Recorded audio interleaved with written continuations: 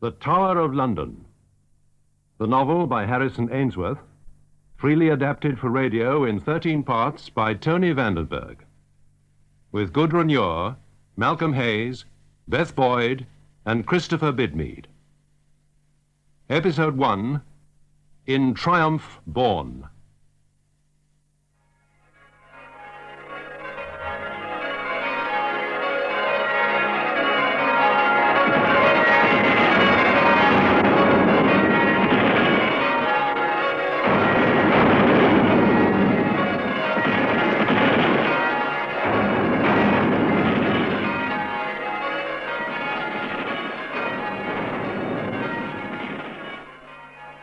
The time is 1553.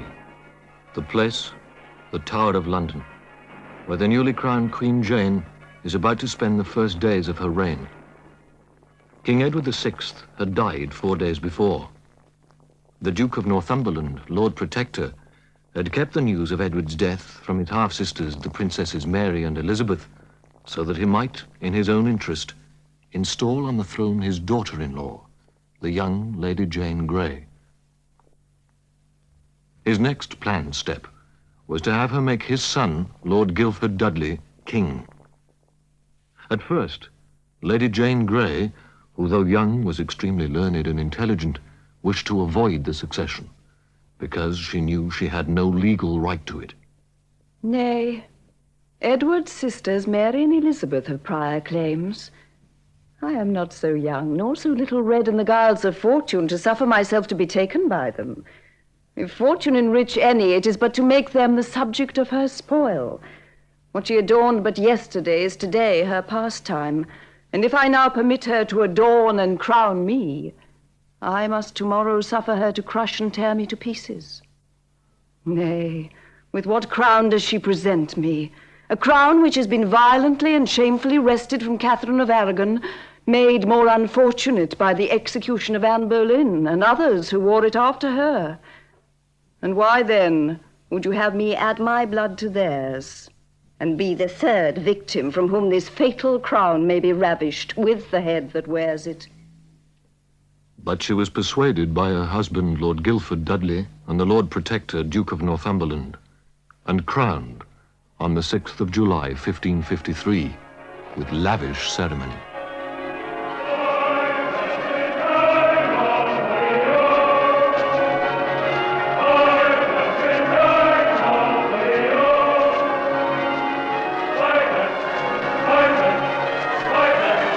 By your broadsheets!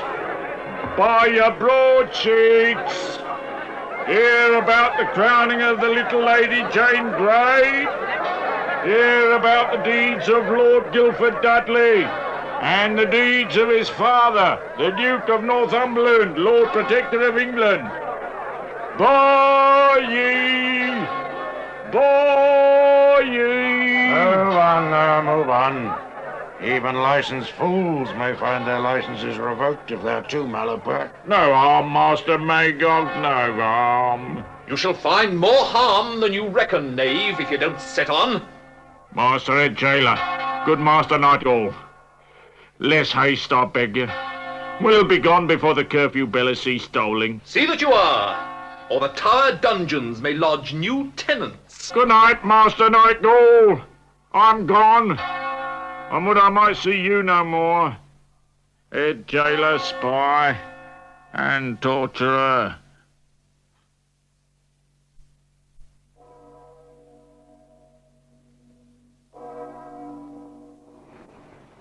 The curfew.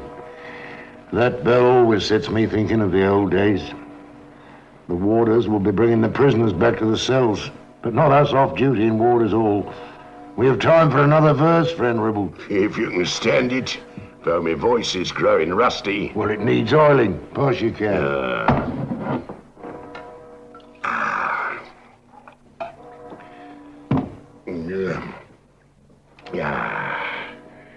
With me back to the fire and me paunch on the table, let me eat, let me drink, as long as I'm able. Do you recall that, Master Magog? Yeah, I remember. In poor little Lady Jane's reign. if you can call it a reign. You sang it first here in the stone kitchen. Yes, happy memories, this old stone kitchen. Remember how Dame Potentia would cook and how she'd ward off her hands? Oh, it was an arty lot, none above turning a dishonest penny. Yet 2 brothers, Og and Gog, giants of men, neither under 7 foot, though mere dwarfs to you. Oh, little men. But we had our dwarf, our real dwarf. Zip, the little rascal. And Morga, the lame headsman, who dared not lay down his axe lest one of us blunt it for him. And the head jailer, Lawrence Nightgall.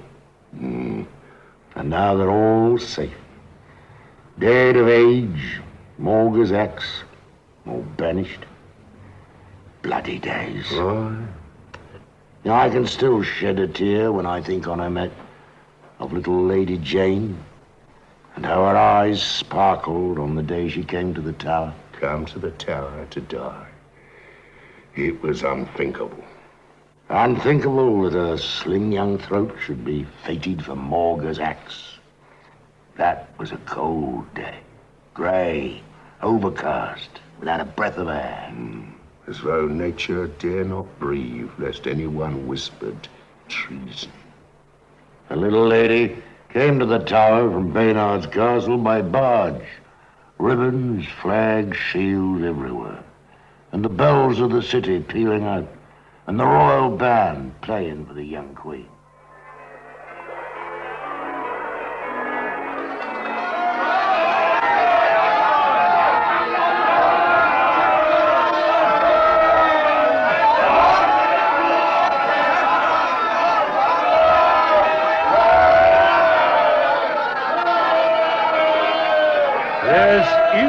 Infinite noise, Dr. Ridley. But it emanates from Her Majesty's lick-spittles, not from the people. Every single cheer has cost Northumberland money. I like not the silence of the crowd. Your Grace of Canterbury speaks with wisdom. This morning I could feel the silence as I declared for Her Majesty at St. Paul's Cross. I stressed that the ladies Mary and Elizabeth were illegitimate and so excluded from succession. Young King Edward's device of succession, eh? Northumberland's device, more truly. For he convinced the lad that Mary would bring popery. Nevertheless, it has since been formally attested by the Privy Council, the Secretaries of State, the Lord Mayor, and all the aldermen. 100 poltroons signing through fear. Some leaders are born to inspire. Northumberland has a genius for inspiring fear. More than fear, the people detest him. Now they spread ugly rumors about Edward's passing. Poor lad. There was enough ill with him.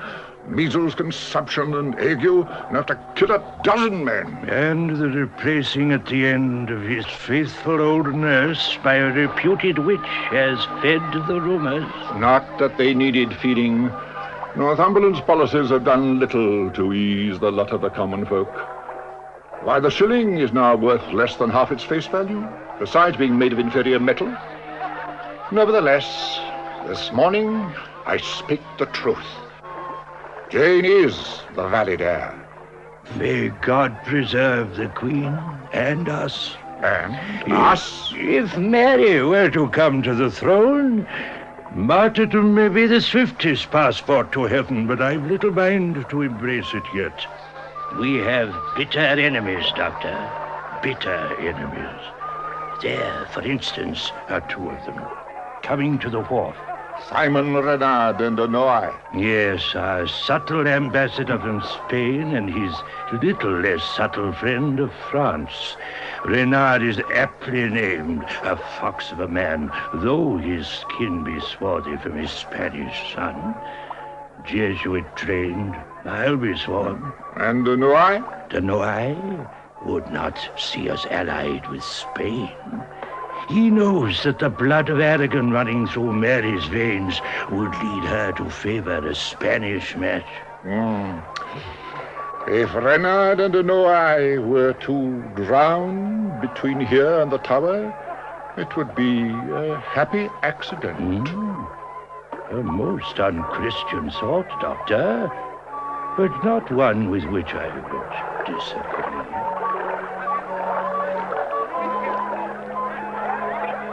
What a barbarous way to travel. Boats costen all those who traffic in them. We are ambassadors to a seagoing people, dear friend of France. Yes, and water with everything. Meat, vegetables, and ale. At last, peace. They can make even music coarse to refined ears. Aye, they are uncouth heretics. Ah, the royal salute. Here they come. See how the Duke of Northumberland struts. As though he wore the crown himself. That he shall never do. I would I shared your confidence. But he holds the Tower and the Treasury, and the Privy Council are like clay in his hands. Even to declaring the ladies Mary and Elizabeth bastards. Yet he may not live long to enjoy his newfound power. Lord Protector Northumberland is going to die. An assassin? An official assassin. The headsman. Would that I could offer the faithful, the true Catholics, the head of Northumberland on a platter, as Herod presented Salome with the head of Blessed John the Baptist. Heresy. But my gift shall be to Mary Tudor.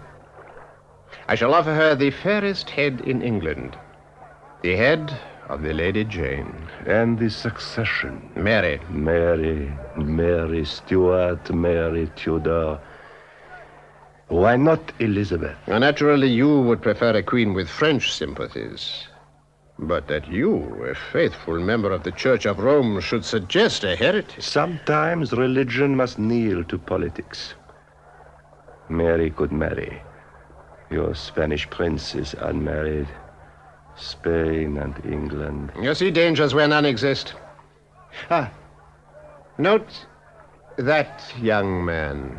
The tall, fair young man in the scarlet cloak? He seems over-interested in us.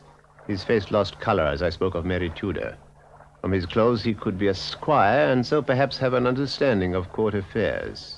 We must mark him well, though it may be my imagination.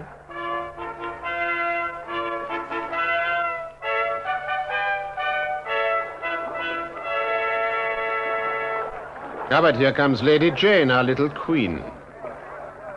She has a full family escort. Father Suffolk, husband Guilford Dudley, and lording it over all, father-in-law, Lord Protector, the Duke of Northumberland, the bloody Duke. A veritable dynasty of heretics. What a little thing. I never thought the great Lady Jane could be as tiny as that. See, she's wearing clogs to make her look taller. And that dress. See how the murderer struts at her side. His hands should be dripping with poor Somerset's blood. Poor Somerset ain't true. Young Edward's blood, too, from all I've heard. You know, the young King Edward was nursed by Gonora Browse. Hush, I want to keep my head on my shoulders. The soldiers are too busy earning their money cheering to eat us. They say Edward was poisoned with arsenic, and that his fingers and toes chopped off before he died. Oh, look, she's only a child. But an heretic just the same. God save Queen Mary! Hush, lad. What's that boy from the inn? God save Queen Mary! Quiet, you fool! Guards, seize that man! That'll cost him his ears, I'll bow. Hold him! Let me be! I'm an Englishman, I'm a free man! Steady, fair maid. Hold on to my arm. No! Oh, thank you, sir. I was almost flat on my back in the gutter. Then your fine new dress would have been spoiled. My new dress? You can see my dress is far from new. Sadly worn, in fact. But prettily worn, I'll swear. You're a court lady? Compliments again. No, not of the court, but of the Tower. The Tower? Oh, there's my father! Father! First, your name. Father, here! Cicely, young sir. A fair name for a fair maid. And your home? The Tower. yours, I said. Oh, cruel fair lady, do not jest with me just as your father is to sweep you away. You could ask for me, young sir, at Warder's Hall, at the Stone Kitchen.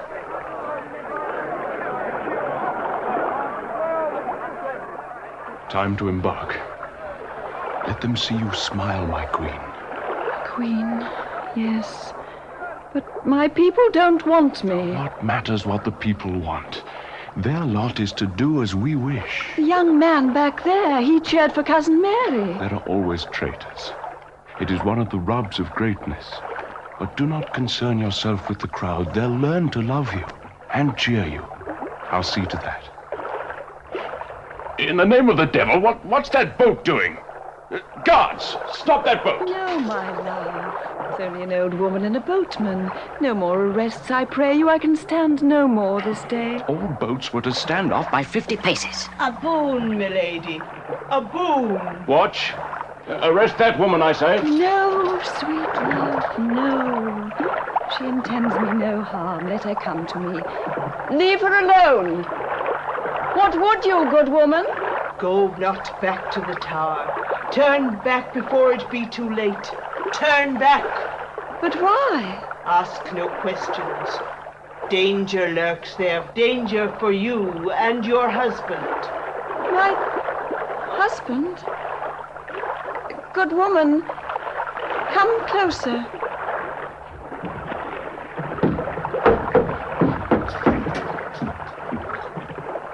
Go back to your home at Sion House. Return the crown to its rightful heir. Then long life and a full rich life shall be yours and your husband's. She threatens the queen. Have patience, my love, patience. Her words are wild, but she means me no harm. Bless you, milady. You have a wise head on that slender neck, and I would save it. But I cannot turn back now. You must. I want you to live. For myself, I seek nothing but the grave. Who are you, woman? You could ask that of your father, my young Lord Guilford. Gonora Browse, foster mother to the sweet Duke of Somerset, who breathed his last upon the scaffold. The executioner struck the blow, but your father, who waits so proud in the next barge, murdered him as surely as if he had swung the axe himself. For those words, Harridan, you shall die. That may be. Captain of the watch, arrest them both. Lord! Leave them alone. I'll have no blood shed upon this first afternoon. Here, good woman. I can see you mean kindly. Here is my ring in gratitude. Bless you, child. It has grown cold of a sudden. I feel it creeping through my bones.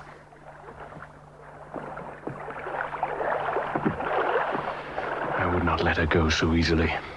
And with your ring, a turn of the rack would benefit her and her brat. And so the little lady came to the tower. And she was utterly spent with tiredness and had to retire to her chambers. We retired too, to the Stone Kitchen for a feast of celebration. Some 20 of us sat down to eat, and you were singing that song. The man who likes good liquor is of nature brave and brisk, boys. So drink away, drink while you may. There's no drinking in the grave, boys. So drink away, drink while you may. There's no drinking in the grave, boys. That young squire has never taken his eyes off our Sicily all evening. Yeah, I wondered what he was at when he asked me to bring him here. Now I know. Our Sicily's too young. First, all quiet for the official proclamation, which is to be proclaimed by His Excellency, His Littleness, Zit. Here you are, little man. Up you go on my shoulders. Up! Oh! Put me down! My head's in the clouds. Put me down, you great uncouth, clumsy, over-muscled ape. See if he bounces, Magog. Perhaps that would teach him manners, eh? No, the proclamation first. Oh. Don't worry, little man. I'll hold you steady. Sound the gong, Potentia. The gong? You think we're in court? We have no gong. Well, a saucepan will suffice. Hit it with a ladle. Like this. My saucepan! husband! Silence, woman! Silence? I only dare speak to you like that because it's a royal occasion. Good people, silence for the royal proclamation read by our little Zit. You'll hold me steady. Oh, for certainty. Let us then have a blast on that trumpet. Oh, I'll try, though my throat's dry. Dry, you? Well, it is a full minute since he drained his can. Enough! Ribald, sound the fanfare. It shall be a noble blast.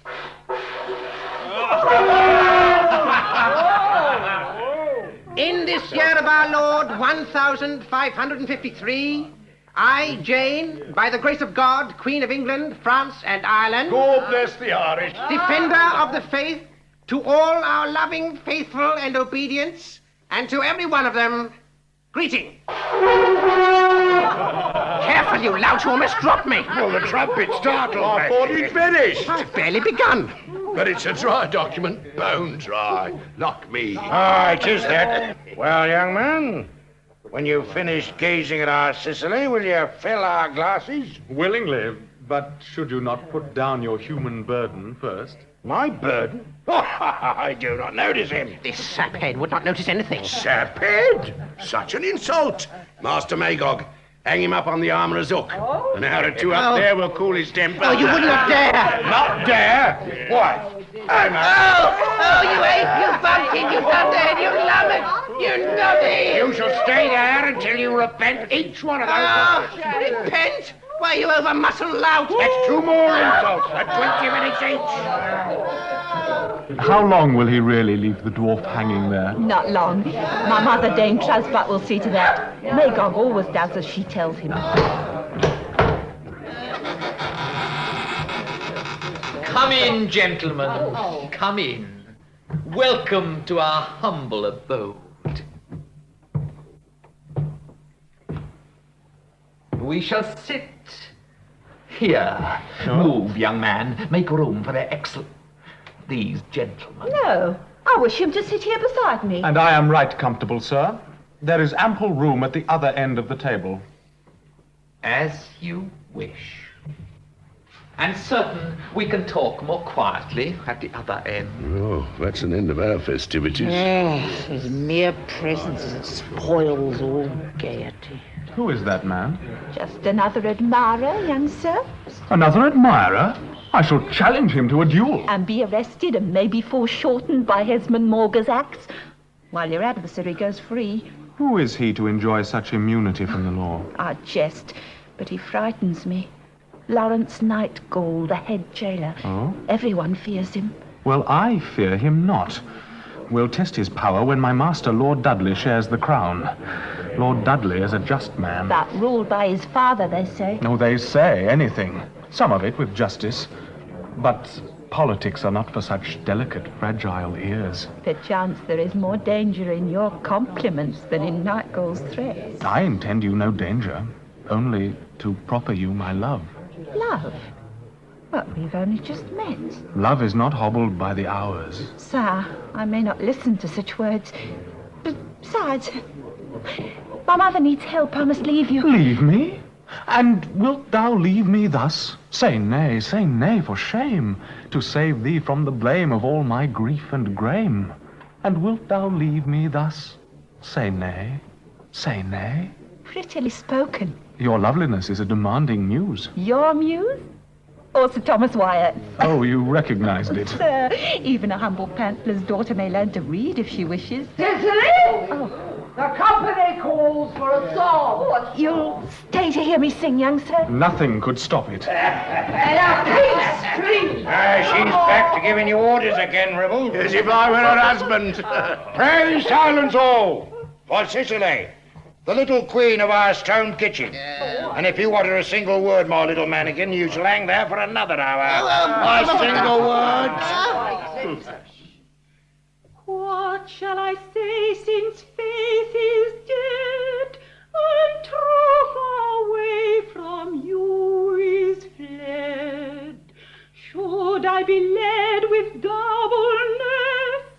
Nay, mistress, nay, mistress. I promised you and you promised me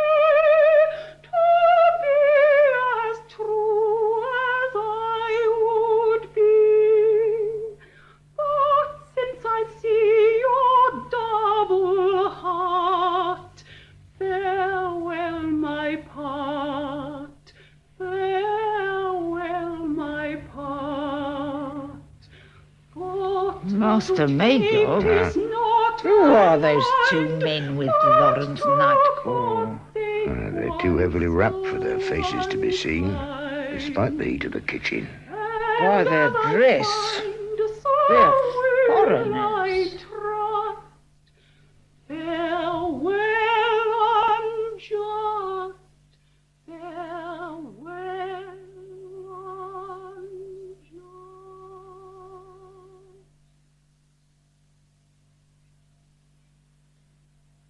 His name, your excellency, is Cuthbert, squire to my Lord Dudley. I feared so. This young gallant heard some words which, though wise, were perhaps indiscreet. I see he has eyes of calf-love for young Cicely. Eyes of calf-love?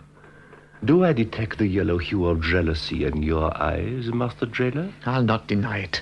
She shall marry me, and none other. And if an opportunity arose to render us a service, and at the same instance to rid yourself of a rival, you would not say no? That I would not. The damsel is lovely enough to ruin any man's soul. Men are so blind over women. But we can trust you, Jailer. You may, masters. We have dungeons beneath the tower which none but I know, except their inmates. And they seldom return. This Cuthbert has so far no chance to peach on what he overheard. But no opportunity for him to do so must be allowed. If this young squire disappears tonight, you shall not find you lack for friends, Master Nightcall. For influential friends. Your lordship shall find me a loyal servant. A most loyal servant.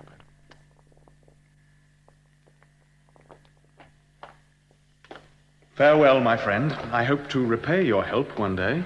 Our fare is simple, but our wine and company are at your service. Thank you. I shall come again. Well, I must leave you here. You can find your way back through these corridors? Yes, I'm sure I can. You to your duties, and I to mine. I have much my master will be eager to learn. Farewell.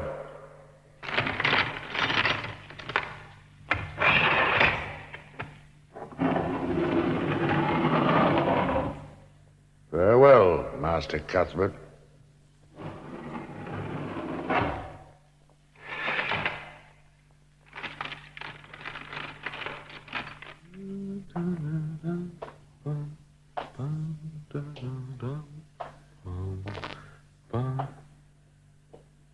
Who's there? You in the shadow. Who's there? Come out. I can see you there. Take him.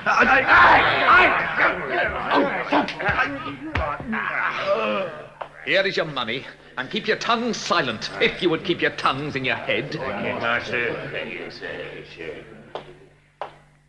And now, my young squire, my young lover, Master Cuthbert, we'll take you where your love shall cool.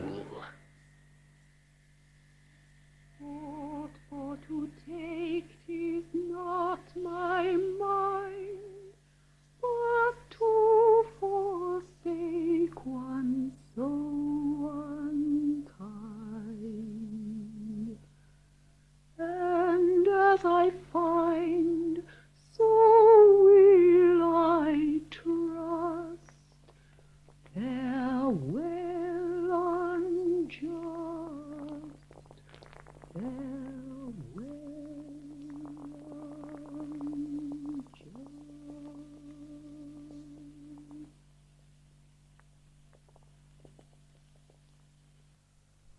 Episode 2, Beneath the Moat.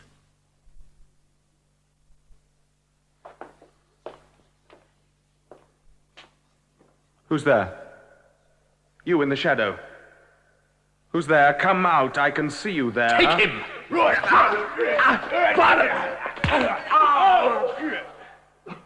Here is your money, and keep your tongues silent, if you would keep your tongues in your heads.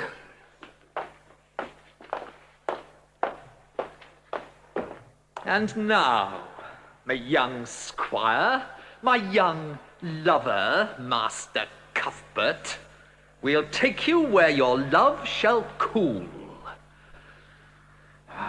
This has been a good night for Lawrence Nightgall. At one move, I have rid myself of a rival and earned the gratitude of the ambassadors of France and Spain.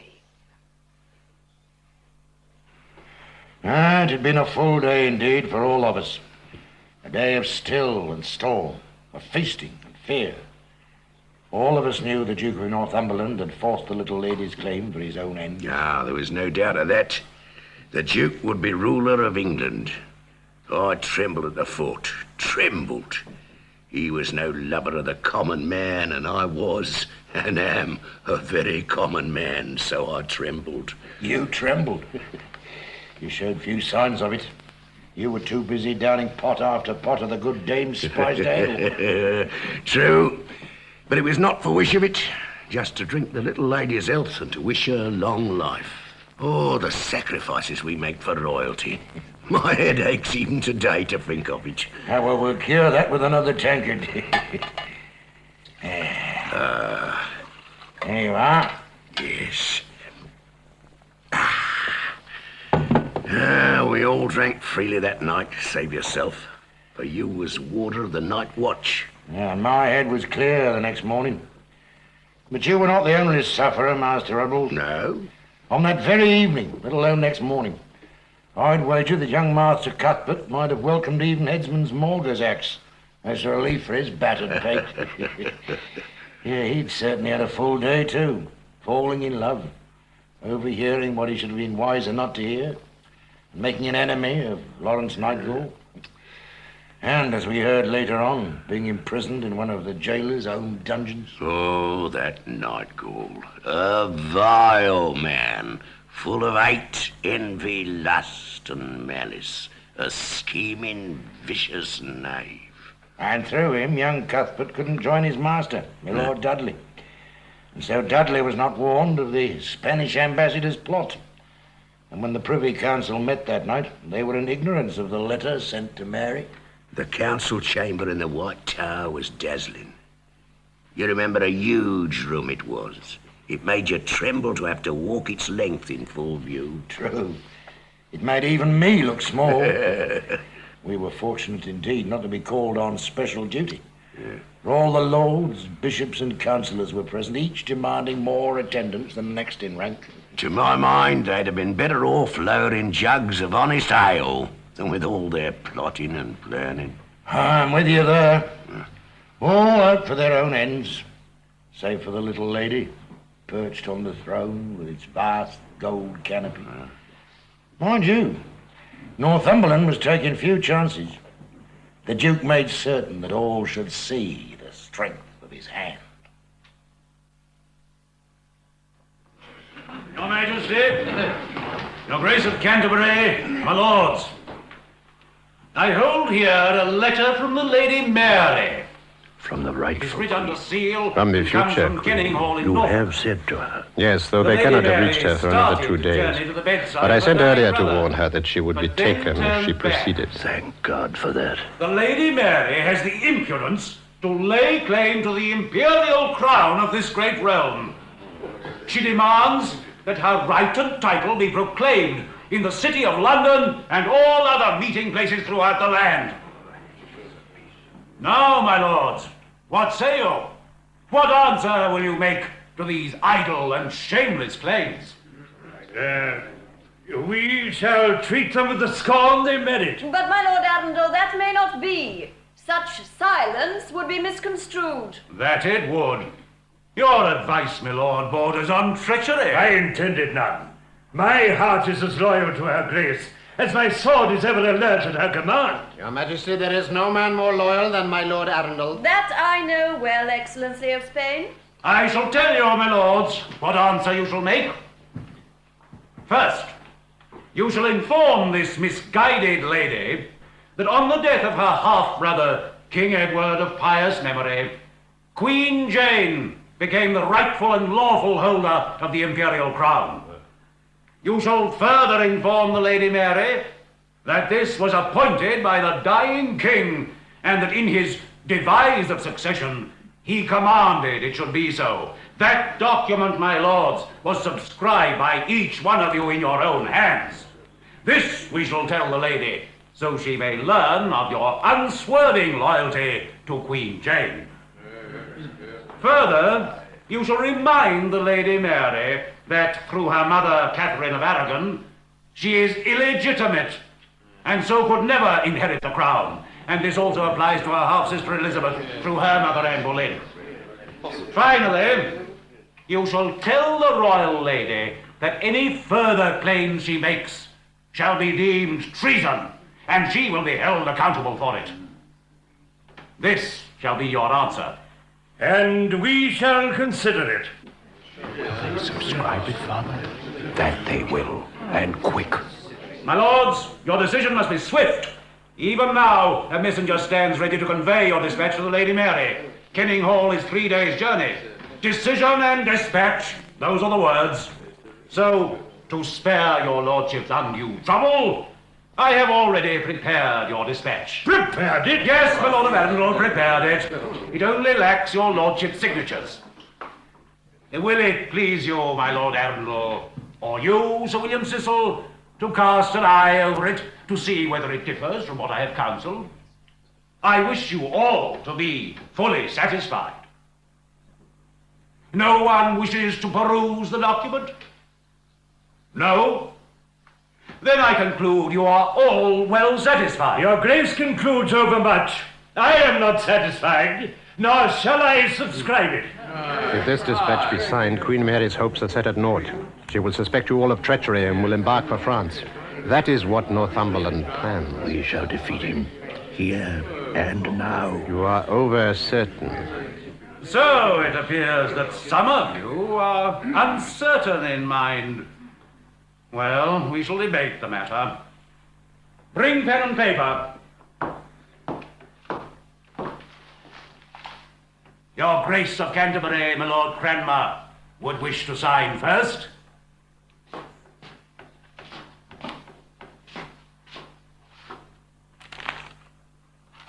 Good. I knew I could rely on your Grace setting an example. God be praised, the man of God has pointed the way. Now, my Lord of Winchester... As always, I am ready to serve the Queen.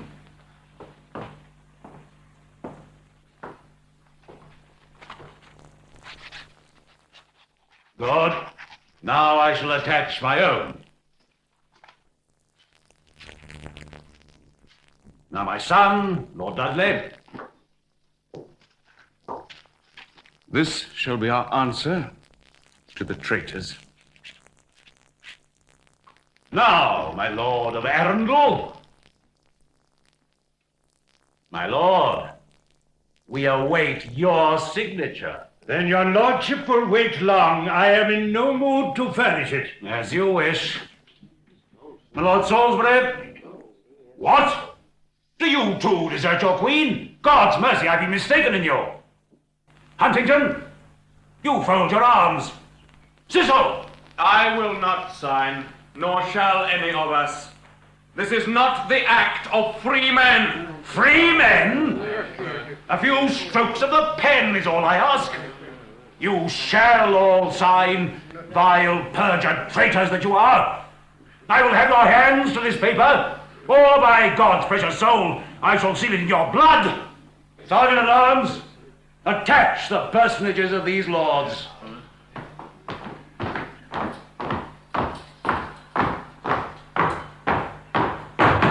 Follow. Your swords, my lord. My lord, this cannot be.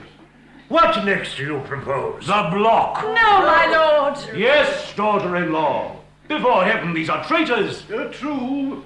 Yes, true. You must do as my father counsels, Jane. I would think as little of shedding traitors' blood as I would of spilling ink. Sergeant at Arms, take them away, and see that executioner Morgar whets his axe. He shall be busy within the hour. Your Grace cannot mean this. I do. But because your Majesty has interceded for them, these rebellious traitors shall be granted a space for reflection. 2 minutes. After that, nothing can save them. At least one does not have to surmise whether the Duke intends what he says. He is ever predictable in villainy. You will sign, my lords? 2 minutes, I said. Never. If we sign, England is doomed. Not necessarily, Arundel. One may sign with the one hand and write elsewhere with the other. We could communicate what has occurred to the Queen. The true Queen, Queen Mary. Then she would know. And I, instead of fleeing to France, would tarry here at the side of the stage, awaiting the apt moment for her entrance. Mark me, my Lord Arundel, the play is opening, not finishing. Caution at this moment may not seem brave, but it may allow you to play a full part and live long enough to see the end. It is an error, a painful and fatal one, to take your bow during the prologue. You speak wisdom. We shall gain nothing by sacrificing ourselves.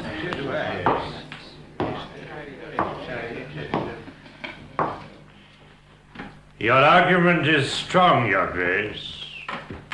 I shall do as Your Grace commands. Good, good. I'm sure it is right. Your decision is wise. Guards, set them free. My lord.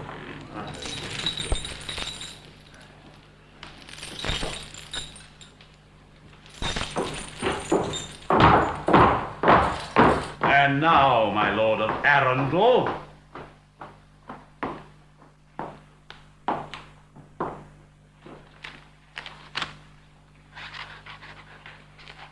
Cecil,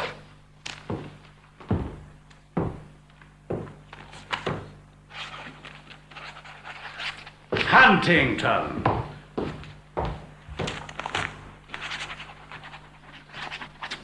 all freely signed. Good. I shall dispatch your document to the Lady Mary, and she shall learn that the Council is staunchly loyal to the rightful Queen, Queen Jane. It is well we have the signing behind us. Sergeant-at-Arms, let the gates of the tower be closed, the drawbridges raised. Suffer no one to go forth on pain of death without my written order. You dare to make us prisoners? Prisoners? You are the Queen's guests, my lords. Perhaps the Duke is not so predictable as I thought. There is more imagination in that soldier than I credited him with. So they all signed, and were all prisoners. Yes. They say the Lady Jane came out of the meeting with her cheeks as white as the breasts of a swan. She went direct into the St. John's Chapel and prayed Almighty God for his counsel. Though I believe not in old wives' tales and have little credit in witchcraft, may God defend me, I hear that while she prayed, she saw the shadow of Executioner Morgan, with the edge of his axe pointing towards him. Poor little lass.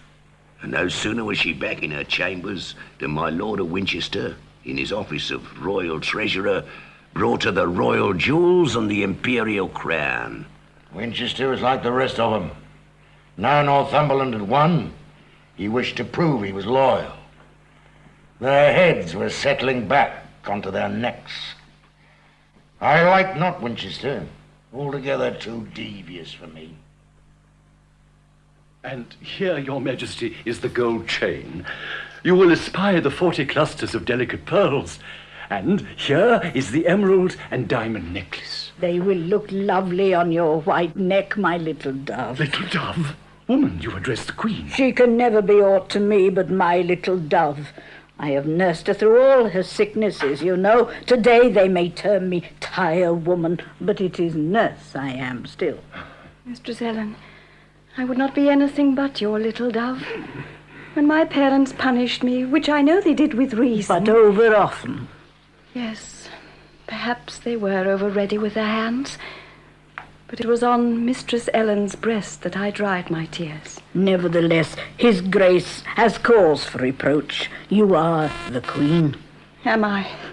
Everyone tells me so.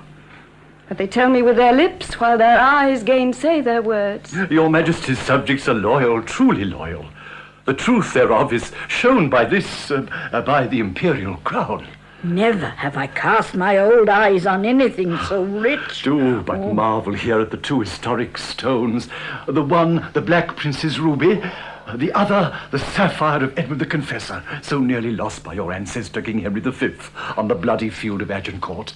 I have never sought the crown, nor did I ask for it to be brought before me now.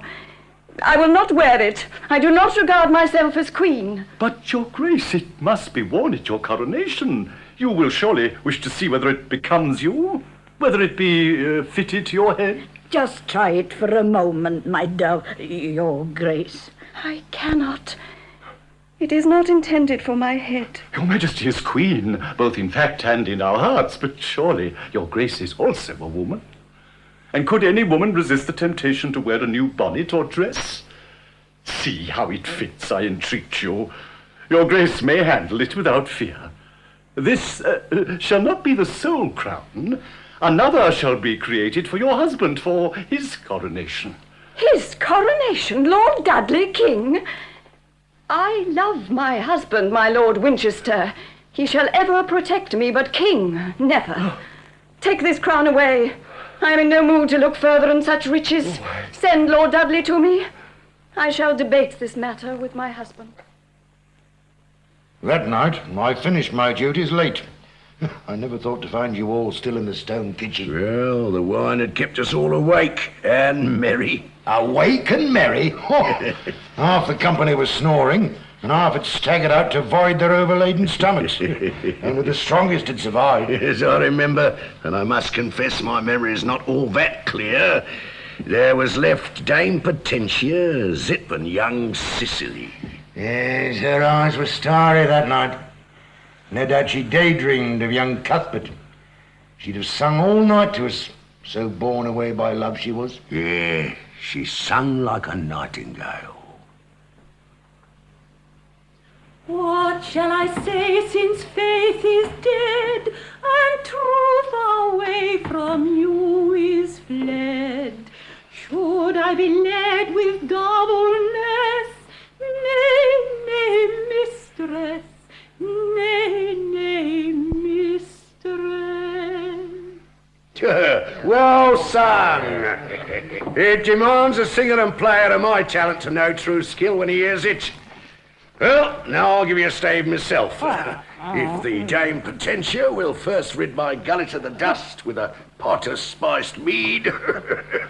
These rushes cause the dust to rise and clog me throat. I never knew the time when your throat was not clogged with dust. I declare, you'll soon have emptied the cellar of all my ale, mead and sack, Master Ribbles. But you shall have your spiced mead. Good. Oh, well now, after serving all of you, I'm hungry myself. Have you gluttons left any victuals? Oh, we still have a fat Westphalian ham, a rare venison pastry, a larded capon, and the legs and bare carcass of a peacock. Little Zit accounted for the rest of that noble bird. You lie. Certain I have had but a taste all day. A thin slice from the breast and a half glass of mead, that is all. A thin slice from the breast, eh?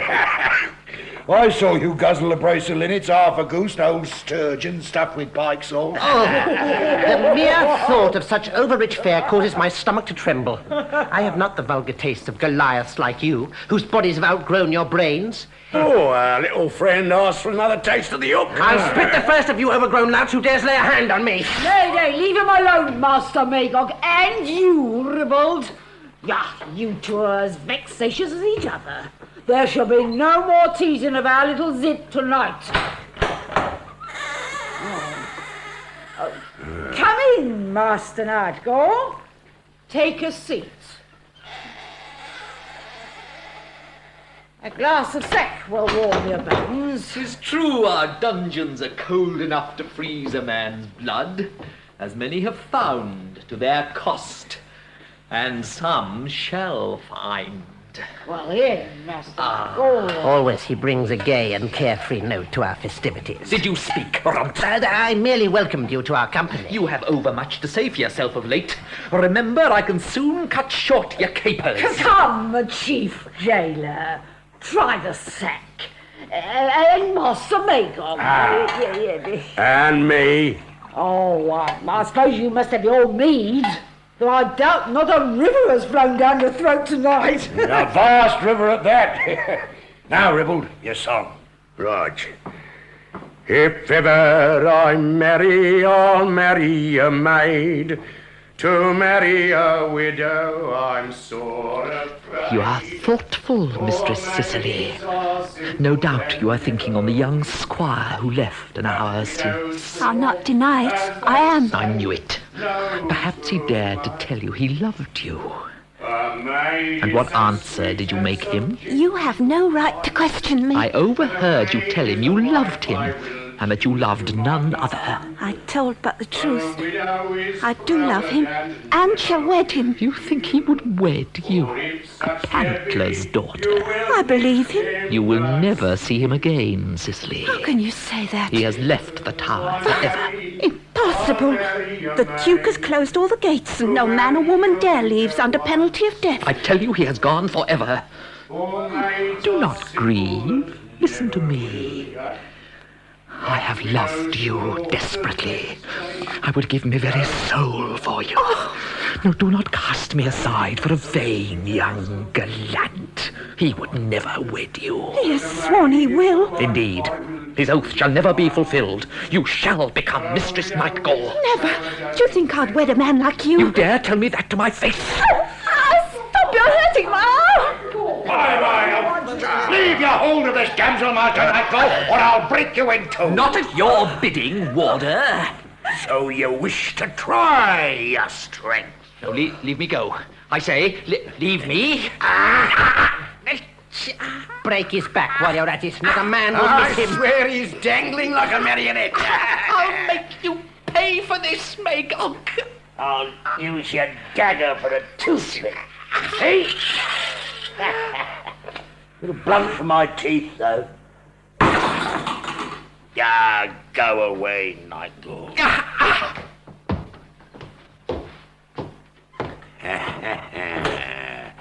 He slinks away like a cur who's dropped his quarry.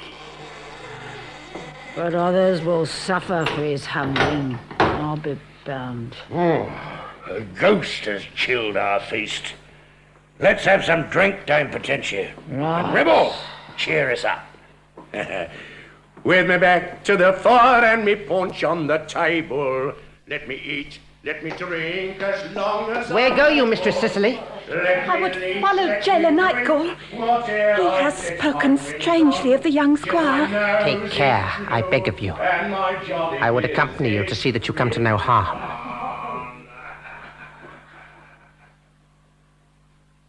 Yeah, Nightgall's dungeons were dark and damp. A man my size couldn't even stretch his limbs. Yes, the rats lived more richly than the prisoners, who had little air, foul food, and much brutality. I knew but 1 in 10 of the dungeons. So honeycombed was the tower. Only Master Nightgall knew the most secret, and he saw to it right enough that none of us learned what went on there.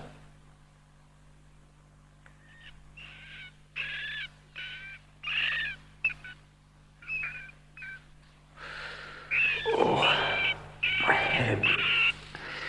It aches like a drunken's brow. Where am I? There's scarce enough light to see my finger before my face. Oh, get away, you vermin of the dead, get away. The wall is opening. Who's there?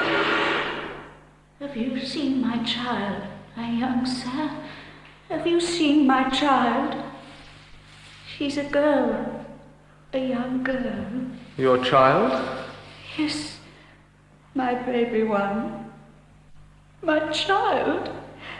Have you seen her? Have you? No. No. It's you, taken her. You stole my child. Oh, hush. It's him. I must fly.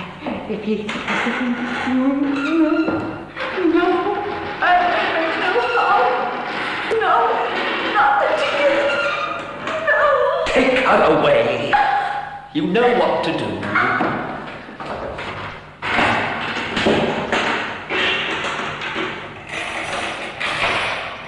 Your new lodgings rich enough for your estate, my young sir? So it is to you that I owe this? It is. And you can conjecture why? I can. Jealousy. But you shall rue it. When my Lord Dudley sits upon the throne, you shall receive your desert. Dudley to rule? Queen Jane, it is said, drove Winchester from her presence when he first mooted such a thing. So you needn't look for succour from that source. You are wholly in my power. My words are rough, but I am at least a reasonable man. I come to offer you your freedom. Oh? On what terms? That you swear never to see Sicily again. I will swear no such thing. Then here you shall live until you die. You dare not hold me prisoner. Who is to prevent me? We are underneath the moat. I alone hold the keys of these lower dungeons, and you are the sole prisoner of this secret part of the tower. Again you lie. What about that poor, demented skeleton of a woman? A lunatic, a mad, crazy old woman. If she is mad, the guilt lies at your door. Who is she? No one knows. She's been a prisoner of state for more than 19 years. Mark that well. 19 long years. And you believe you will be found. And I am not your only enemy. I have no enemies. You had no enemies. But you have offended great men by using your ears unwisely and hearing that which was not meant for you. Simon Renard, the Spanish ambassador. I named no man. But here I have a warrant under the seal of a lord of the Privy Council for your execution. What? I shall summon Executioner Morga to his task. So your offer of freedom was mockery? No. But even now it is not too late. Swear to abandon Sicily. Swear yourself to silence. And I will lead you to safety through the secret passages of the moat. Well? Never. I would never agree, and I would never trust you. Very well. Then in an hour you shall die. Sicily! I followed you. I will buy your prisoner's freedom. You know my terms? I heard them. I accept them. Release him and I will do as you say. Oh, do not sacrifice yourself for me. I would rather die 1,000 deaths. This warrant is subscribed by a lord of the Privy Council. It orders this young squire's execution. See. Free him. Cicely, if you have any love for me, you will never submit. My sweet love, I'm resolved. I cannot let you die. Free him, Night Ghoul. You swear to be mine. You swear to come to church with me. I do. But first, you must give me proof of your honesty. No, Cicely, no! Silence! And if I give you proof, Cicely, if I give you proof, then you will become my wife.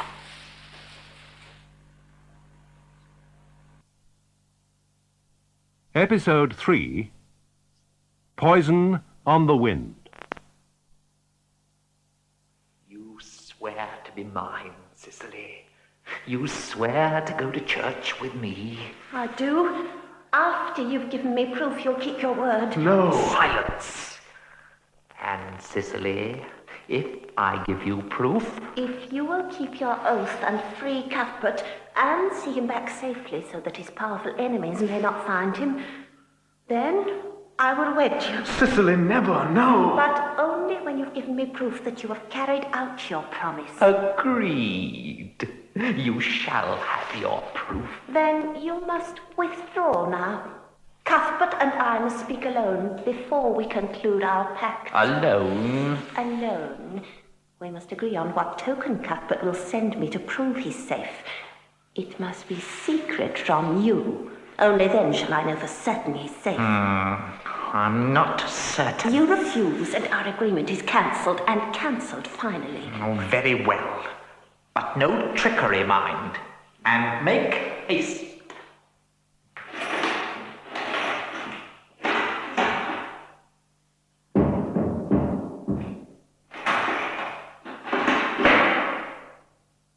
Cicely, why have you done this?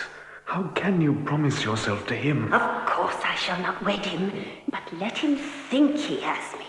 Once out of these dungeons, I can find help. Only one man can help us. My master, Lord Guildford Dudley, is our only hope. Go straight to him, make known my case, tell him all. How shall I reach him?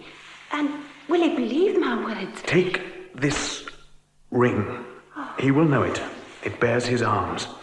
Tell him that I have knowledge vital to his interests, knowledge that may stay an assassin's hand. An assassin's hand? Well, I will not delay. I'll hide your ring in my bosom and hope Nightgall lets me go. And if you should fail... I shall not fail. But if you should, then I'll try to break out at all costs. For I doubt not Nightgall intends to break his oath and kill me. If I succeed, the sign of my freedom shall be... I thought I heard a noise. Come closer. Closer. The token of my escape shall be... Till you receive this sign of my release, treat the villain as before. But take my ring to my master, Lord Dudley, and we shall be freed, and free to marry. My love, I live but to be in your arms again. My sweetheart. Have you done? A moment yet. I would sooner lose my life's blood than lose you. Master Lord Dudley. Master Nightgall, I'm ready to attend you. Master Nightgall. I come.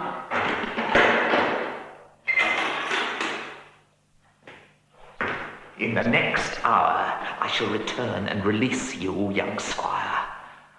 Cicely, your hand. No, Lawrence Nightgall. I will walk ahead of you. As you will. My wife-to-be. Not till I hold in my hands the token Cuthbert gives you when he's safe. Until then, keep your distance. And so, my brethren in Jesus Christ, I offer you eternal life. Be true to death to your faith. Believe in the Church, the new Reformed Church.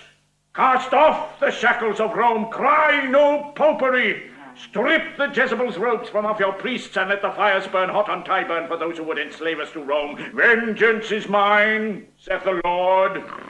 Fire shall scorch your skin, and devils gnaw your eyeballs from out of their sockets. Your loved ones shall perish in the flames with your foul bodies, and the stench of burning flesh shall clog your nostrils. Corruption Master Ripple dreams in his drink. Perhaps he drinks in his dreams. He's fortunate indeed. I would another pot of mead rather than old preacher Underhill's promises of heaven. The gospeler's voice is loud enough to wake those who sleep eternally. Those hallelujahs means he's making an end. Wait, Master. With a whip.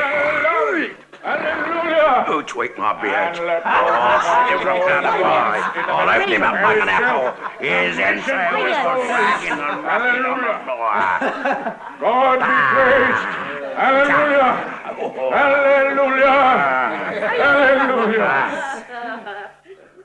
We are indeed in your debt, Master Underhill. Oh. A powerful address. And now, would you some mead to ease your throat? I have sworn no drink but water shall pass my lips, until Her Majesty Queen Jane is proclaimed from every pulpit throughout the land. Oh, yes, as you wish. Certain you have cheered us with your words. No one will deny that. Now, I must be gone. Blessings upon you all. God be with you. Other sinners, await my words.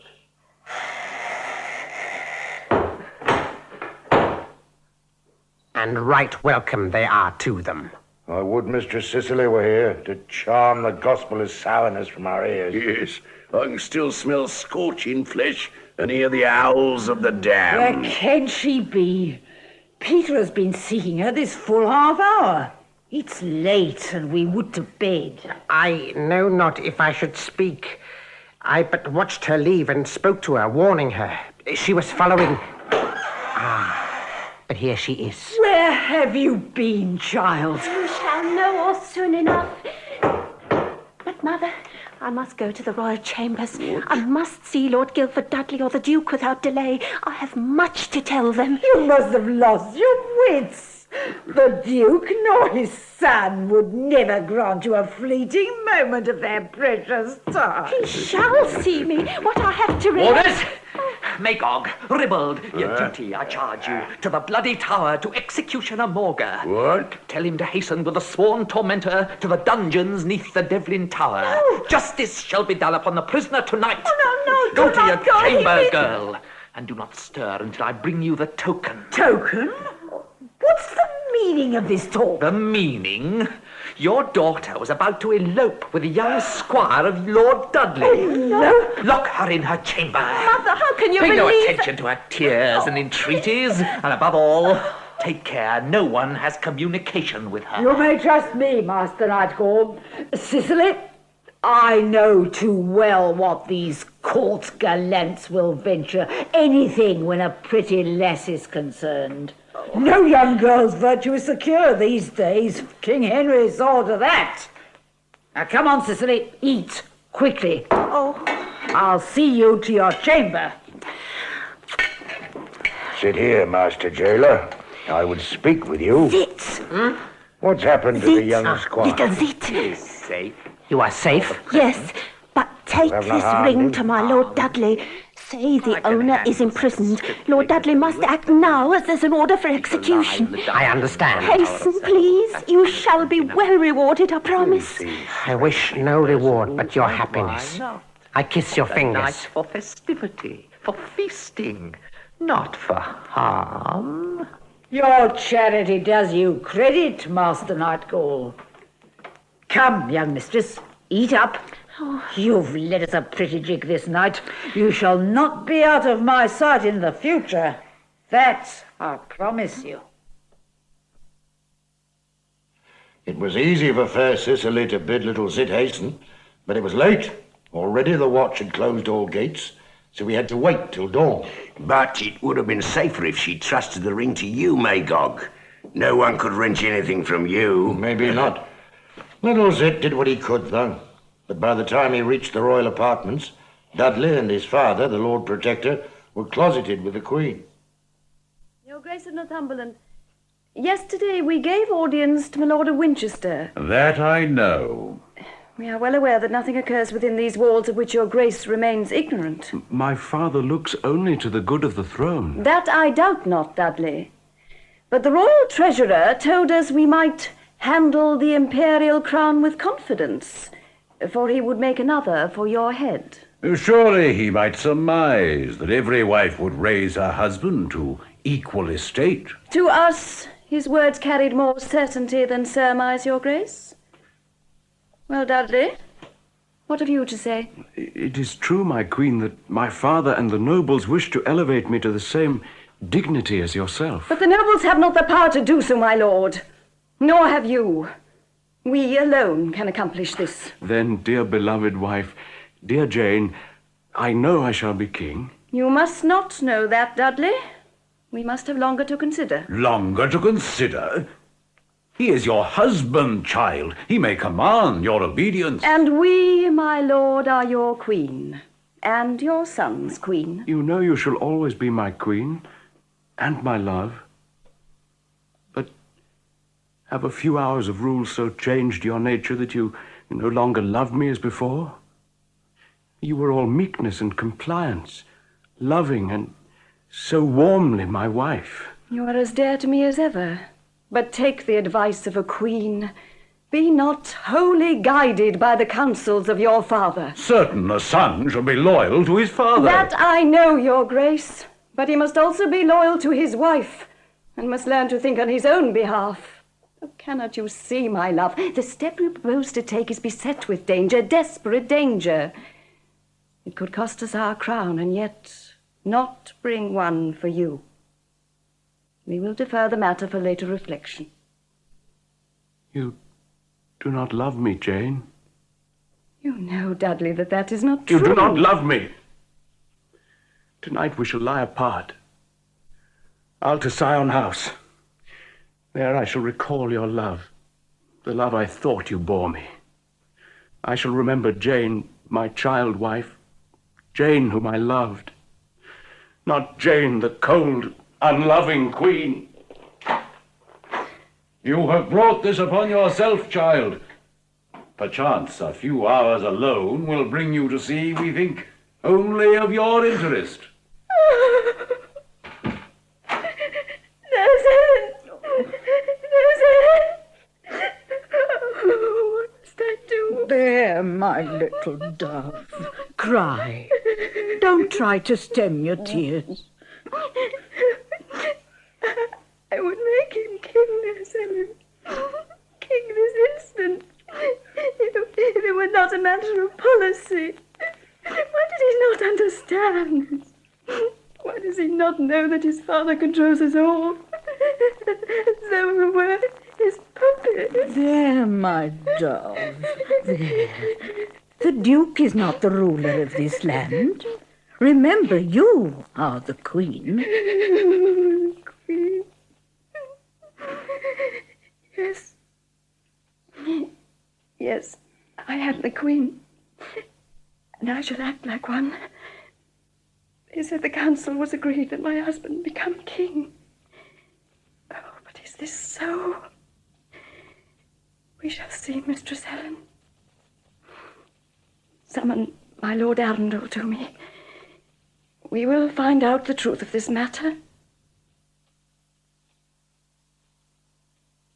And so, my lord, we foresee that to raise our husband to the throne could only breed dissatisfaction and endanger ourselves and our government. Your Majesty judges aright. Northumberland seeks only his own aggrandizement and would rule through his son. If this is your opinion, why did you not raise your voice against the measure? I spoke against the Duke in the first instance, and it well nigh cost me my head.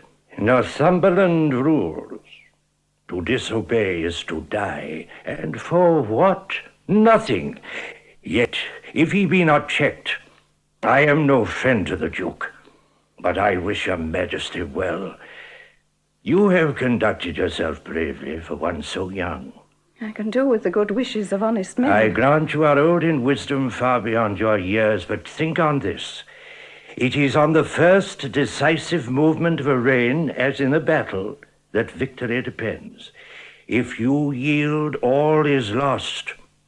From this first decision you make concerning the crown, the Duke will gauge your character and will become either your servant or your master, whilst from his conduct you shall in turn learn what to expect of him. You speak wisely and boldly, my lord. We have need of such counsellors. You have resolved our mind. We shall face the Duke in council. It is our deepest wish that our reign shall be one of peace. Your Majesty may depend upon the full support of the council. We shall look to you and all loyal subjects for support. And so you may, most gracious Majesty. Now, you may serve us further. My husband has left for Sion House. Fetch him back. We like not to be estranged so early in our marriage. Perhaps his hurts may be assuaged if we grant him a dukedom. Do you not concede overmuch, your Majesty? We are resolved, my lord, that he shall not be king, so we may be generous elsewhere. My lord, entreat him to return. Entreat him? It is not for your Majesty to entreat, but to command. Obedience to a husband has been sworn by the Queen at the altar. Yet your husband is also your subject. Give me the order, and within an hour he shall be at your feet. Nay, I love my husband.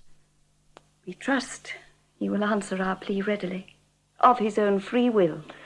Your Majesty's wishes shall be obeyed, as always.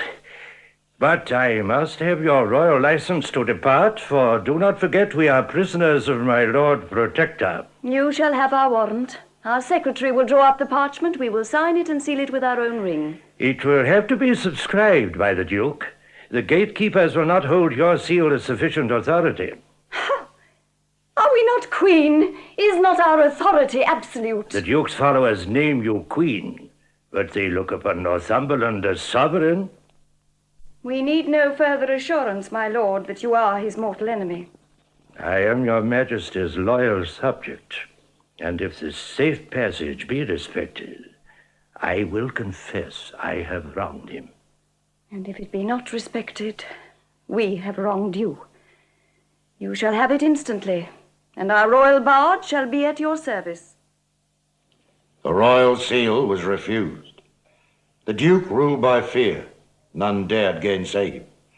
And the Queen, enraged, summoned her council for the morrow. And poor Zit, by the time he'd reached the royal chambers, looking for my Lord Dudley, he was to find his quarry flown. He would have gone to Sion House himself, if he could have got out of the tower. Aye, we was all prisoners. I like Dame Potentia's ales, mark you, but I was soon dreaming of the Turk's Head in Eastcheap and the wench who queened it there. But some of the guards were little hindrance. I heard that His Excellency of Spain, Simon Renard, as soon as he had seen my Lord Arundel, ventured outside. No doubt through the secret passage under the moat, which Nightgall would make him free of. I'd have thought that nothing would have drawn that scheming Spanish scallywag away from the centre of intrigue. It was to intrigue he went. He'd heard the strange tales of Gonora Browse, the old witch who had nursed stricken young King Edward on his deathbed. She lived, they say, above a tavern in Creed Lane. Yesterday, Gonora Browse, you and your grandson proved yourselves loyal subjects of Queen Mary. So you say. Before many days have passed, your lad shall change his serge doublet for a suit of velvet. You hear that, Grandad? A suit of velvet. And who are you to make such an offer? You shall know in good time. But first, I have a question to pose. Ask on, my fine sir. It concerns the death of His late Majesty King Edward VI. Well? It is a fine day, a warm day. The sun lights the houses. Close the shutters, Gilbert. Yes, Grandad. I would keep out the noises of the streets.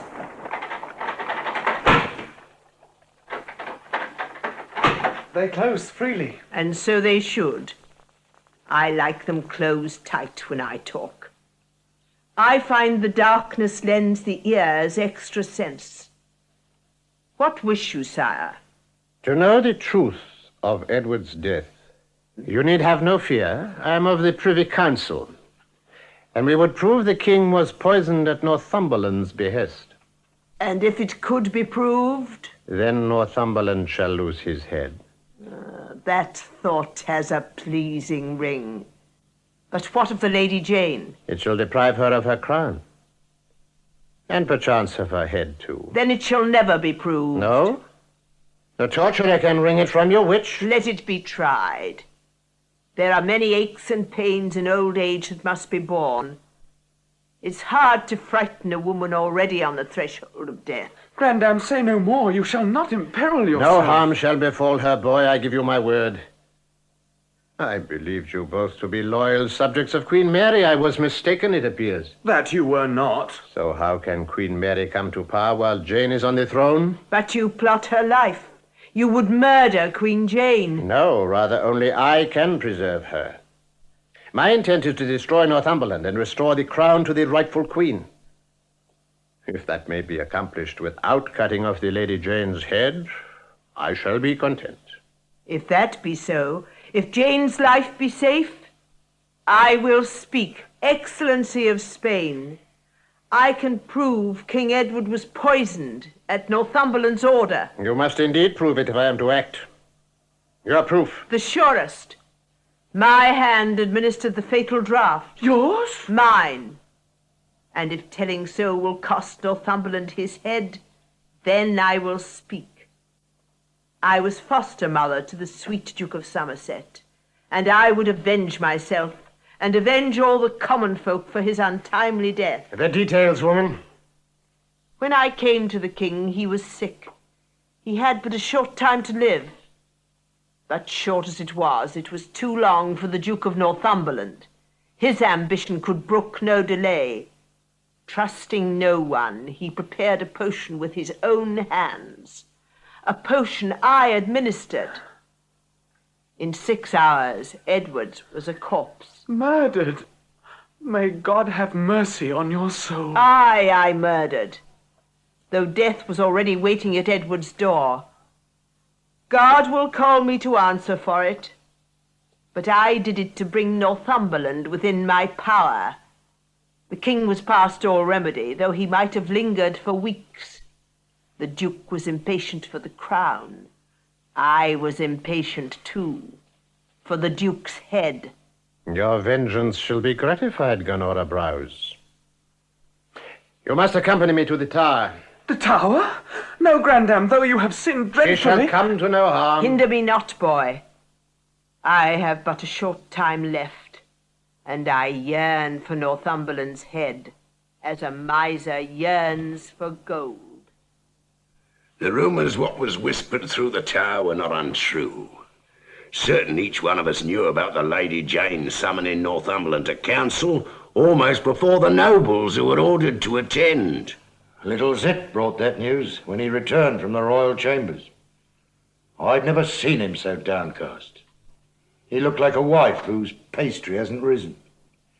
And we treated him scurvily for bringing the information. You can't blame yourself, Magog. How was you to know you was helping that loathsome night ghoul? His name even now brings bile into my mouth. Well, wash it away, Ribble. Sweeten your voice.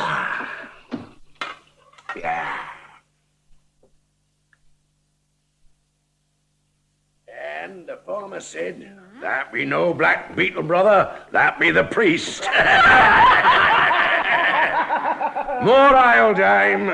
Not one drop more till you've sung again. Oh, it's a sad thing when a man must sing for his ale. One verse only, mind you. One verse. Right.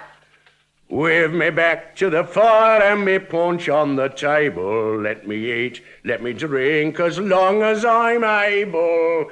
Let me eat, let me drink, whate'er I set me whims on. Till me nose is blue and me jolly visage crimson. Till me nose is blue and me jolly visage crimson. Now can I have me ale? You can. I'll fill you up. Why do you look so sorrowful, little man? I have good reason. I promised Mistress Cicely I would bear an errand for her, and I've failed. Well, she'll not blame you. She'll understand. But I cannot get to see her, and she must know I failed. Dame Potentia guards Cicely like a vixen snarling at the mouth of her lair. And I'm certain that this was no casual errand, Master Magog, or she would not have entrusted it to Zit. A letter, maybe? No, a ring. A message and a precious ring. Look, see the signet on it? A golden lion with 2 tails. It is a pretty piece. To whom were you to take it? To my Lord Dudley himself. But by the time I reach the royal chambers, I'll have that! Nightgall! You've upset my ale! Give that back! Give me that ring! Creeping up in your sly manner, I will have it back! Quiet, dwarf! I'll have that ring, though I needs must carve you in pieces! And he means it by his looks. Yes, he means it. Get almost at him. I'll slice you like a ham! Hold the rump! I'll spit you, Nightgall, you foul knave! Oh, come on, Zit, come on. You'll only harm yourself. Yes, right. Let me down, Magog. You don't know what you're doing. I'll kill him! Well, lady, you almost speared him. That little rapier makes a fine javelin. You mustn't kill him. Then our little man would lose his little head. We must keep him safe. The hook. It's the only place when he's in such a foul mood. No, not now. No games, Magog. No. I've no time to waste. Oh, my poor Cicely. You just rest there a while, Zit. Now, Master Nightgall, we would know what... Where is he?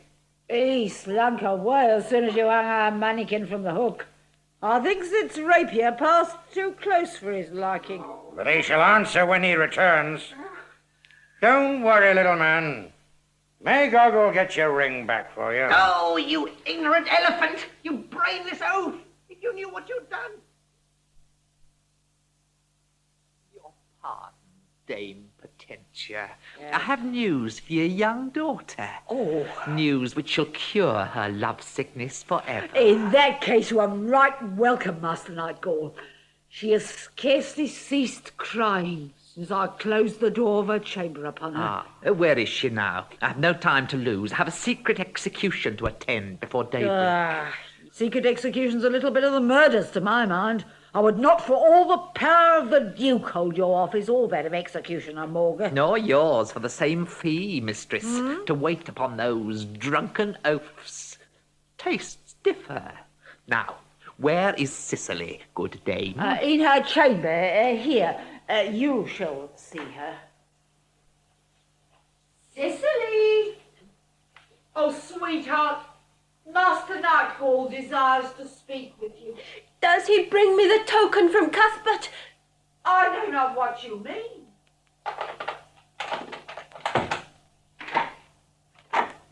Have you fulfilled your contract, Nightgall? Is he free? Cicely, you have not kept faith with me. You have dispatched a messenger to my Lord Dudley. Then Cuthbert is free. Your plans have been routed, Master Jailer. I knew my messenger would not fail. Lord Dudley would not abandon his favourite squire. No answer? You have lost your tongue, no doubt. I am come to claim your fulfilment of your pledge. My pledge? Then it was not my messenger. You have set him free. Then where is the token? The token. Here it is. This ring, with its signet of a gold lion with a double tail.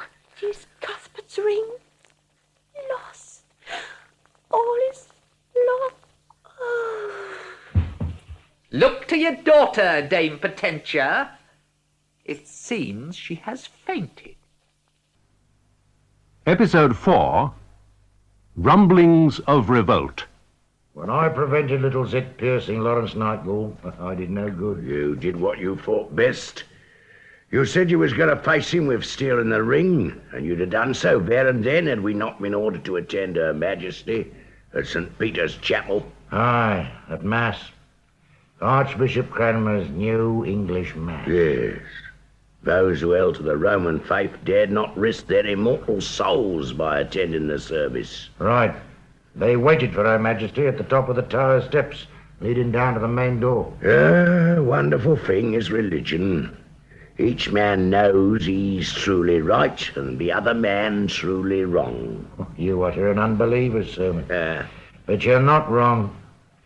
Though the Roman believers dared not venture their souls at the un-Roman Mass, not one of them could risk to be 10 paces away from Her Majesty, lest an enemy whisper against him. With the Lord protecting Northumberland and his followers on their knees inside, Bernard and my Lord Arundel listening from the outside to the heretical prayers. It was a tinderbox of a situation.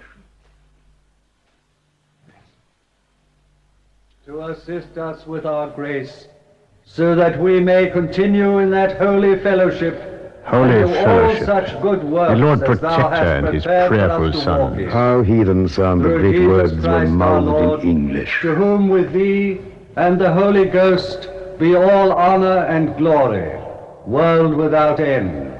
Amen. Amen. The peace of God, which passeth all understanding, keep your hearts in knowledge and love of God, and of his Son, Jesus Christ our Lord. And the blessing of God Almighty, the Father, the Son, and the Holy Ghost be amongst you and remain with you always. Amen.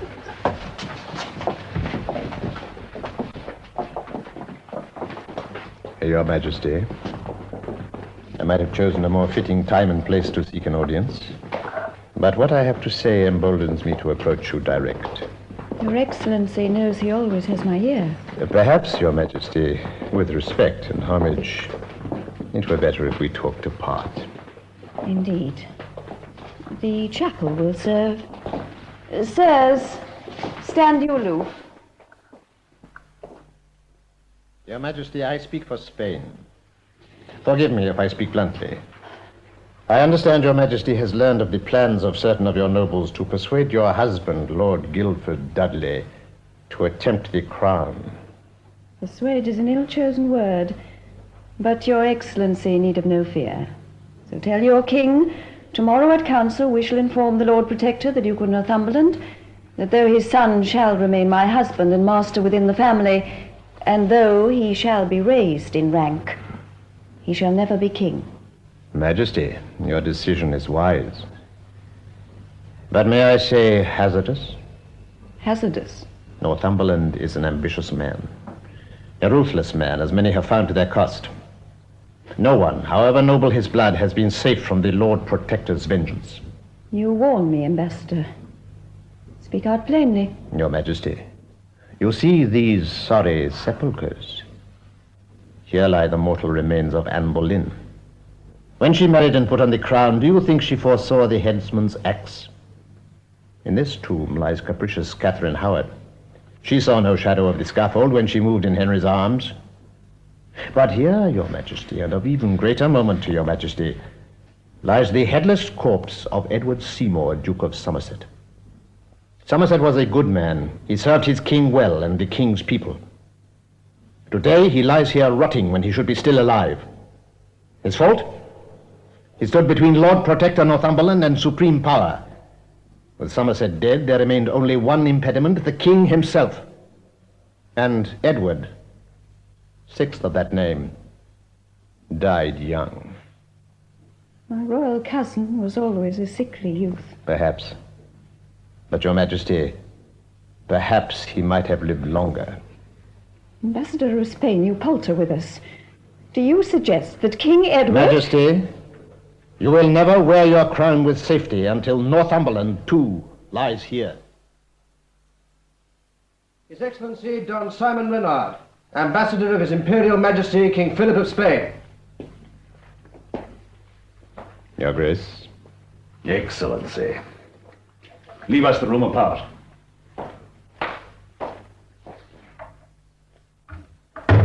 I send for you, Don Renard, to demand an explanation of your treachery. Treachery? Aye, treachery. Do you really believe you can speak unheard within the chapel? Know you not I have loyal servants with keen ears? You are a traitorous man, a traitor to me and the Queen. If to be your Grace's enemy is to be a traitor, I confess I am one. But I am no traitor to Her Majesty. That is false. You are her worst and most dangerous enemy. You will betray her the minute it suits your master's purpose. Your Grace must not judge others by his own standards.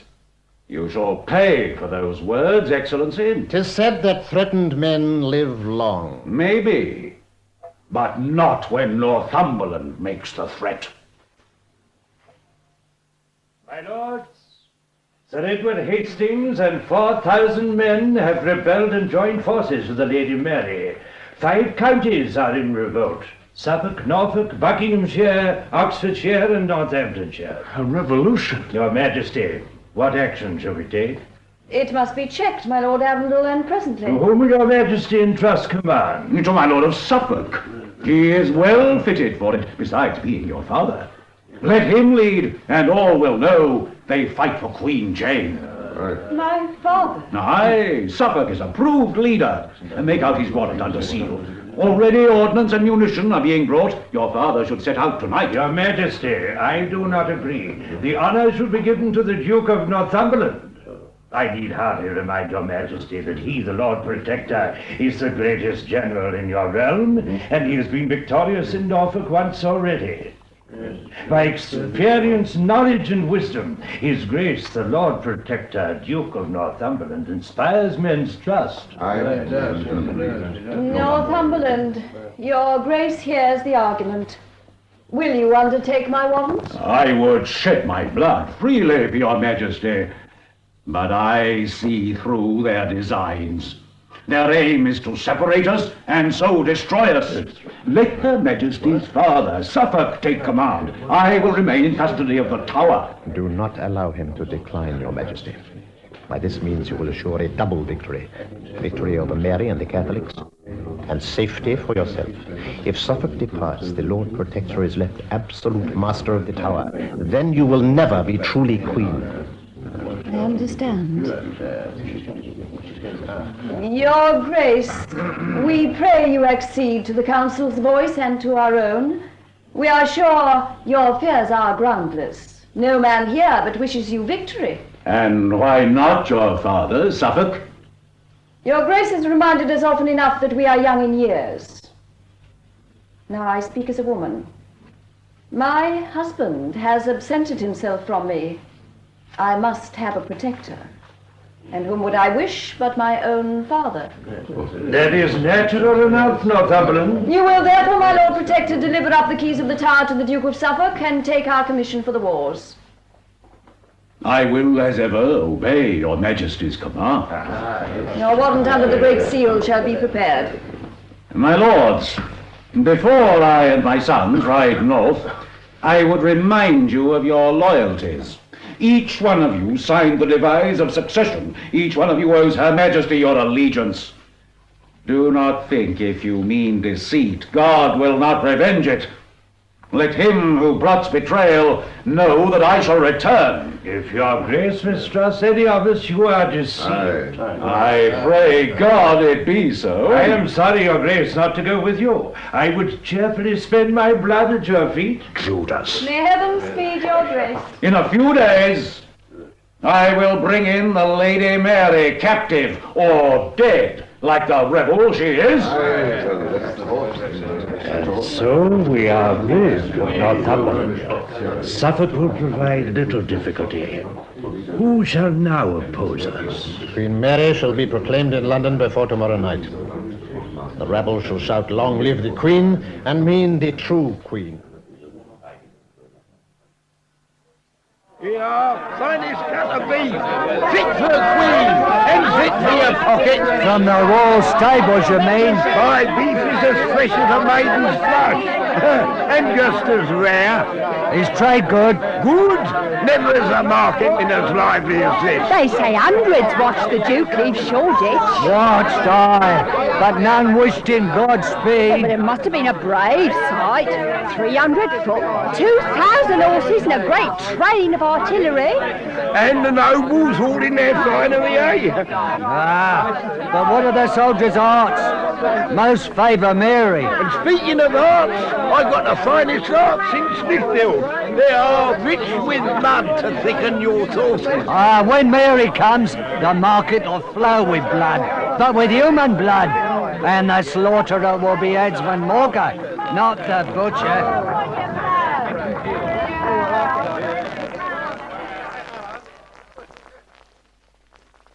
It was like a wind. Gentle at first, then stronger as people found their courage. Everywhere the talk was of revolt and fighting, of plots and plans and rumours. Yes, but you'll remember, from the tower, though we could hear the murmurings, we couldn't hear the words. But all the same, we prepared our defences.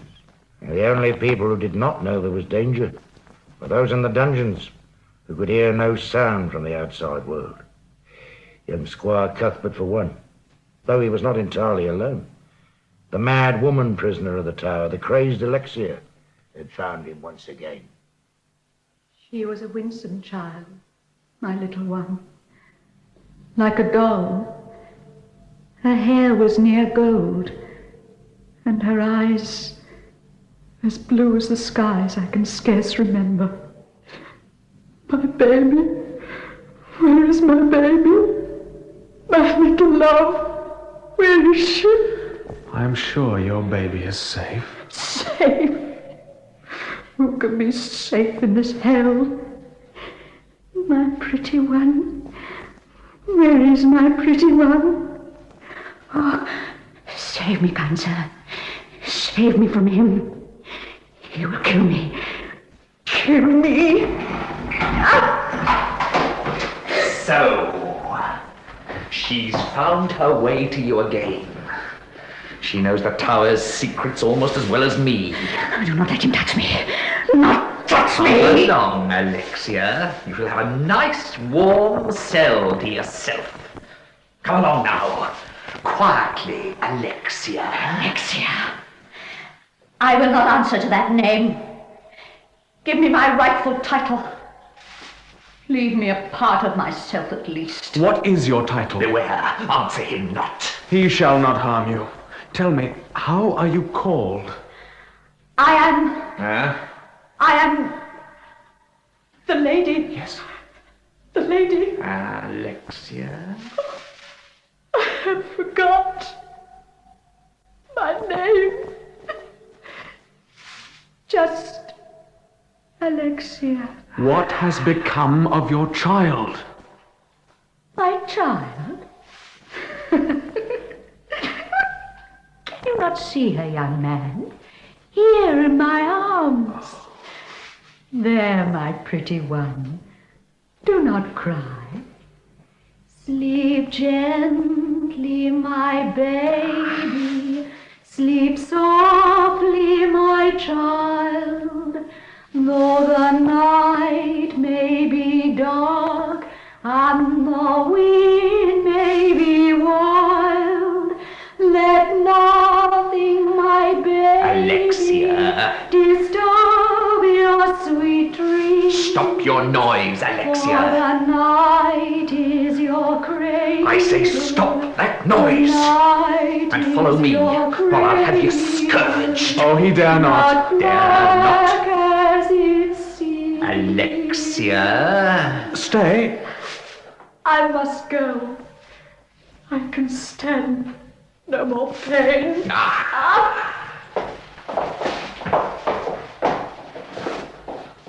Poor demented creature.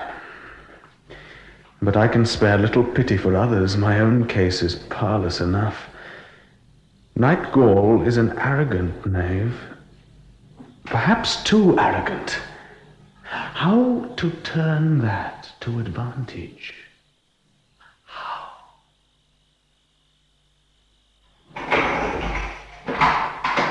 Awake, me young squire. Here's your food, Cuthbert. Not what you'd call fine food, mind, but enough to sustain life. Or almost enough. But what means this? He's fainted. Or taken poison. He lies still, his limbs are stiff, no sign of breath. Ah, but cautious, Night Gaul.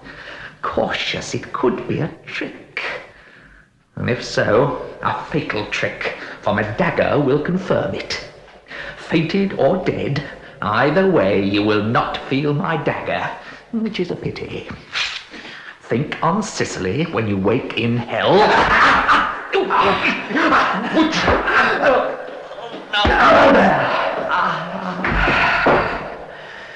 Now, his cloak, then his jailer's cap. In these dark passages the disguise will serve. He shall remain here, locked in his own dungeon.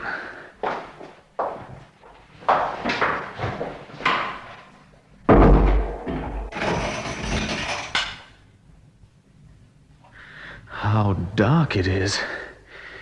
First I must find Alexia, and then we must make our way out of the tower. If I give you my oath not to try and see my love until I have your permission, will you not set me free? I would I could. You know that.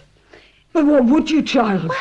You are in greater danger from that villain Night Gaul if free than if I kept you here. But I can go direct to the Queen herself. The Queen? She is young, too. She will listen to me. I know I'm of too low birth for the young squire, but, Mother, I love him so much. There, my love, there. Young love is a painful, helpless thing. As to your being of too low birth, I would not allow. Cicely. Yes? If I let you go, will you give me your promise to return straight to me? Oh, I will, Mother, of course I will. And if you see Night Gaul, run direct to Magog or Ribald. They will not let harm befall you. I shall straight to the Queen. Even now, perchance, I may not be too late. So, my sweet love, you are returned from Zion House. Aye, Jane. You have cause to reproach me. Reproach you? I do not mean to do so. When you were away, I felt as if a part of me was gone. If my love was not with me, I was not truly alive.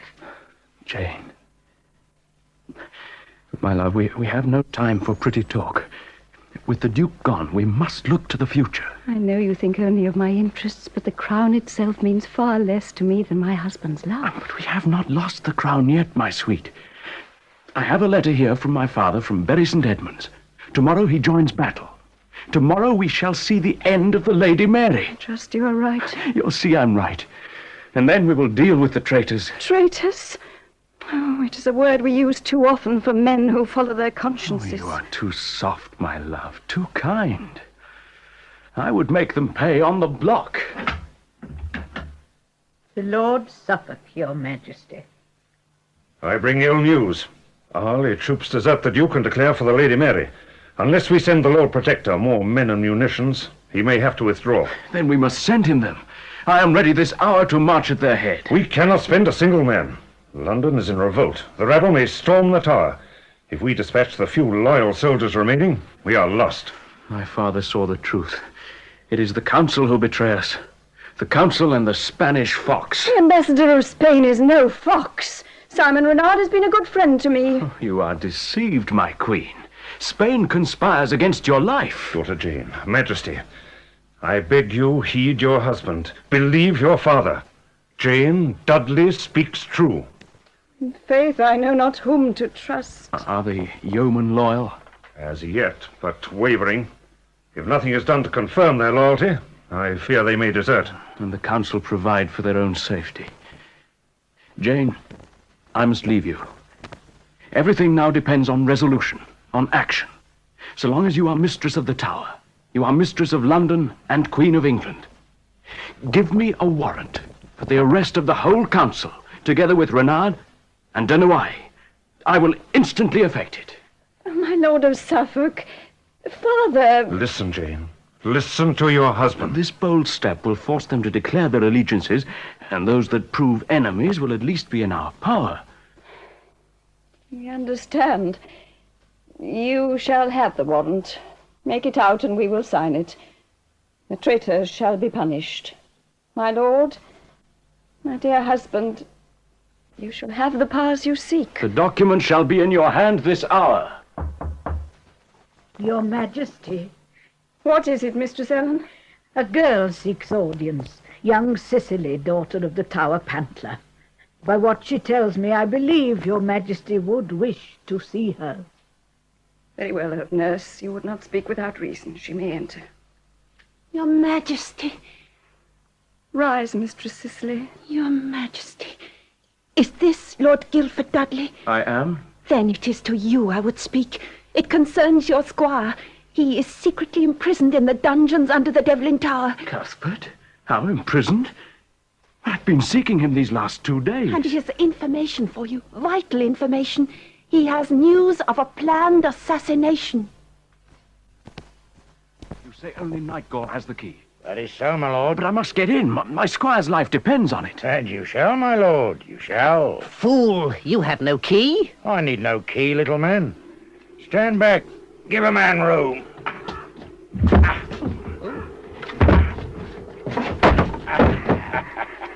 The hinges must have grown rusty with age. You are a giant indeed. You shall be well rewarded. Oh, the stench. And dark as the tomb. Here is a resin torch. It'll flare up in a second. They say a man could be lost for a lifetime in these passages.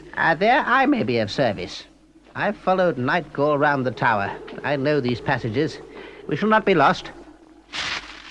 Good. It is a light. You lead, little man.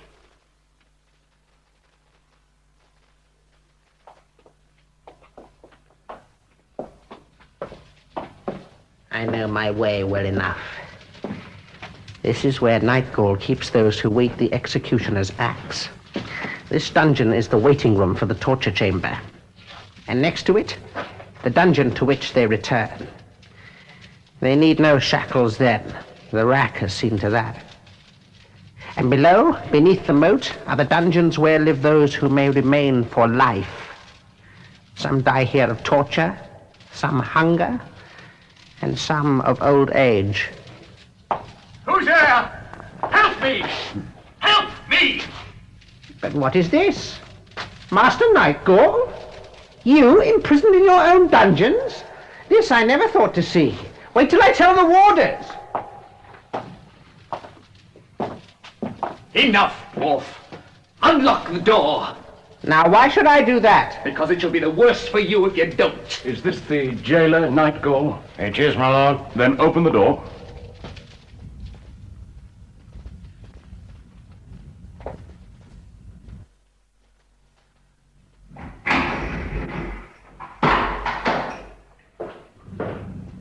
My Lord Dudley. You have much to tell us, Master Jailer. First, where is my squire? Your squire? My squire, young Cuthbert. I know not. Lead us back, little man. The smell here overpowers me. You cannot leave me here. I shall starve. You must free me, or I'll... What? What will you do? Nothing, my lord. Good. We shall return soon enough. Return? With the torture. Oh, no. No, my lord, no, I will tell you everything. My Lord Dudley, if you will only take me out of here. Everything? First then, where is my squire? He was here, and I owe my present state to him. Curse his soul. He feigned he was ill or dead, and when I came close to see if I could aid him, he overpowered me, the treacherous knave. Your dagger lies on the ground, Master Nightgall. Huh? Perchance you were aiming to help him into the next work. I'll wrench that evil tongue from your throat. Touch the little man and I'll break you in two with my own bare hands. We waste our time. This jailer trifles with us. He will not tell the truth.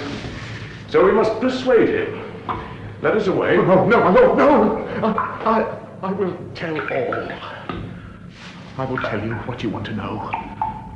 It is the Spanish ambassador who plots against you. Simon Renard, the Spaniard who would kill the Queen. And I know others of the plot. De Noailles, the French ambassador. Lord Pembroke, Lord Arundel. Perhaps, after all, we should stay and listen to what Master Nightgall has to tell us. To take 'tis not my mind, but to forsake one so unkind. And as I find, so will I trust. Farewell, unjust.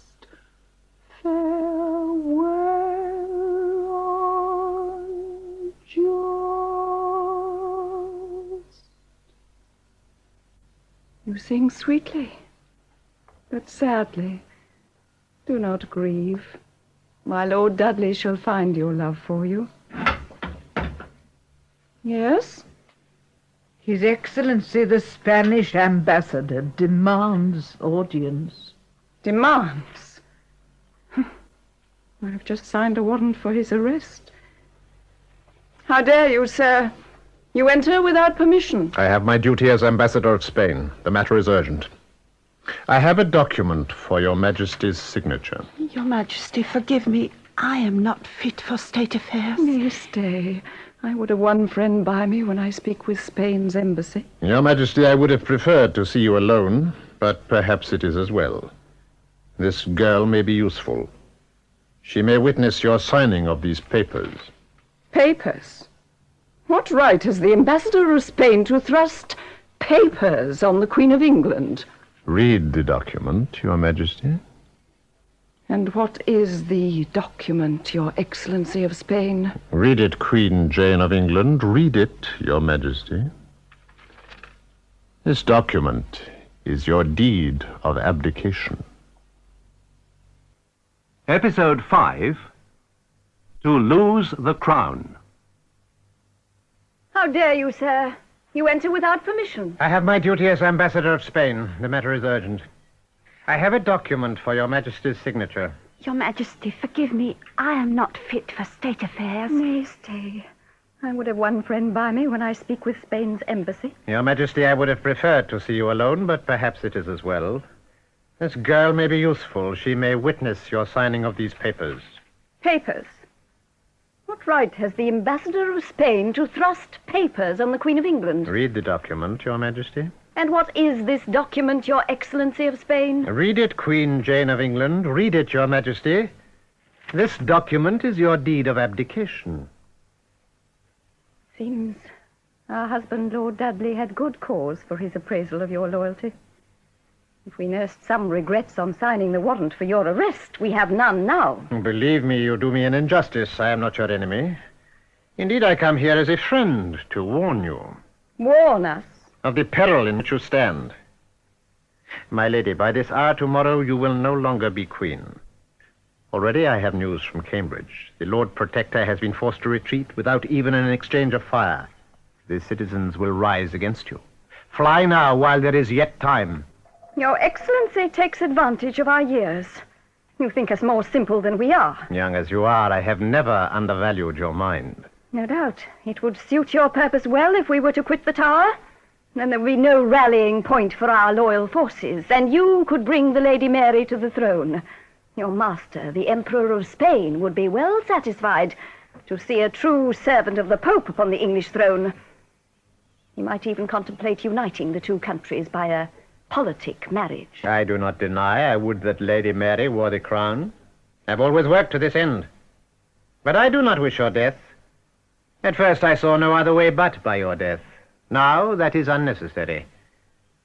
And I respect your intelligence and courage, as well as I admire your youth and beauty. You speak most convincingly when you speak of our death. And in speaking so, you accuse yourself of treachery. Treachery? I serve my country and my emperor faithfully. You do well to remind us that you are not our subject, for we shall not abdicate in the word and ambition of a foreign servant. And know that we do believe in the new Reformed Church. We do believe in freedom from Rome.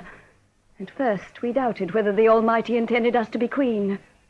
We doubt no longer. My information is certain. If your information proves true, which we doubt, we still would not fly. If we must resign our crown, it will not be at your bidding. We are still Queen of England, and you shall feel we are so. Your arrest shall be effected this hour. Your Majesty, an old woman formerly a palace servant seeks audience. She offers this ring as token. It is the ring we gave the old woman on the river 7 days ago. Seems an age past. Your Majesty, as you will not heed my words, I shall withdraw. Nay, Excellency of Spain, you shall not. We feel more secure when you are not out of our sight. This is mere talk, Queen Jane. Your power is no more. Bring the old woman to us, Mistress Ellen. She warned us once not to come to the tower, and we believe she did so for our good, not for her own ends. What do you wish, Dame? To claim the boon we promised. If it is in our power, it is granted. Your Majesty, I come again to warn you. Your crown, your life, your liberty are in danger. The council mean to depose you on the morrow and proclaim Mary queen. Rise, good woman, and compose yourself. Having accepted the crown, we will not lay it aside until it is wrested from us. To do so would be to betray our people and the will of God. It will be wrested from you on the block, dear lady. Tonight you can make your escape. Tomorrow it will be too late. It is too late already. Lady Jane Dudley, there is one way of saving your life and one only. Sign this document, and I will procure a free pardon for yourself and your husband from Queen Mary. Mary is not queen, nor will we sign it. Then in Queen Mary's name I denounce you as a usurper. And if you further attempt to exercise the functions of royalty, you will not escape the block. Your Majesty, he does not overrate your danger. Old hag. Have you informed her why you were brought to the tower? No. Then she shall learn it from me. This woman administered poison to King Edward by order of the Duke of Northumberland. We will not believe it. It is true, Your Majesty. You condemn yourself. I know it. But place me on the rack, and I will repeat the charge. What motive could the Duke have for so foul a crime? This. You could be enthroned before either of the ladies could lay claim to the crown. What more remains to be told? You were to be the next victim. Northumberland would hesitate at nothing to grasp supreme power. For power, he wedded you to his son Dudley. For power, he procured the device of succession from the king, so naming you successor. For power, he proclaimed you queen and would have dubbed your husband king. Once Dudley was king, the Duke would have not needed you any more. So you too would have died by poison. I was to administer the doses I had to Edward. That was why I warned you not to come to the tower. Now we begin to understand. Summon the guard. Aye, Your Majesty. If there is still time, we can demand one last act. Don Renard, you shall pay for your duplicity with your head. The guard is in the courtyard. By the time they arrive, I shall be gone. Remember, Lady Jane Dudley, I could have saved you. Your death is on your own head.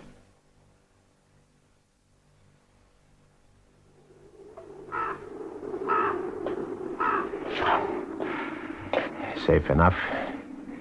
And now for Tiger Alley and the secret passage to the jailer's quarters.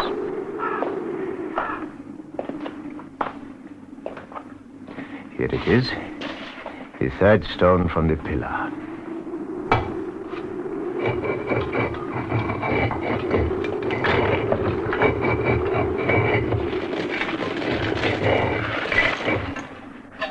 Don Renard, villain and spy. Now you shall answer for your treachery. Not at your hands, my talkative squire. Guard yourself, young Cuthbert. You're not facing a friend in a practice bout.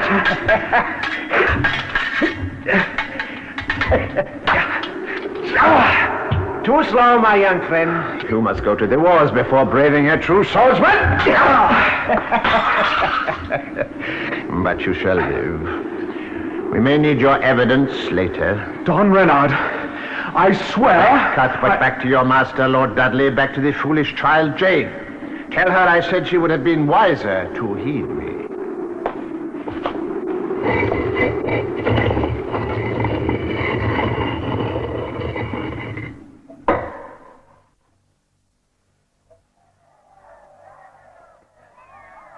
Daughter, you hear the mob?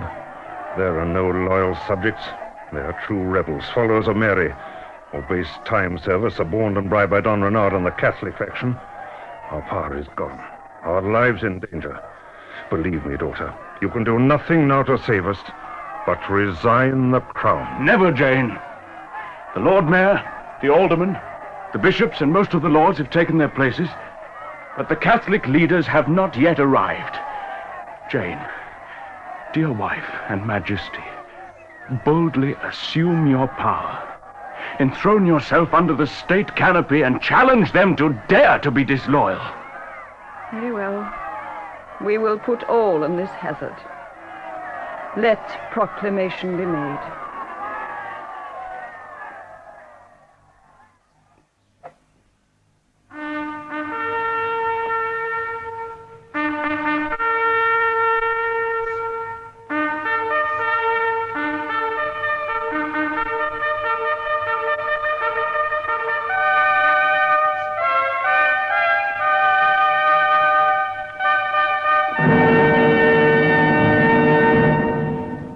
Your Majesty, the Earl of Pembroke, the Earl of Arundel, and the ambassadors of France and Spain crave permission to take their places.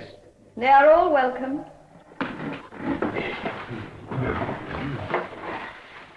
My lords, I have summoned you, it may be for the last time, to deliberate on the course to be pursued to check the formidable tumults and rebellions that have been moved against me and my crown. Of that crown, I cannot doubt I have lawful possession, since it was tendered me by your lordships, who have all sworn allegiance to me. Fully confiding, therefore, in your steadiness to my service, which neither with honor, safety, nor duty you can now forsake, I look to you for support in this emergency. What? Do you desert me at the hour of need? Do you refuse me your counsel and assistance? Traitors! You have passed your own sentence. Not so, my lord. It is you who have condemned yourself. Lady Jane Dudley, you who have wrongfully usurped the title and station of Queen, in your presence I proclaim Mary, sister to the late King Edward VI, the daughter of Henry VIII of famous memory, Queen of England and Ireland, and very owner of the crown, government, and title of England and Ireland, and all things thereunto belonging. God save Queen Mary! As heaven shall help me, I will strike that man dead who refuses to shout for Queen Mary. Hear me and learn that resistance is in vain. I require your grace to deliver up the keys of the tower. Alas, daughter, we must yield. The keys, my lord ambassador, are here, borne by the tower's giant warder, Magog. Never! We will not yield! It is useless to contend further. All is lost. True. My lords, I resign the crown into your hands. And heaven grant you may prove more faithful to Mary than you have been to me. In obedience to you, my lord, I acted a violence on myself and have been guilty of a grievous offense. But the present is my own act, and I willingly abdicate the throne to correct another's fault. Shall not abdicate it, Jane. I will not yield. Let those who are for Queen Jane surround the throne. Speak! Are you all traitors? Is no one true to his allegiance? They are no traitors, my lord. They are loyal subjects of Queen Mary. He speaks truly, my dear lord. It is useless to contend further. I am no longer queen. My lords, you are now masters here. Have I your permission to retire? You have, noble lady, but it grieves me to add that you must perforce remain within the tower till the pleasure of Her Highness respecting you has been ascertained. A prisoner? And my husband? You will suffer him to accompany me? It cannot be. Lord Guilford Dudley must be separately confined. Guards! Excellency! I command you in Queen Mary's name to arrest Lord Guilford Dudley and convey him to the Beauchamp Tower. Head jailer. Your Grace. You know your charges. Let there be no mistake. My life upon it, your Grace. So be it. To your prisoners. So, Magog, you delivered up the keys. As you well know. It was my duty, wasn't it? But you remember what a state of confusion we were all in. Well, I didn't know whether I was on my head or my heels. One minute it was Queen Jane, the next, the whole council was out to Cheapside proclaiming Queen Mary. I never saw a triumph like it. Bigger crowds, more money given out. The bonfires went on for days. They were roasting oxes all over the city. And free ale for a week. We deserved it. All that controlling of the rabble. Yes, we did deserve it. I never liked fighting untrained men, Magog.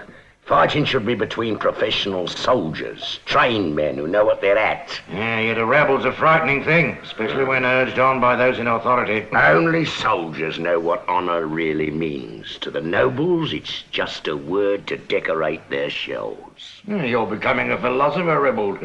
Put down a flag and do ease your thinking. And remind you of all that free ale at Queen Mary's proclamation.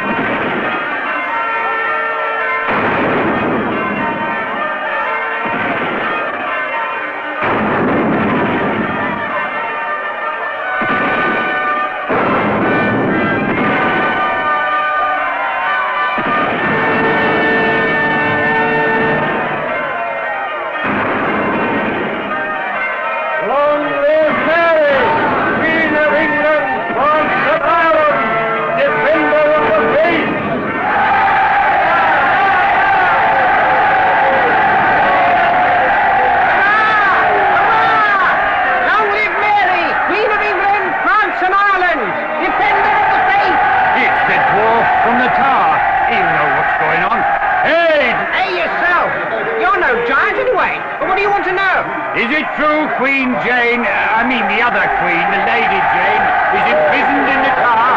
True indeed, poor lady. But her father-in-law, the Lord Protector, brought it on her. He's pursued, you know. And her husband, Lord Dudley. Jailed alone. In the Beecham Tower, it said. And poor young Lady Jane, she alone too? She's attended only by her old nurse Ellen, her husband's young squire Cuthbert, and his love Cicely. She's the daughter of Dame Potentia of the Stone Kitchen, and of course she can come and go freely throughout the tower. What are the yeomen saying, Mistress Cicely? Each man has a different tale. Some say the Lord Protector is defeated by the Earl of Arundel, who was sent to help him. Others that no battle has been fought. Some say Mary marches south. Others that she's fled overseas.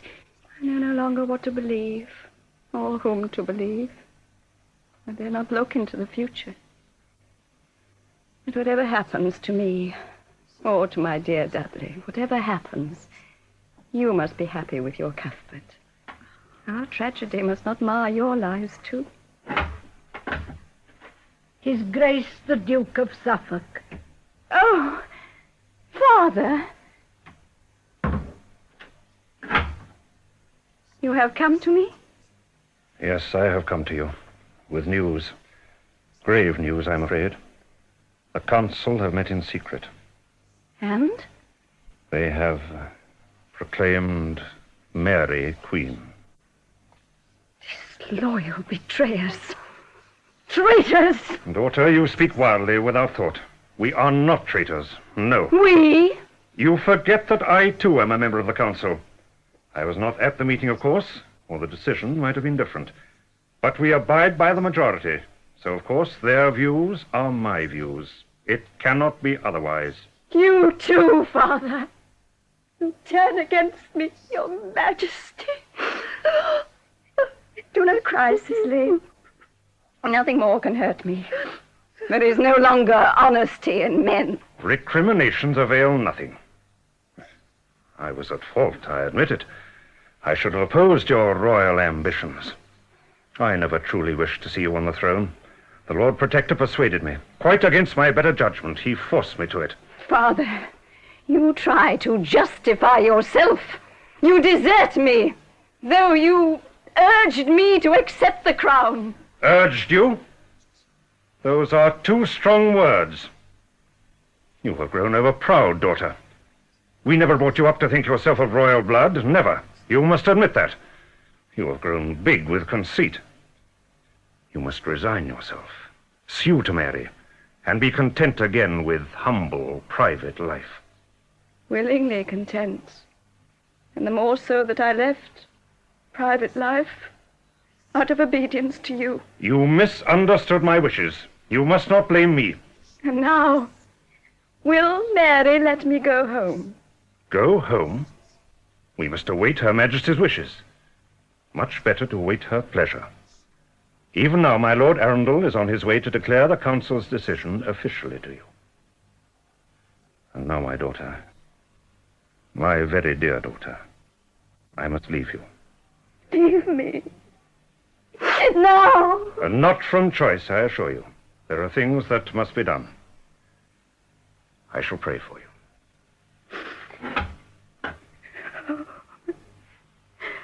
What can I say to Mary? I did what I believe best. I acted as my father and my husband advised. Should I have refused? Now I see they were using me. No, Your Majesty, no. Dry your eyes, Cicely. I have no tears left. To be simply the Lady Jane again is no punishment. Only, I pray they will allow me to go home to Zion House. Yes? My lords Arundel and Winchester wait upon your Majesty. One moment, Mistress Ellen. I must compose myself. Oh, my little dove. It appears that those who love me are more downcast than I myself. Now, Mistress Ellen, I will see these faithless lords. Bid them enter.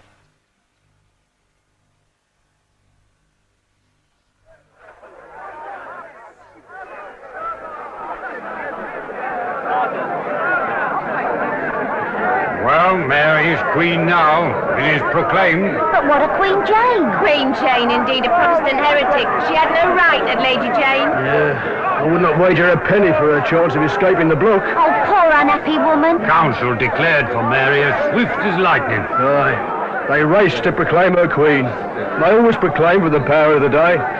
To be a lord and a politician, you must change your allegiance as a snake sheds its skin. And Lord protect her, Northumberland. Rumours, rumours and more rumours. I trust for their own sakes the council have not declared too early. If Northumberland should triumph, then we shall have bloody entertainment here. Heads will roll. And may the Lord have mercy on their souls. Oh, lavender, sir, lavender. Keep the smell of the crowd from your nostrils. Away, woman. Oh. You tried to sell to Lady Jane's father. He's other things on his mind than lavender. Yeah, and the crowd would smell sweet compared to his conscience. Duke of Suffolk, Judas to his own daughter. Look, he's actually climbing onto the moat wall. His Grace of Suffolk has had much practice in climbing and balancing. The herald calls for silence. Who would hear Suffolk now?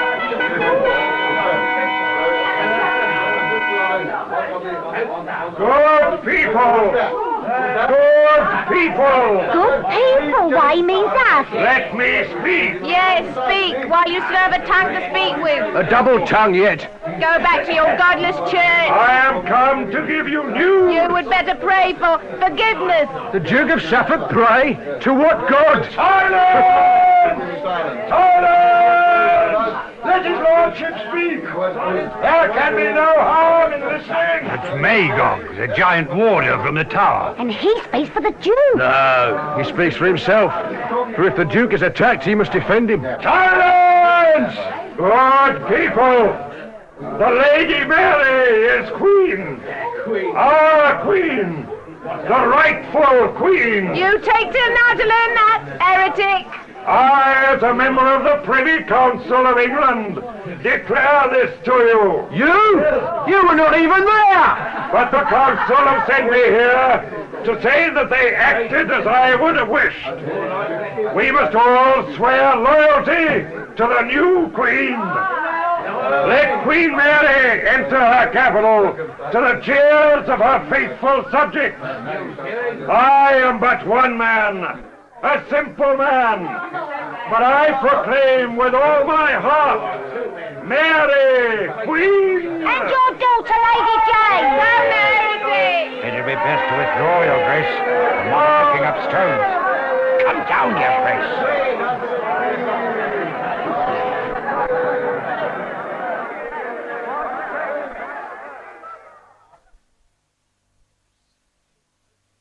I didn't hear the Duke's proclamation. I was on guard duty over my Lord Guilford Dudley.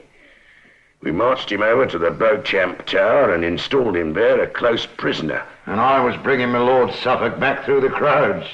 Not a comfortable journey, I recall, even for a giant, eh? No, it was not. His lordship was so shaken, he set out directly for his own machine. He felt safer away from London. He was right, too. And the Lady Jane's mother was no more brave, for she hastened to join him there. All they thought of was saving themselves. That's right. No one spared a thought for the little lady. Was a maid of my country as she came by the hawthorn tree, as full of flowers as might be seen. She marveled to see a tree so green, a tree so green. At last she asked of this tree, how came this freshness unto thee? And every branch so fair and keen, and every branch so fair and keen, I marvel that you grow so green, you grow so green. It's a gay little song. Certainly we can do with such songs today. Madam, why will they not let you join my Lord Dudley? I should be with my lord now, were it not for Don Renard. Master Cuthbert, You will bear my greetings to our lord. Tell him I am in good spirits and count the days till we meet again. I will, Your Majesty. Your Majesty. Your Majesty no longer. Tend my husband well. With all my love and loyalty, Your Majesty. Tell him to intercede with the council so that you may continue to act as courier between us. For Sicily droops when you are not here. Your Majesty. Yes, Mistress Ellen? It is the old woman again, Gonora Browse. I told her to be off, but she will not obey me. I will see her. She can be here only with their permission. I know her to be loyal to Queen Mary, yet she has always tried to save me. Admit her. Mistress Gonora, Your Majesty. Lady Jane, may I speak freely? Freely? These are my real friends. I come to free you. I do not wish freedom, only peace. I shall stay here until Queen Mary reaches London. Then I shall throw myself on her mercy. Mercy? She will show you no mercy. Mary is a true daughter of her father, a real Tudor, with the same taste for blood. Listen to her, Your Majesty. You must escape. Escape? How can I escape?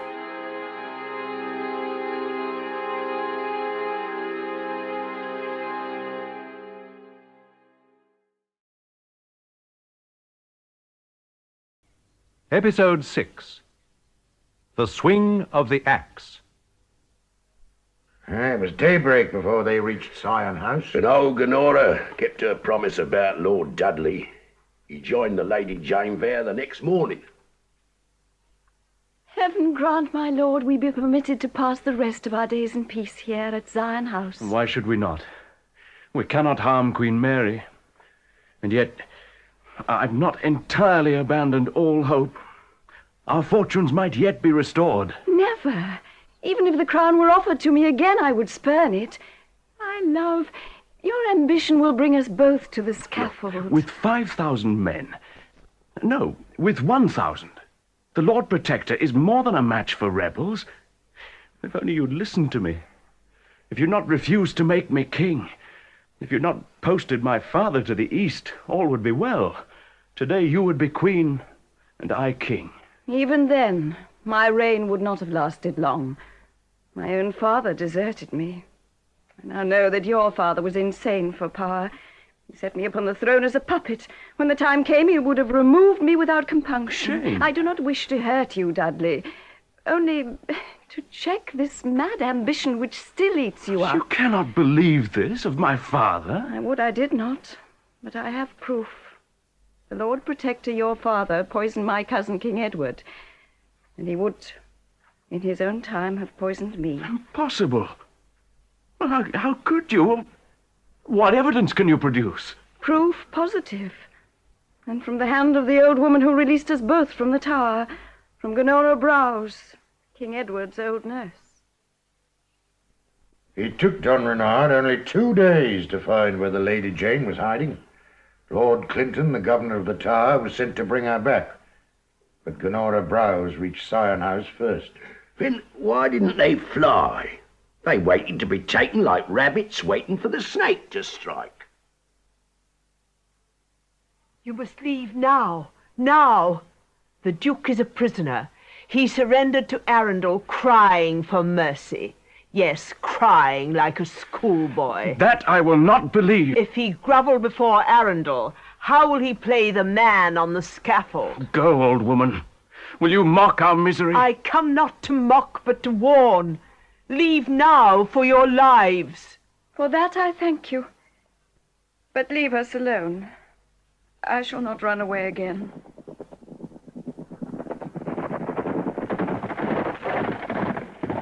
In any case, it is too late. I shall resign myself to Providence.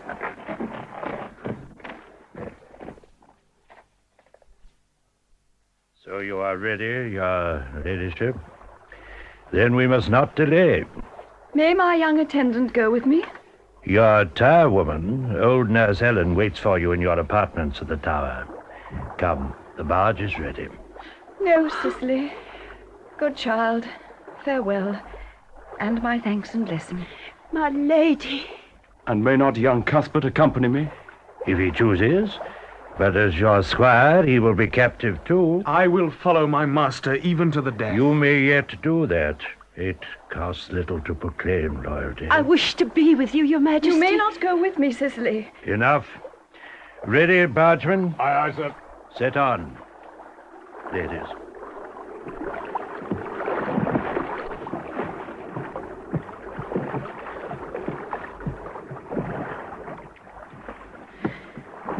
You remember the day we came to the tower? There was a storm. But even under the black clouds, the tower looked less horrible than it does today. It is a gloomy place. Those ravens look like sentinels of death, and scavengers living on offal men throw away. And I see a human scavenger on the wharf to greet us. The Spanish scavenger, Simon Renard. You will never forgive me for ordering his arrest. Your hand, my lady. Please help me, Dudley. No time for pride, Lady Jane. It is the Epiphany. The 12 days queen follows her star. Lord Arundel, will you take us to our chamber? Water. Your lordship. Take the Lady Jane and deliver her to the care of Master Partridge, the gentleman jailer. Very good, your grace. Lord Guilford Dudley is to go to the Beauchamp Tower. Lord Clinton, give him secure conveyance. I shall, your grace. 3 days later, they brought the Lord Protector, the Duke of Northumberland, through the streets to the tower. He was a proud man, but he was much changed. I saw him led in Shoreditch. The crowd could have killed him. They would have done, had it not been for the troops. 800 soldiers to guard one man. His Grace of Arundel made him take his hat off so the crowd could see his face. Arundel. He'd relished Northumberland, grovelling to him at Cambridge. And now that the Duke was being brought to the Tower, he rode out to become his jailer again. I believe one should show courtesy to a beaten foe. Still, Northumberland held himself well. In the streets, maybe. But when he came to the Tower, he was very low. I took him to join his son, Lord Dudley. You can still see the crest they carved together in the stone. Little pleasure you get in guarding condemned men. But there, our life has its compensations. The feast to celebrate Queen Mary's coming to the Tower as we'd feasted for Lady Jane 3 weeks before. So Mary comes to claim the crown of English monarchy. A violet velvet was a gown, a noble sight to see. But others of Queen Jane's court, locked in the dungeon deep, could only tremble at the sound. They knew the time to weep.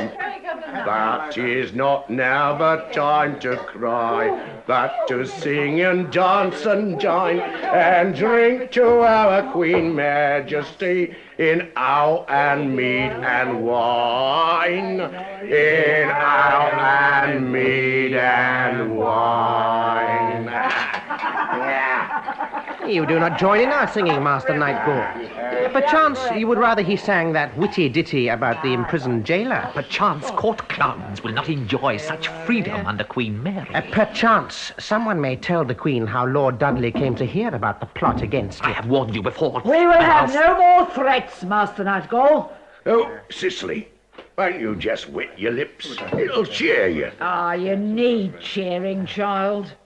I know you have lost your beloved Cuthbert for the moment, but he's not far off. Mother, will they do to him whatever they do to Lord Dudley, solely because he was loyal? We know not yet what they will do with Lord Dudley, so it's too soon to worry. Besides, the nobles forget the servants when they're busy cutting off each other's heads. Queen Mary has not a kind face. Shh. Cicely, it is wiser to judge later and talk Not at all. Besides, Mistress Cicely, when you've lived longer, you'll know better than to judge a person by his exterior. Or an ale by the jug. Revolt. Thank you, good dame. This'll lay the dust. Where saw you the Queen, Mistress Cicely? At Aldgate. I never knew the crowds could make so much noise. And the colours. And the Lady Elizabeth, did you see her? She's younger than her sister. Her hair is vivid red. She is too tall for me. I prefer someone of the Lady Jane's side. You sour our feast, Nightgall. I didn't think the Queen as stern as has been reported. What was it she said to you, little man? She spoke to you, Zit. Yes, she couldn't help it, for he delivered up the keys of the tower from Magog's back. I remarked, as she looked on this great oaf, that he owed his strength to his ancestry. And thought you'd cost me my head. I drew Her Majesty's attention to the physical resemblance between this numbskull and her royal father. She did not take it amiss, she laughed. And the council, who'd been looking stern at his words, laughed too, when they saw her laugh. Laughter's catching, when the first who laughs is the Queen. They say it was a great occasion when the Queen reached Tower Green. Indeed it was.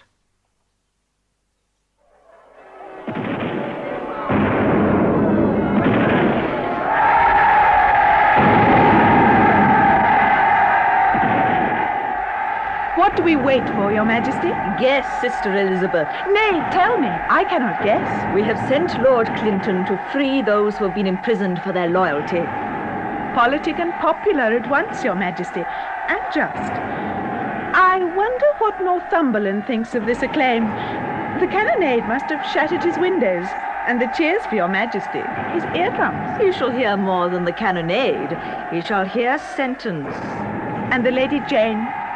We find it in our heart to weep for her. She was a sweet child, over-serious, honest, but badly led. She we shall spare. Your prisoners, Your Majesty, freed as you commanded. Prisoners? No, our friends, our loyal friends. My Lord Gardener. Your Majesty. You shall again be Bishop of Winchester and serve me. Your Majesty overwhelms me. And my Lord Bonner, faithful friend, you will restore to the See of London. Your Majesty. But what of Dr. Ridley? Dr. Ridley, the heretic prelate who so unworthily calls himself Bishop of London, shall learn to pray and not to preach. Lord Clinton, see Dr. Ridley be committed to the Tower. He has talked over freely these past months. Presently, Your Majesty. Now she speaks like a Tudor. Who is the pale youth? Edward Courtney, grandson of Edward IV's youngest daughter. He has been in the Tower since he was a boy, since his father, the Marquis of Exeter, lost his head 14 years ago. Thanks and all loyalty to you, Your Majesty. You are right welcome, cousin. If we cannot restore the father to life, we can repair the fortunes of the son. Your sword of ceremony, Your Majesty. Kneel, Edward Courtenay. Henceforth, you are Duke of Devonshire.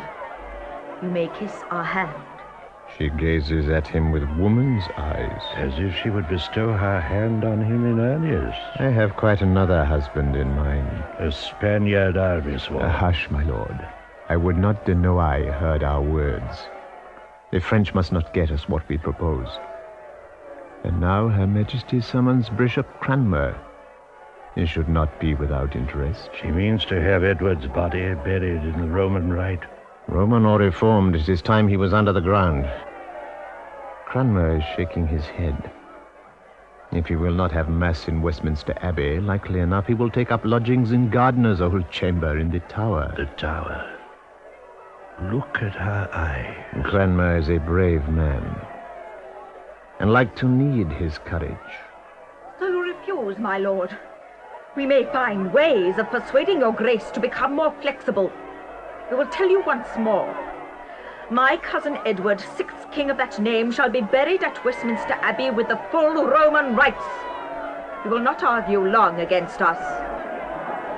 Tomorrow we shall publish a decree concerning our religious intentions. Leave us. What is Your Majesty's pleasure concerning the Duke of Northumberland, Lord Guildford Dudley, and the Lady Jane? The first two shall remain closely guarded until their trial. As for Lady Jane, we have different and better hope of her.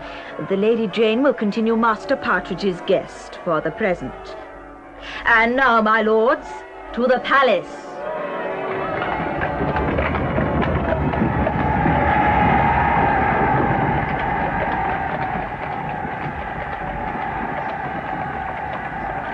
She had compassion in her tone when she spoke of the Lady Jane. She must not soften there. While Jane lives, every rebel has an inspiration. Aye, and a cause, too.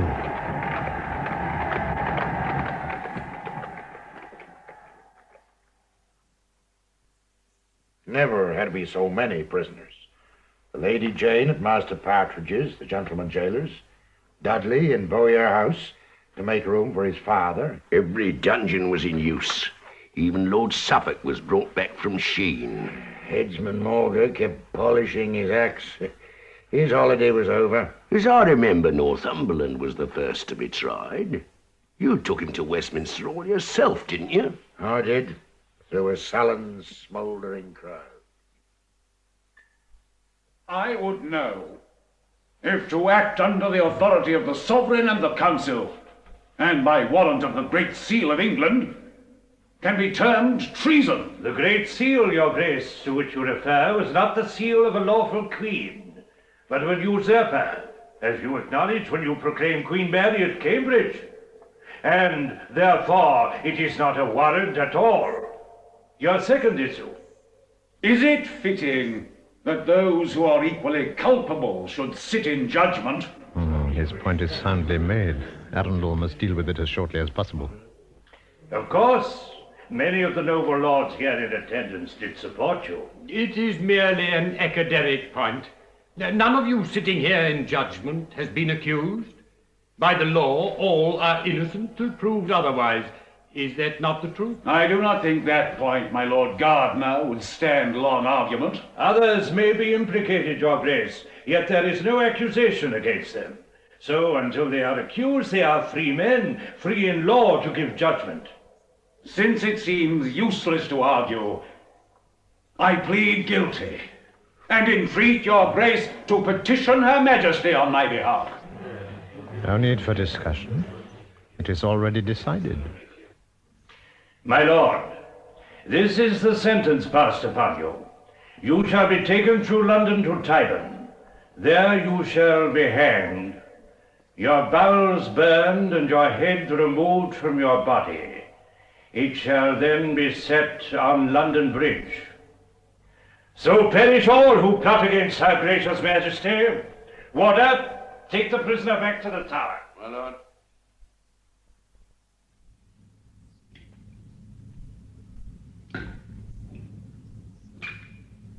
It is the only way to save your grace, and even that is not certain. But Queen Mary trusts me. I took part in your trial and sentence. Embrace the Roman faith, and I will intercede with the Queen. I thank you, my Lord Gardiner. Truly, in you, the Holy Father has a sincere advocate. But I believe in the Reformed Church. If you would live, you must renounce it. That I cannot do. Then all I can offer is time for reflection. If you throw yourself upon the mercy of the true Church, I shall do all in my power to move Her Majesty to compassion. I will return once more.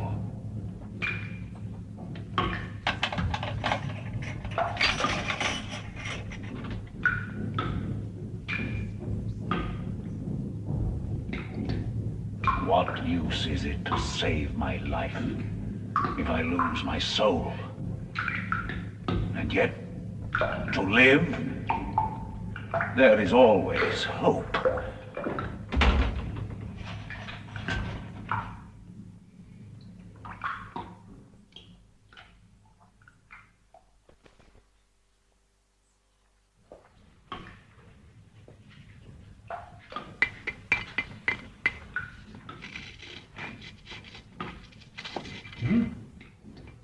What is it? Who's there?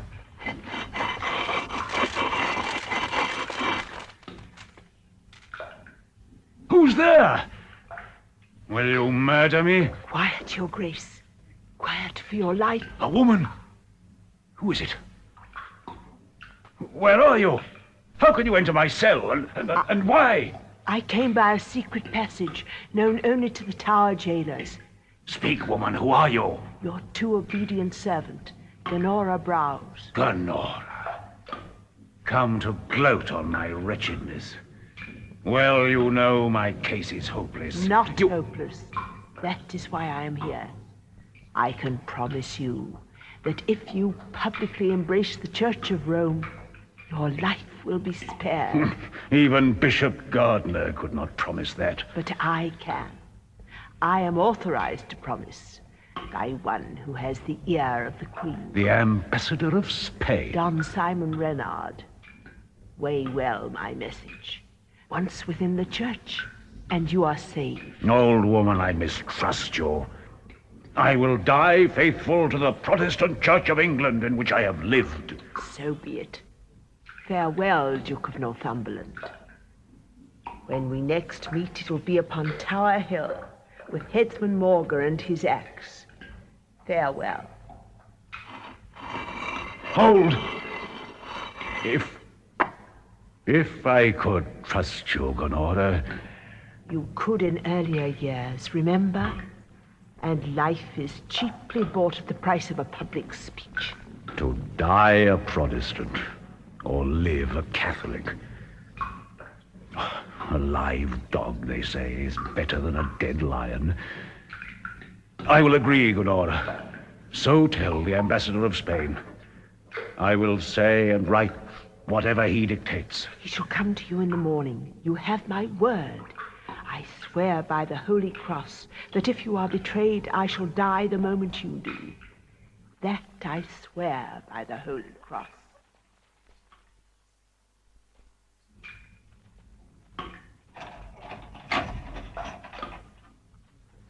His Excellency, the Ambassador of Spain. Stay with us, Lord Clinton. I shall need a witness.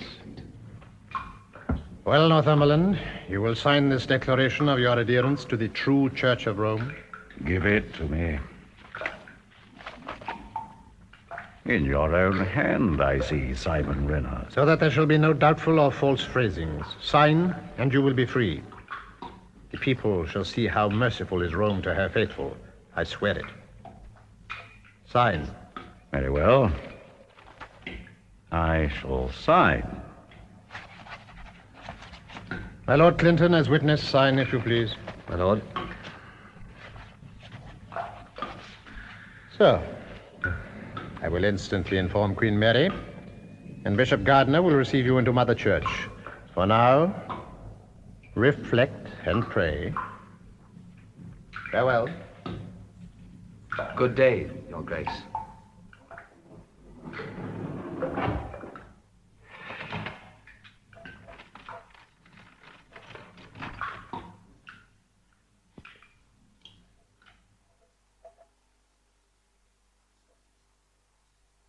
And it is true, my father-in-law has renounced our Protestant faith. How could he, Nurse Helen? To buy his life, my dove. He signed a declaration and will be received tomorrow into the Roman Church by Bishop Gardner. But people say he will have bought but 2 days. It takes 2 days of instruction and preparation to join their church. After he has been received, they say Renard and Queen Mary intend to betray him and execute him as they had declared they would do before. Another trick, another betrayal, and all for nothing. Oh, I pray I never become so weak as to yield, to sell one's soul for a few days' life. Death cannot be so frightening, surely. Don't talk of death, my dove. Here in the tower it seems horribly near. It is few terrors for me now. But let us hope the people are wrong, and Northumberland lives to enjoy his shame if he can. But the people weren't wrong. No, Queen Mary loved blood, and Renard loved revenge. So Northumberland mounted the scaffold, just as though he hadn't turned his coat. They say he kept looking round as if he expected a reprieve. That he did. But none came. And Headsman Morgan made no mistake. There was one odd thing, though.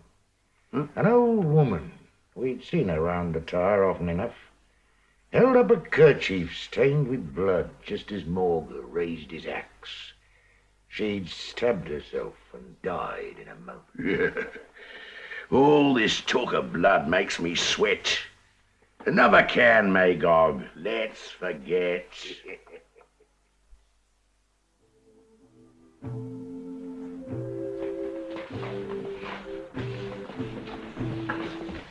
I would not term the Princess Elizabeth beautiful, but her coloring and her hair. She has a lively look. She has eyes for no one but you, my newly created Duke of Devon. I barely recognize the title, but I like its ring. You were dancing with her, but now, did she say anything about me? No, the Princess Elizabeth was cautious. She is her father's daughter and has had to learn caution. She knows Her Majesty Queen Mary looks upon you with pleasure, and she knows her sister's temper.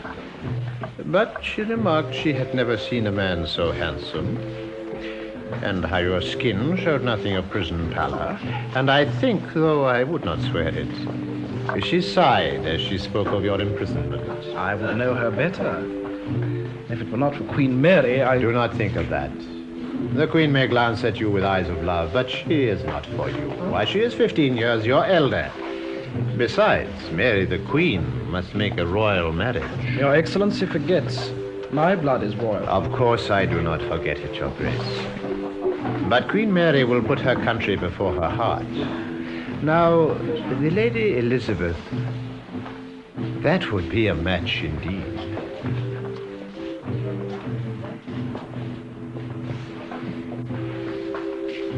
Go talk to her. She likes to dance. Go.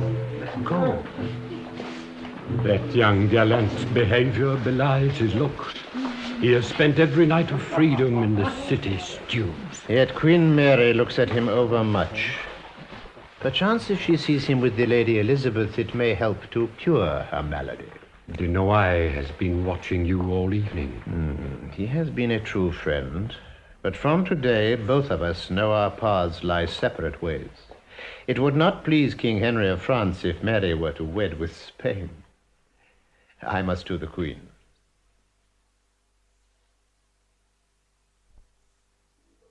So my Lord Cranmer took his arrest calmly. No doubt he will be less resigned when the flames lick his feet. Those who have left the church must be brought back for the sake of their souls. Ah, Ambassador Renard, why is Your Excellency not dancing? Because I can see no other woman than Your Majesty. Renard, you flatter in the Spanish manner. You have heard from your master, the Emperor?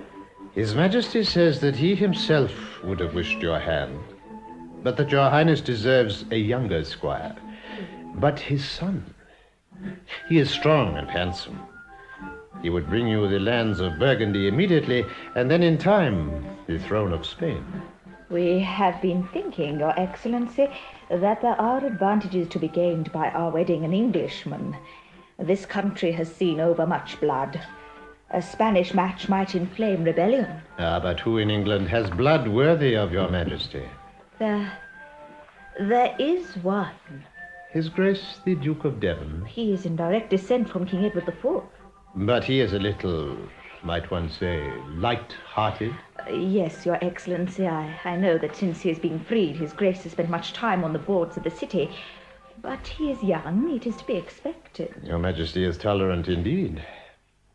But would such behavior in your consort be admired? Would it be accepted by your people? Married to ourselves, the Duke would learn responsibility. We would teach him. Of course, he is somewhat younger than ourselves. And no one would credit that. You flatter again. He would soon learn that power is more attractive than dalliance. No doubt. He would soon forget his indiscretions. He could soon forget them, but other ladies of the court, might not so readily forget or forgive him. Other ladies of the court? I spoke generally of the court. Your Excellency never speaks generally.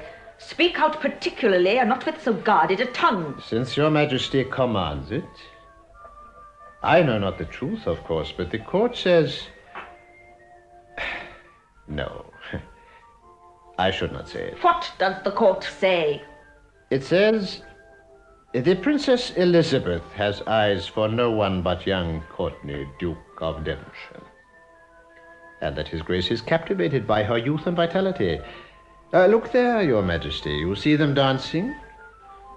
I venture to think that you will agree they make a very striking couple. Episode 7, Love and Faith.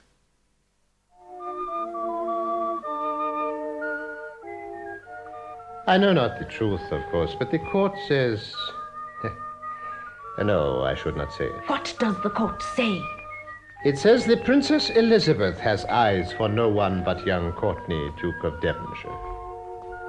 And that His Grace is captivated by her youth and vitality. Look there, Your Majesty.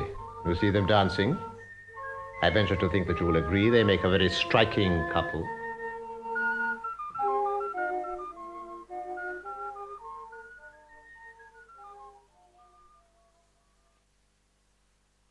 Where's Peter tonight, Patricia? Still searching for Mistress Cicely? Ah, what else? She's been a full day missing. Do you think she's been permitted to attend on the Lady Jane? That may be. But I hear that Queen Mary has granted her more freedom. Certain Queen Mary has been most merciful.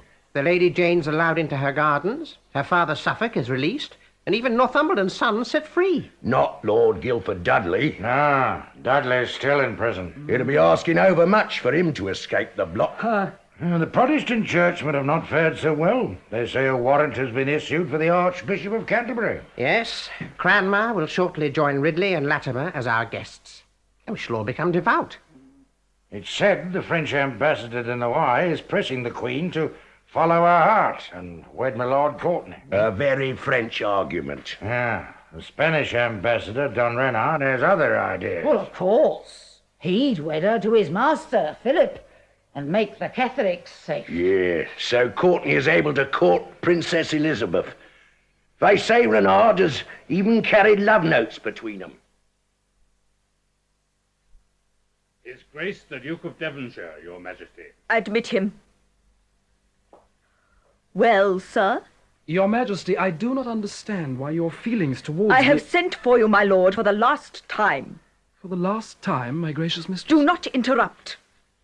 I have sent for you to tell you that whatever were the feelings I once entertained for you, they are now entirely changed. I will not remind you of the favours I have shown you, of the honours I have bestowed on you, or of the greater honours I intended you. I will simply tell you that your ingratitude equals your perfidy, and that I banish you henceforth from my presence. How have I offended your Majesty? How? Do you affect ignorance of the cause? I have overlooked your indiscretions, though I have not been ignorant of them, imputing them to youth and inexperience. I have overlooked them, I say, because I persuaded myself that you loved me. Have you no faith in my adjurations of attachment? None. None whatever. Arise, my lord, and do not further degrade yourself. You may love the Queen, but you do not love the woman. You may prize the throne, but you do not prize me. You wrong me, gracious madam. On my soul you do. I may have trifled with others, but I have given my heart wholly to you. It is false. You love the princess, my sister. Your Highness is mistaken. What? Dare you persist in the denial of your falsehood? Dare you tell me to my face that you have not breathed words of passion to her? Dare you assert that you have not lamented your engagement to me?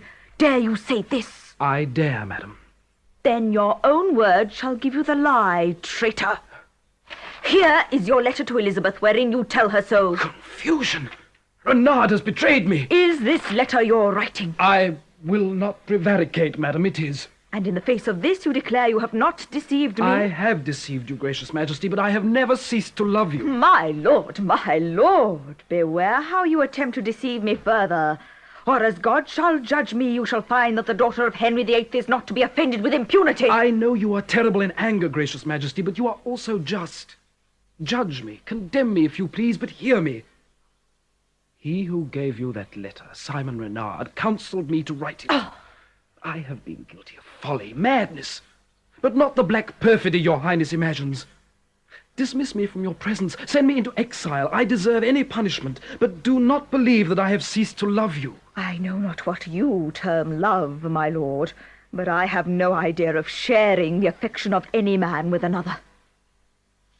Grant, however, that you speak the truth. Why have you addressed this passionate epistle to the Princess Elizabeth? I have already said I was deceived. I cannot excuse my conduct, though I lament it. Are you sincere? By what oath shall I confirm my truth? I will test it more surely. In any way your highness thinks proper. Summon the Princess Elizabeth to our presence immediately. Your Majesty. Mark, sir, we will confront you with her. And Chamberlain, Your Majesty. bid Lord Chancellor Gardiner and the ambassadors of France and Spain attend us with all possible speed. Presently, Your Majesty. I know not what your highness intends, but I will die rather than do aught to prejudice the princess. I doubt it not, my lord. But though I cannot punish the perfidy of a lover, we can the disobedience of a subject. If you refuse to obey our commands, you will take the consequences. Your most gracious Majesty, greetings from Spain. Your most gracious Majesty, greetings from France. Greetings from England. Sit down, gentlemen.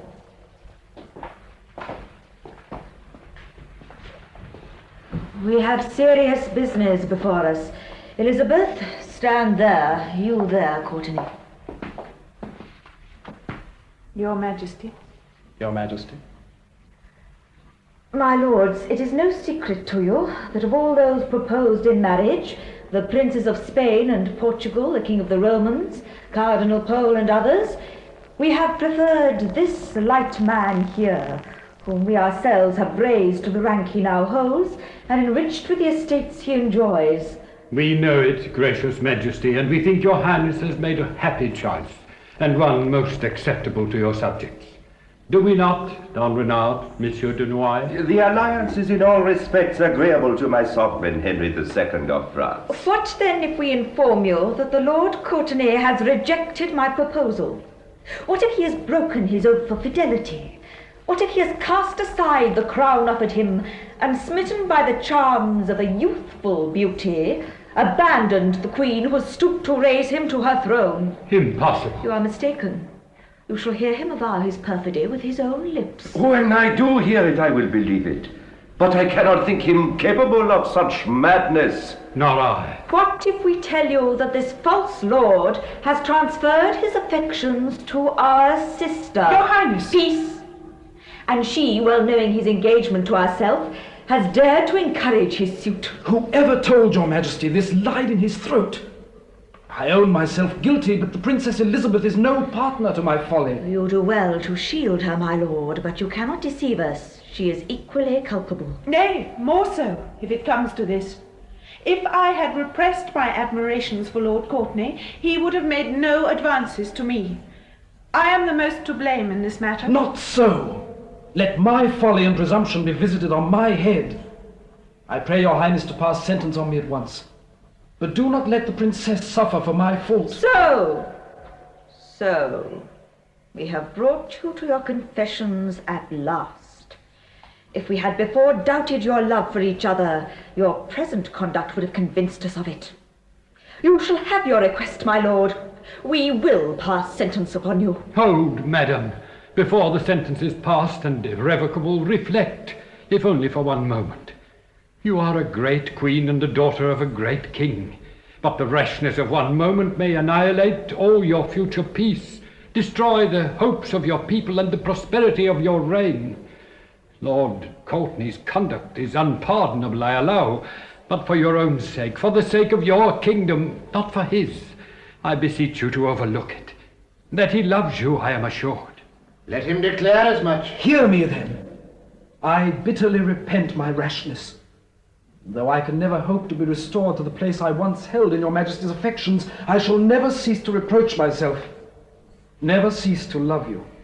If I thought you sincere... Grant me an instant's private audience with your Majesty, and I feel certain I can remove all your doubts. No, my lord. As our rupture has been public, our reconciliation, if it takes place, shall be public also. It must never take place. Peace, sir. As far as our government is concerned, we are content to follow your counsel. But in the matters of the heart, we shall follow its dictate alone.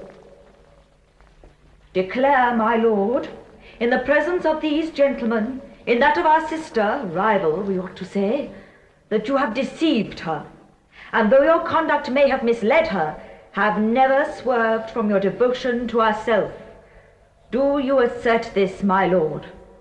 I swear it, Majesty, with all my heart. Look to the Princess Elizabeth. Chamberlain, summon our maids of honor and let her be cared for. You see, Courtenay, what your deceit has brought her to. Your Majesty, I swear... Swear nothing, else you break faith again. Yet we will believe you. My Lord Courtenay, you are forgiven. Your Majesty. You, Don Renard, and Lord Gardiner, I must detain a while on affairs touching our kingdom. You, Monsieur de Noailles, have our leave to depart. Your Majesty. Courtenay, we shall walk upon Tower Green in an hour, and we shall expect you there.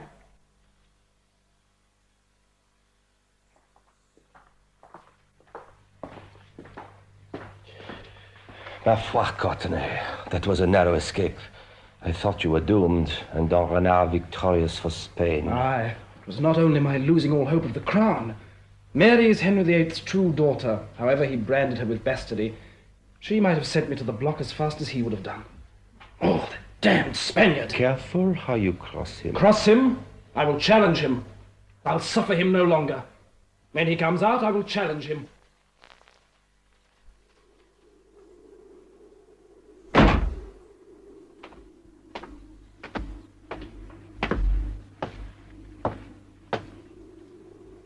I have been waiting for you, Excellency of Spain.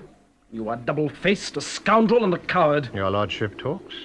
Abuse has no effect on me, I assure you. Coward. Then will this move you? Ah, from words to action. I shall answer that insult, my lord. Gentlemen, I warn you both before this quarrel goes further. The Queen will be angered when she learns of it. This confrontation was not of my seeking. And as Lord Courtenay has found little difficulty in duping Her Majesty with his feigned passion, he may hope to dupe her again to make her believe I was the aggressor. Politician, word spinner. Spaniard, follow me with your sword. Unless you prefer revenging yourself by assassination. You talk shrill, my lord. If you tarry here longer, I shall begin to think you would have us arrested by the guards and so save yourself from my chastisement. Shall we walk to a quieter place, Lord Courtenay? Monsieur de Noailles, methinks this duel will be fatal for one of us. I wish you to witness it. Forgive me, my lord, if I refuse your request. I will not be party to a duel. It is against the law. As you please. Come then, Don Renard. Come, Lord Courtenay. I suggest the palace gardens will serve. The surrounding trees are thick. We shall not be interrupted.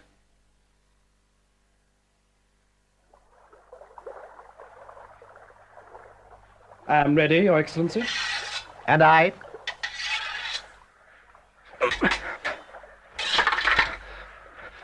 You're strong, my lord, but a little clumsy. A true Englishman. A match for any Spaniard.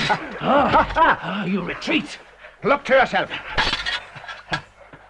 You lack exercise, my lord. Soon you will find your wrist grows heavy. Keep up your defense, my lord. Put up your swords, I say.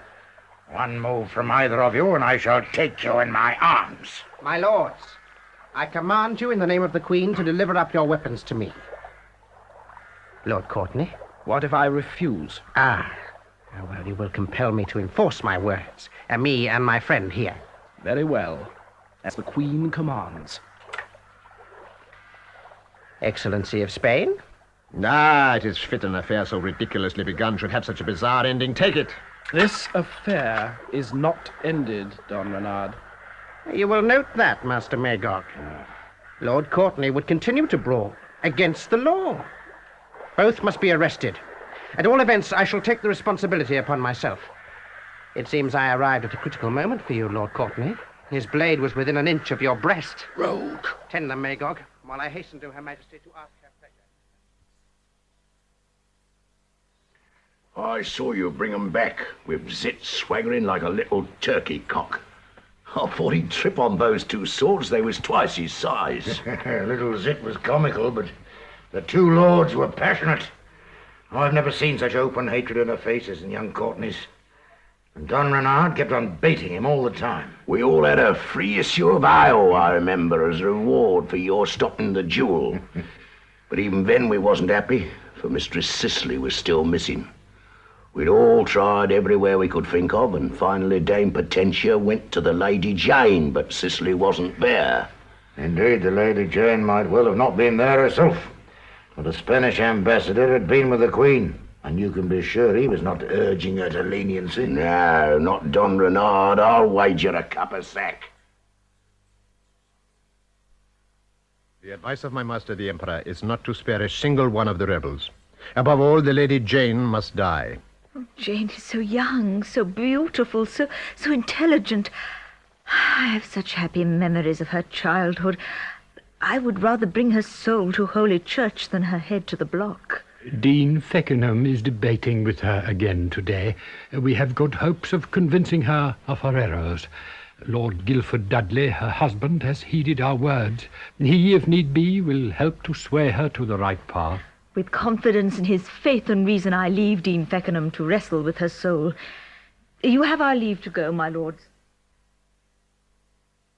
You may have induced His Grace the Lord Protector to recant with his lips, but I am certain he went to the block a Protestant in his heart. That might well be so. May God have mercy on his soul. But his death in the faith has had its effect. Praise be, others of his house have searched their consciences.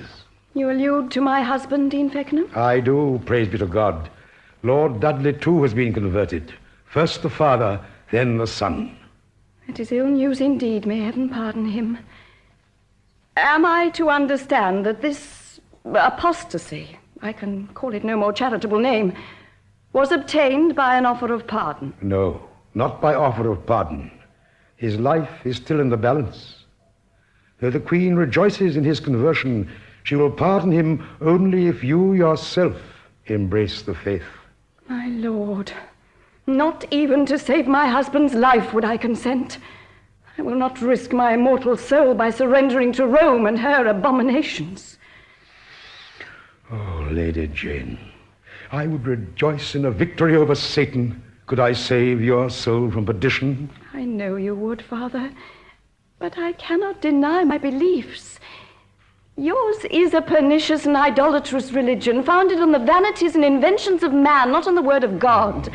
You, I am sure, profess your faith sincerely, but no one who has seen the true light of heaven can tolerate it. Jane, what can I say to you? How can I help you to redemption? We shall talk again. We'll dispute point by point, dogma by dogma. For I will not spare myself to convince you of the error in which you rest. I cannot be better employed. Pardon me, Dean, if I reply, I can be better employed. Well, we shall see. Before I leave, I have to deliver a message from your husband. From Guilford? It will bring you little comfort, I'm afraid. He implores you not to be his executioner. His executioner? My husband's executioner? No. No, that I shall never be. You must be, unless you relent your stubbornness and return to the faith. I beseech you, Dean Feckenham, urge me no further. Tell my husband I shall pray for him night and day, despite his apostasy. But I cannot save his body at the risk of my soul. Then you absolutely refuse compliance. Absolutely. Your husband's blood be upon your head.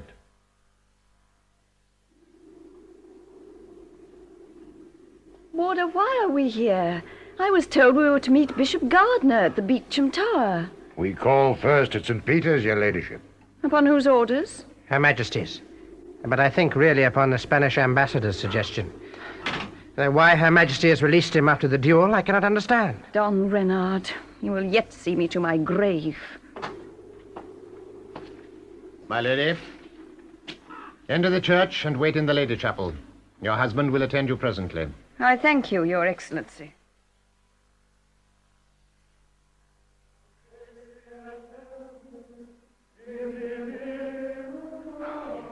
My wife. My queen, oh, Jane. I never thought to see you again in this life. My love. Oh, Guilford, my sweet love. You have but a little time. For that little we thank you, Your Excellency. You need not thank me. I have brought you here not for personal but politic reasons.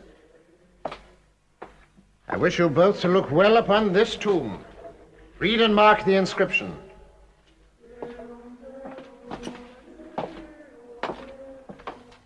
John Dudley, Duke of Northumberland, decapitated August 22nd, 1553.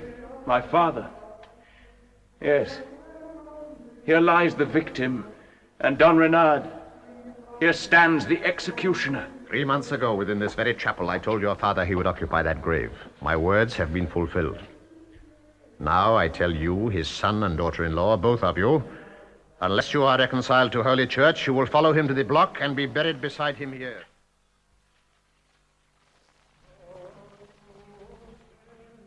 And so, your ladyship, you are brought here to dispute with my Lord Bonner and Dean Feckenham, the Queen's own confessor, and with myself. I welcome the opportunity, my lord, to explain to you the basis of my faith.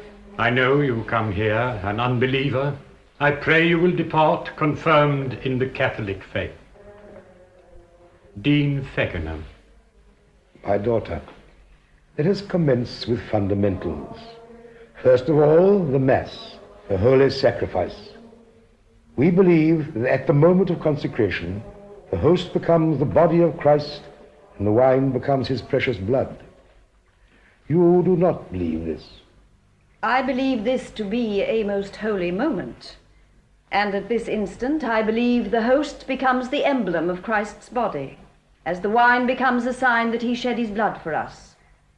But I cannot believe that the host is actually Christ's flesh, for it remains in substance dough and water, and the wine remains wine, though a sacred token of his sacrifice. As to the 7 sacraments in which you believe, so, my lords, I have lived in the Protestant faith, and in that faith shall I die. On this Bible, this rock, my lords, my religion is founded. In this sacred volume I find every tenet of my creed. I need no other mediator between my Maker and myself. Lady Jane, there is no point in pursuing the matter further at this time. Dean Feckenham, you will continue in your daily debates, I know. I will, your lordship. Lady Jane, you are at liberty to depart. Then you acknowledge your defeat, Lord Gardiner? I acknowledge that it seems vain to make any impression on your convictions, but a heretic cannot conquer. To me, my love, you have conquered. I implore your forgiveness and the forgiveness of God. I will never again desert the religion which you defend. I recant my apostasy. I shall die a Protestant. Then I have won a victory indeed. My love, my dear love. My Lord Bishop, conduct us to prison, or the scaffold, as you please. Death has no terrors for us now. My husband has come home to me and to the faith after seeming lost. Whoa, it's Cuthbert, the young squire. Oh, you're right welcome, sir. They held you fast. I thought I'd never see your brave face again. Queen Mary has been forbearing, I'll grant her that. But, Dame Potentia, where is your daughter? I have thought of Sicily hourly throughout... We've searched for Mistress Cicely from early morning to late night. Yes, all of us, and all our friends in the guard. All the yeomen have been searching too, but we've found no sign. Nightgall. Surely you suspected him, followed him? Of course, and questioned him. But he swears on the Bible itself he has never left the tower this past week. Is he still head jailer? He is. Spain needs to care for her jailers. And he's even grander than ever, or believes he is. He insults me insufferably. It's unbearable. Yes. We shall find Cicely wherever they're holding her. Quiet, I give you my word, I shall not rest till I find her. And now I have freedom in part, I can stay no longer at my lord's chambers. Where can I come by a bed and victuals? Best near to you all, so we may plan our search. Well, Cicely's room is empty. Ah. I would gladly have you sleep there, and we have food enough here for 20 more. And his presence might cheer you up, Dame Potentia. But I vow your cooking has gone to the very devil since Cicely was lost. I have my heart in it, alas. Nightgall, I tell you... What do you want here? Your presence pollutes the atmosphere. My business is with Master Cuthbert, not with you. With me? State it, then. Where do you lodge? I have to report your lodgings to the Lieutenant of the Tower. Very well. I lodge here at the Stone Kitchen. Here, good. Then, Dame Potentia, you will be responsible with your goods and your life for his presence here. My goods and my life? If Cuthbert escapes, they are both forfeit. I understand, Nightgall, and I have no fear. But honour is something you would not reckon on. And you will understand further. Cuthbert is not to stir abroad except for 1 hour at midday. Now, those are my orders. See that they are obeyed. If we could get hold of those keys on the ring at his girdle, we'd soon find where Mistress Cicely is imprisoned. Then we shall have them. Keep him talking while I disappear under the table. Shh. Master Jailer, you have a warrant for what you do? Of course. I have it with me. I shall now inscribe your name on it, Dame Potentia, so there may be no misunderstandings. There. If he escapes, it is your responsibility, Dame Potentia. And now I'll take my leave. Not yet. Nightgall, where is Mistress Cicely? Where you will never find her. So you admit she's in your hands? What if I do? Am I not head jailer? And what do you know? You'll pay for this, young squire. I thought I had him fast, but his sleeve tore. No use pursuing. You already have returned to his secret passages. Cicely, oh, Cicely, if I could only have... A word, Master Cuthbert, for your private ear. There need be no secrets from us, little man. Ribald, trust me. Sometimes men are safer if they remain ignorant. And silent of what they do not know, true's it. Magog, we'll leave 'em and inspect Dame Potentia's pie. Come along, then.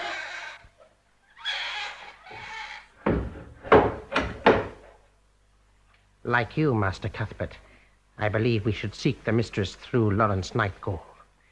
So I have stolen his keys. Nightgall's keys? The keys of the Tower dungeons. Zit, you are tiny in body but great in heart.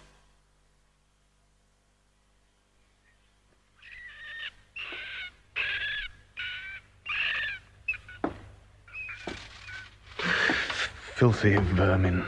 These dungeons are plaguier with rats than a lazar house. Now. Good. That's it.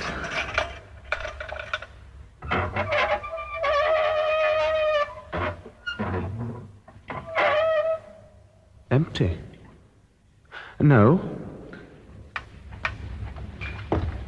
Alexia! Wake up, Alexia! Wake up. Oh. Poor mad Alexia. She will never wake up. I'll close her eyes. Huh? What's this? She holds so tightly. Gently. A gold chain around her withered neck, bearing a locket.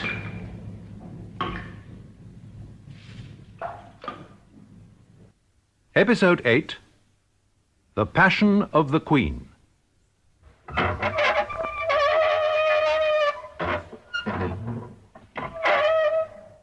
Empty. No.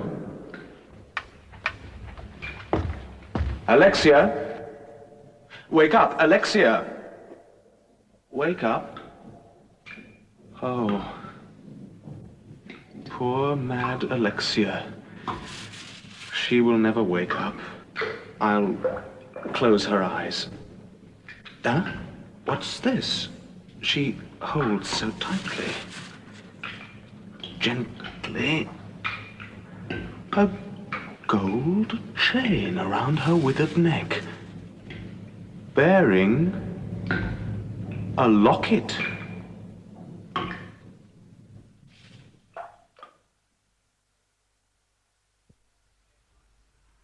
Remember Edward Underhill preaching to us? Yes, I do. And a mighty preacher he was, full of brimstone, thunder, and hellfire. And the pains of hellfire he's undergoing now. The preacher knew what would happen to him, whether he succeeded in killing the Queen or not. We'll go to the fire. He will. And he'll have no kind friend to bribe the executioner to tie gunpowder about his neck. No, too risky. He'd be accused of sympathy with the assassination. Underhill was not the most cheerful company, but I wouldn't wish his fate on my worst enemy. They say that when the preacher was put to the torture, he cried out that he'd tried to kill the Queen for the true faith. And for Queen Jane. Which will not benefit little Lady Jane, I'm thinking. Oh, I'm sure she knew nothing of this plot. Much good that'll do, Dame. You speak as though the world was fair. Whoa. You know it's not.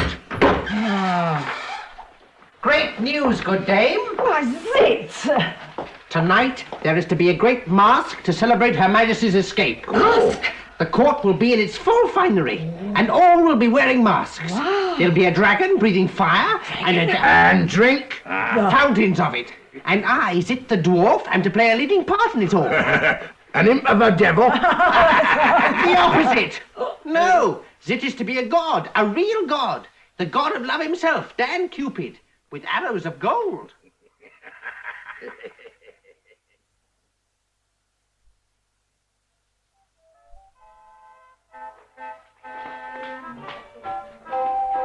Your gracious majesty, surely you would not banish love from your court? I would not.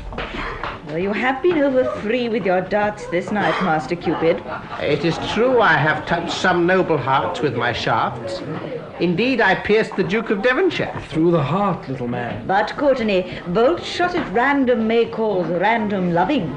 Then will not green-eyed jealousy rule? Only your majesty will rule. And the heart I have touched for your majesty could never be disloyal. And he who loves your majesty can love no other. And so I am free to give all my heart to my subject. Not all, my gracious mistress. This little imp's audacity encourages me to hope Dismiss the dwarf, my lord. He draws too many eyes upon us. Away, knave. You shall be well rewarded. On winged feet I fly. My Cupid starts too high. He has a ready wit. He has put thoughts in my head which I cannot banish. But no unmarried woman can govern unaided. She must have a man to whom she can open her whole heart. In whom could she find all this? In her husband, your majesty. Yes, in her husband. But a queen must herself play the wooer. For us of England, our choice is already made, so we need not consult your lordship on that count. May I dare to ask? No, Courtenay, you may not. I would rather... Your Majesty. Welcome, Don Renard. Our greetings to Spain. Will your Majesty honor me with this dance? Willingly, Don Renard. A woman will always welcome as good a dancer as you, Excellency. You have our leave to go, Duke. Your Majesty. They say a man who dances well woos well. An evening of great rejoicings, Courtenay. Great rejoicing. Yes, my Lord Arundel, and the people celebrate too. Your lordship is triumphant tonight. I noted the Princess Elizabeth's blue eyes were fixed on you throughout the dance. Princess Elizabeth? As I watched, she refused 3 lords their dances. She was engrossed with your grace. I saw her briefly, just when the little Cupid touched her breast with his arrow. An impertinent fool. Then he turned his arrow to you. I vow the princess turned quite pale. She has withdrawn to the side chamber. The music is loud. I will withdraw myself. Excuse me, Lord Arundel. Your Grace, Renard understands the human heart only too well. He moves men as the harlotry player moves his puppet.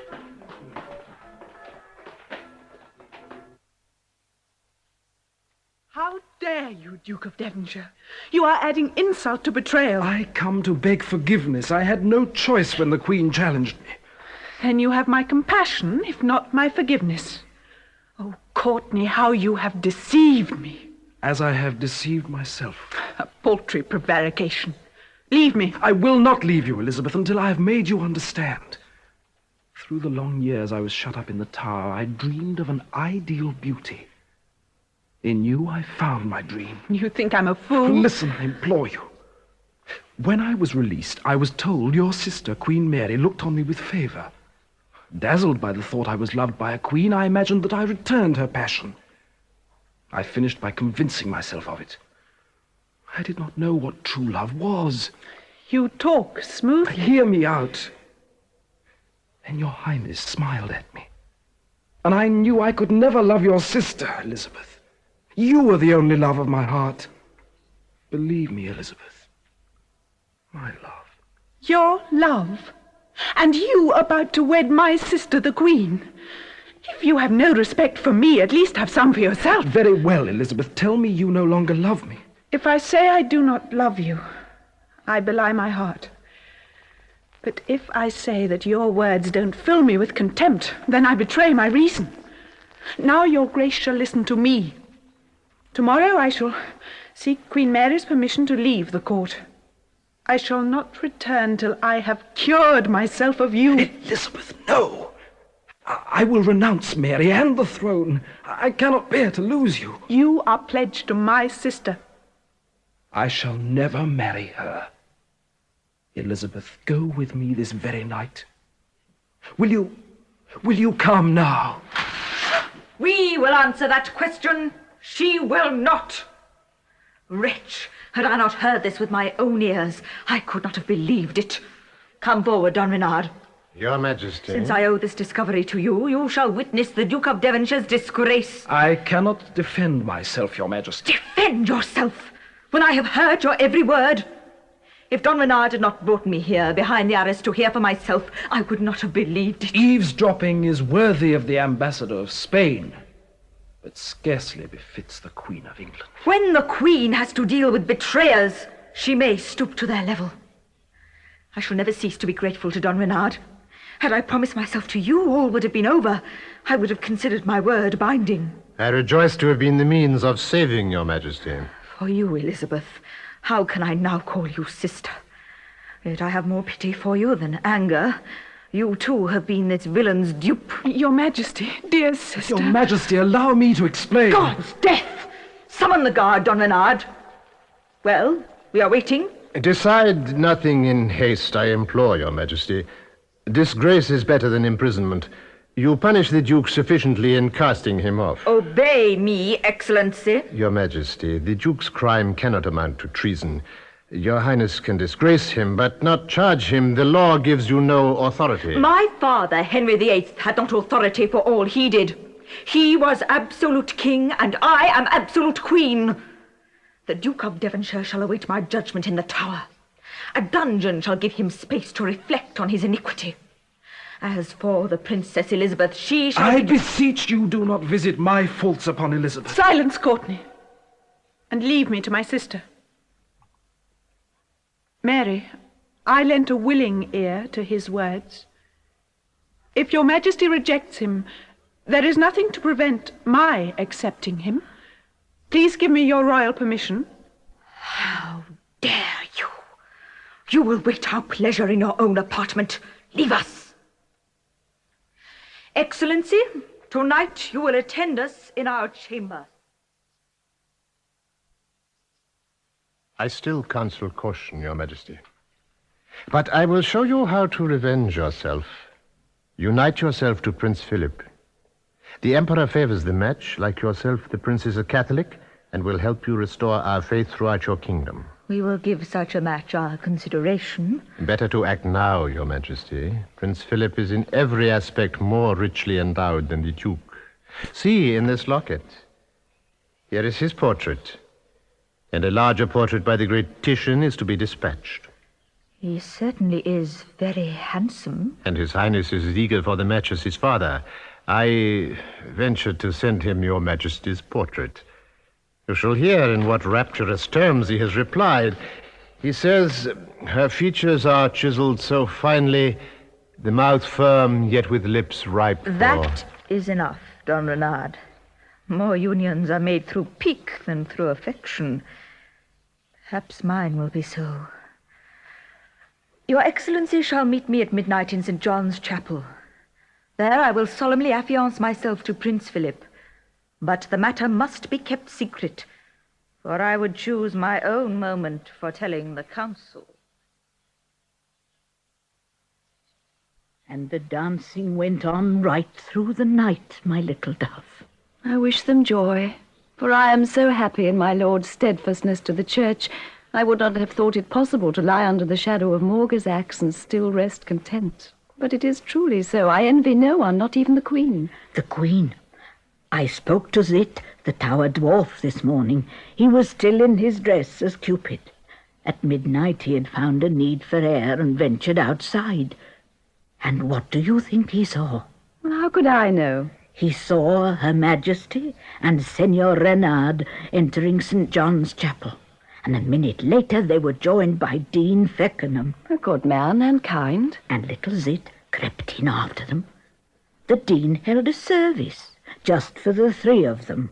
In the Roman rite? Yes, it was all in Latin, so Zit could not understand, but it was a service like he had never heard before.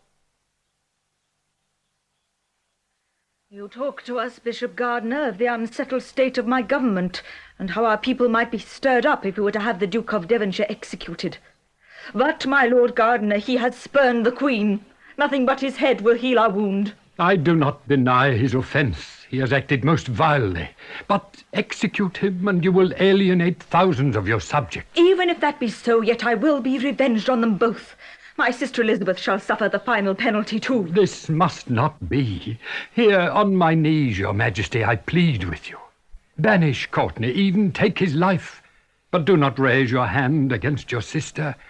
Remember, Elizabeth is a representative of the Protestants, towards whom you have shown such tolerance that many of them are now devoted to your Majesty.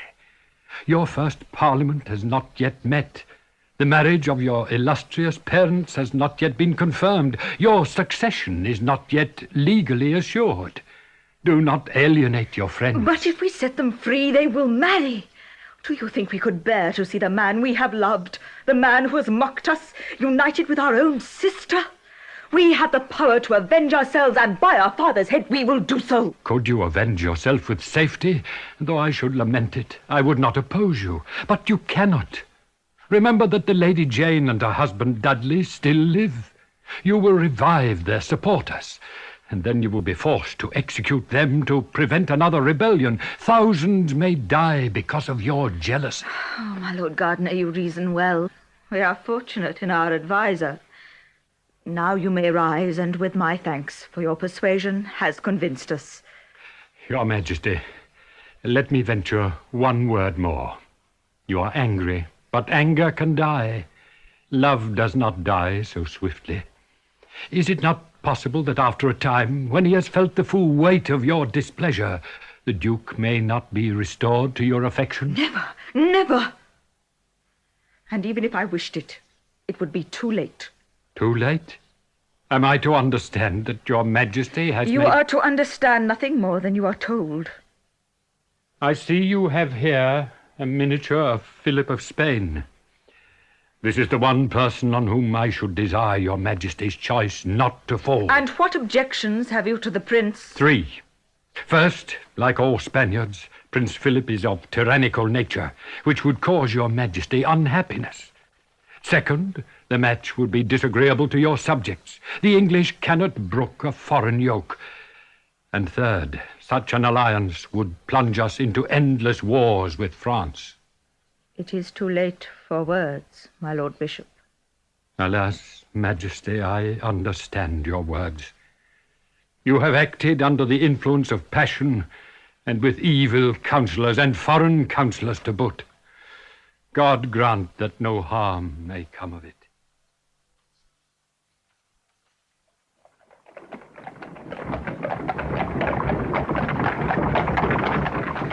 You believe then, my Lord Gardner, that Don Renard has won? That Queen Mary of England means to marry Philip of Spain? This must be prevented at all costs. The Princess Elizabeth is to be banished to Ashbridge, and Courtenay will be kept prisoner in the Tower. Prisoner? He must be liberated. In that you must proceed without my aid, Monsieur de Noailles. If it be possible to restore the Duke to favor, I shall do it. I will reason with the Queen, but I will be no party in aiding an escape. That you may leave to me, my Lord Bishop. All I need is your voice with the Queen.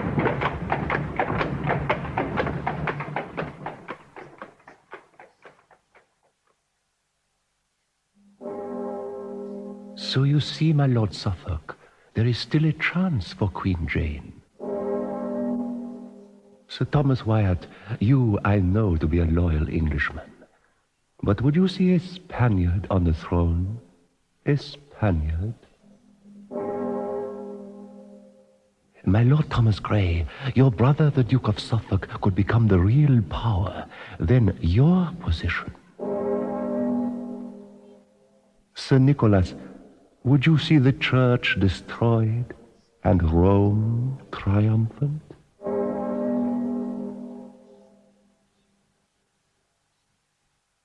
And you let it be known that the Duke of Devonshire's fall is owing to the machinations of his enemy, the Spanish ambassador Simon Renard?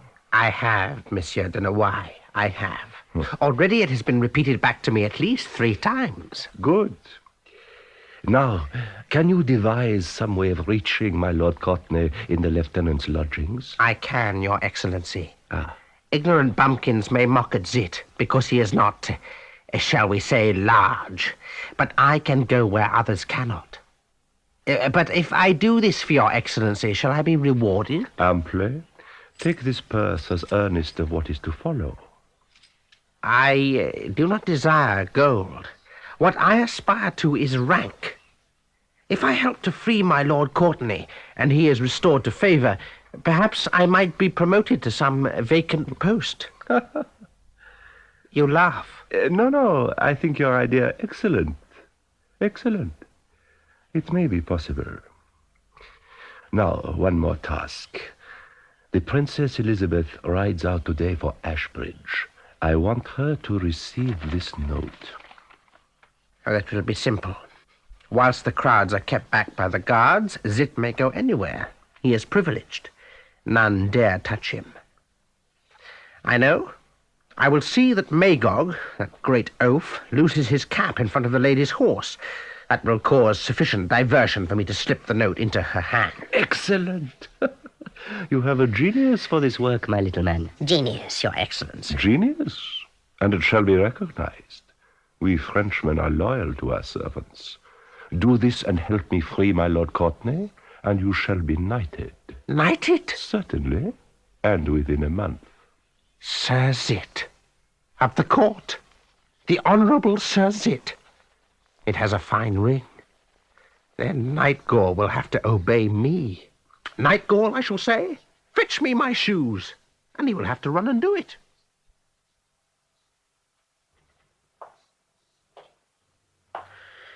I must go to Zit. He will know where to seek her. This will be the door of the courtyard. It must be almost day by now. How fresh the air is after those foul passages. Hold there, Master Cuthbert. You have no permission to walk abroad. That may be, but you shall not live to dispute it. Guard! Guard, I say! A prisoner escapes! Guard! Strike a single blow, Master Cuthbert, and your head is forfeit. Your sword, sir. Well, sir, I have no choice. Search him. But this is a man of nobility. Young Cuthbert, he's only a squire. Search him, I say. As you order, it be upon your head.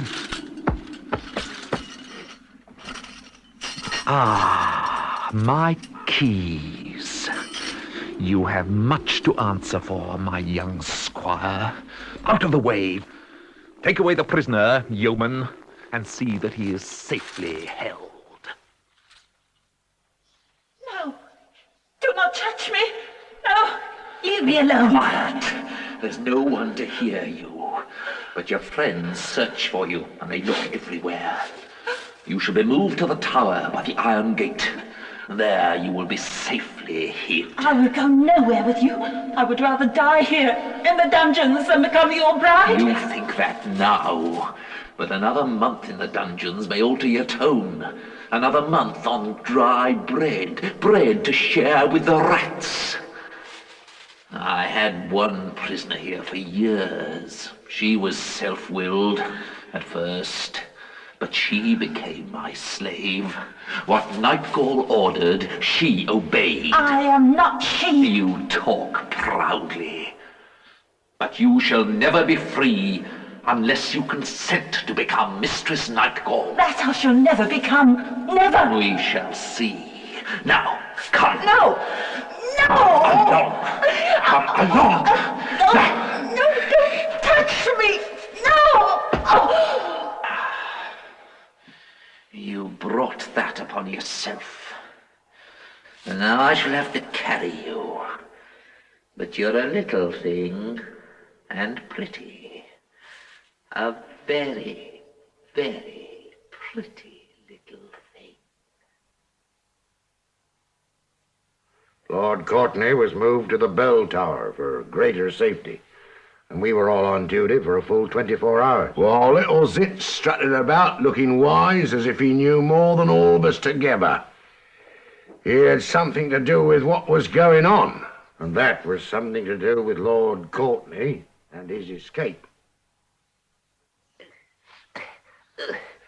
Is that you, Master Zit? It is, my lord.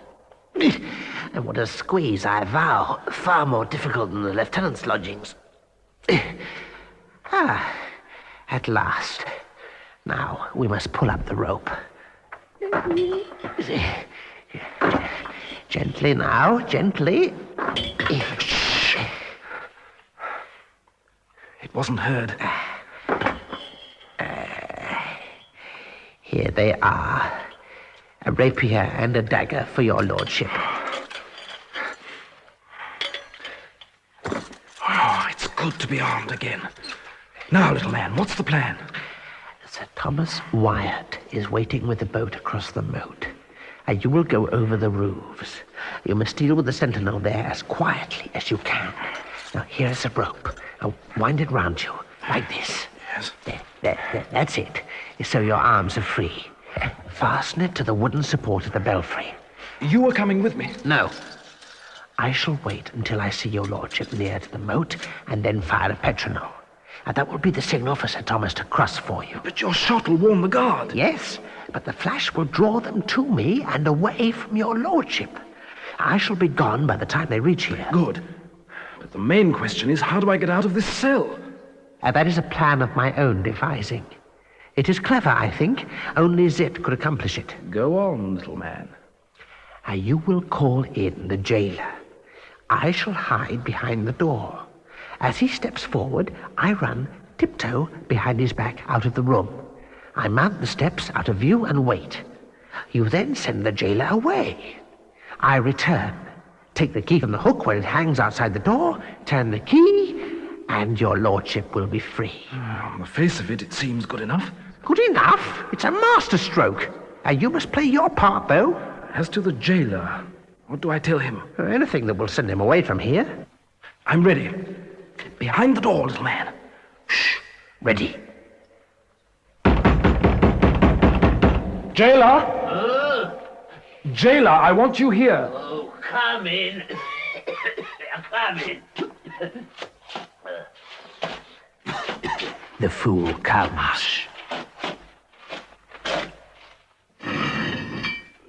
What now? I wish to speak with you. I have a message for Sir Henry. Oh, well, stand back then. Well back, and no tricks. Willingly. I'm as far back as I can go.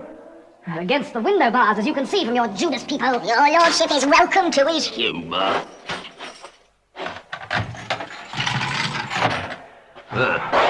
Now you can come to me, as I would not have to shout across this cell. Well, no tricks now.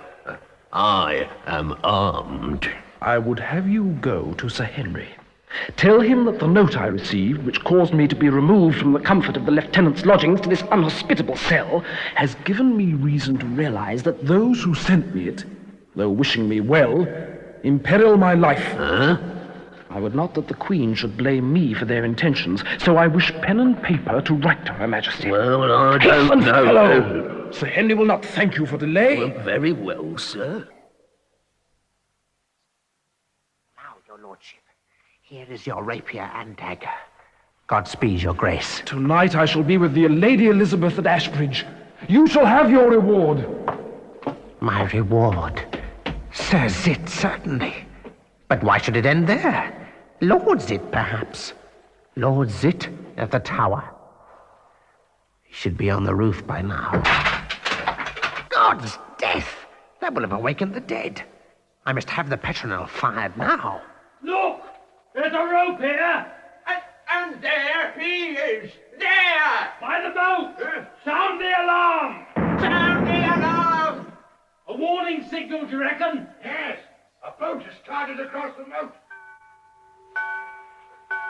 Fire, your aquamarines! Fire, men! He'll be away! Careful! Don't shoot to kill!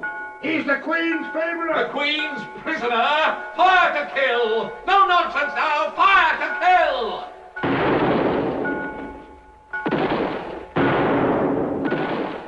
He's hit!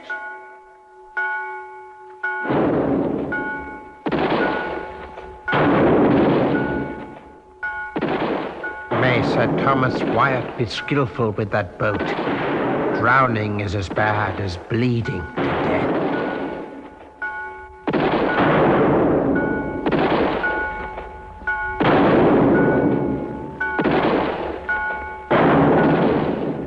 Episode 9, Spain lights the match. That's it. You saw it. My Lord Courtney neither drowned nor bled to death. No, he escaped across the moat without a scratch. And I, for one, am glad of it. Hush, little man. Queen Mary's like her father. Cross her, and you look death in the face. Your opinions will get you into trouble one day. Magog, may heaven forgive you. It was you who nudged Nightgall and disturbed his aim. Well, I tripped, that was all. Master Nightgall happened to be in the way. Oh, in the way. You knocked him flat upon his back, as a bear may lay low on a baiting day. Ah, that will sully his new gloss, for Don Reynard has rewarded him well for his dark work. Ah, so gentleman jailer now. Yes. And tomorrow he carries the axe at poor Lady Jane's trial. I hope he drops it and it takes off all 10 of his toes. He wants her to die. Queen Mary doesn't want her to die, that's certain. She's ordered the judges to rule that if anything can be said in favour of Lady Jane, it must be said. That's a change indeed from the old days of Henry. It used to be guilty or not guilty, and off to the block with you, whichever you'll reply. Cuthbert, they say, is charged with treason, accused as being a party to the Lord Protector's plot. He was only the young squire of the Lord Protector's son. None can possibly blame him. I've tried to speak of Sicily to many of the court guards who might have heard hints or rumours. But they'll talk of nothing until they know what Queen Mary decides about Lady Jane. Until the cat jumps, they're dumb, as the old saying has it. And so, Nurse Helen, I have written these lines for him. Be constant. Be constant. Fear not for any pain. Christ has redeemed thee, and heaven's thy gain. No man can match your courage, my little dove. And you a maid and only just 16. Ellen, do you really believe I am brave? Aye. I am not. My knees grow not weak at the thought of tomorrow. The eyes of the people paraded like a pageant. Her Majesty should not allow you to be paraded for the pleasure of the mob. Queen Mary has been considerate to begin with. I travel by barge to the temple stairs. But then I must brave the crowds. I have to walk in procession to the Guildhall with Morga, the headsman, carrying his axe before me. Your courage will not fail, little dove. The crowds will see you steadfast and proud. Proud? I hope not proud. Pride is a sin. But I shall carry my prayer book, and my Bible shall hang at my waist. All shall see me witness to the Protestant Church, though I confess I had a kind persuader in Dean Feckenham. He is kind, and despite his white beard, he has a merry look. Merry and gentle. Yesterday, when he offered me the Queen's pardon if I declared for Rome, I could tell he was not bargaining for my conversion. He was trying sincerely to save my soul and my body, to save me. But you would not. Would not. Oh, I could not, Nurse Ellen. By the Virgin's truth. 400 halberdiers for one little lady. 25 of them. To accompany her for each year of her age. Yeah, well, at least polishing her halberds has given him occupation. Instead of eating, saluting and kneeling to the nobility. That black dress, that cloak. Did you see her coif? It was in the new French style. If I had one of those, I could raise my price by a clear fourth. I should have knew I'd raise your price. You can't wear it while you work. You eat meat decorated with paper frills. Do you eat the paper, Master Know-all? That went home, you know, that went home. Here they come now. Poor Lady Jane. The axe is turned toward her, look. What else did you expect? Then they will execute her. No, she'll be burned. That's the sentence for all women guilty of treason. Hanging, drawing and quartering for the men, the fire for the women. When your blood's blue, they allow Bedsman Morga's axe to prove it. It's only us common folk who face the flames. You mean like Edward Underhill? Underhill? Yes, not gospeler, you know. I fed him to the flames. Were you there, me pretty jade? I was. I always attend executions. Oh, shame on you. You misunderstand. The sight of death raises men's passions, and that's always good for trade.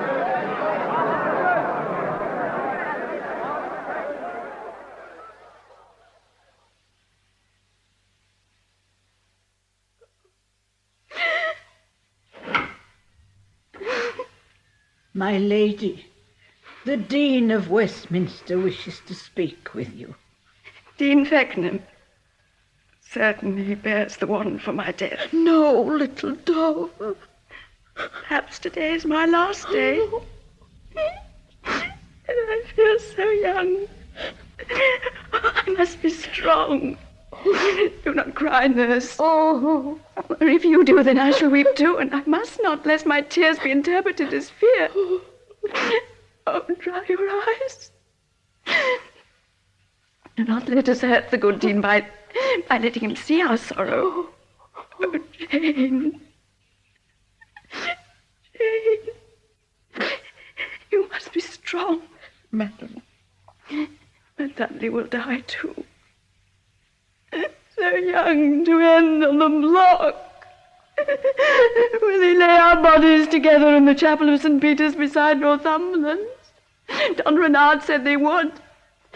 But who can believe the Spanish intriguer? Ellen, admit him. Madam. Lady Jane.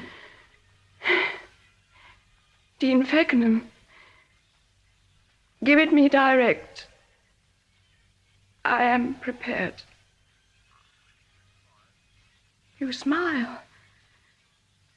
That means I am not to die. So indeed, I smile that you will live.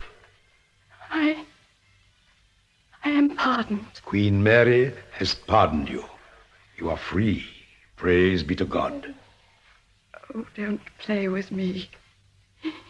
You mean that she pardons me on condition I become a Catholic? The Queen made no conditions. Oh, then praise be to God indeed. and to Her Majesty's mercy. Thank heaven for a sister whose heart is still merciful. But Guilford, my husband, he too is free. is free. On the same terms as yourself. You will both be taken back with your personal attendants to your home at Zion House. At home? There, now don't pick my fingers. Here you are. Catch it in your beak.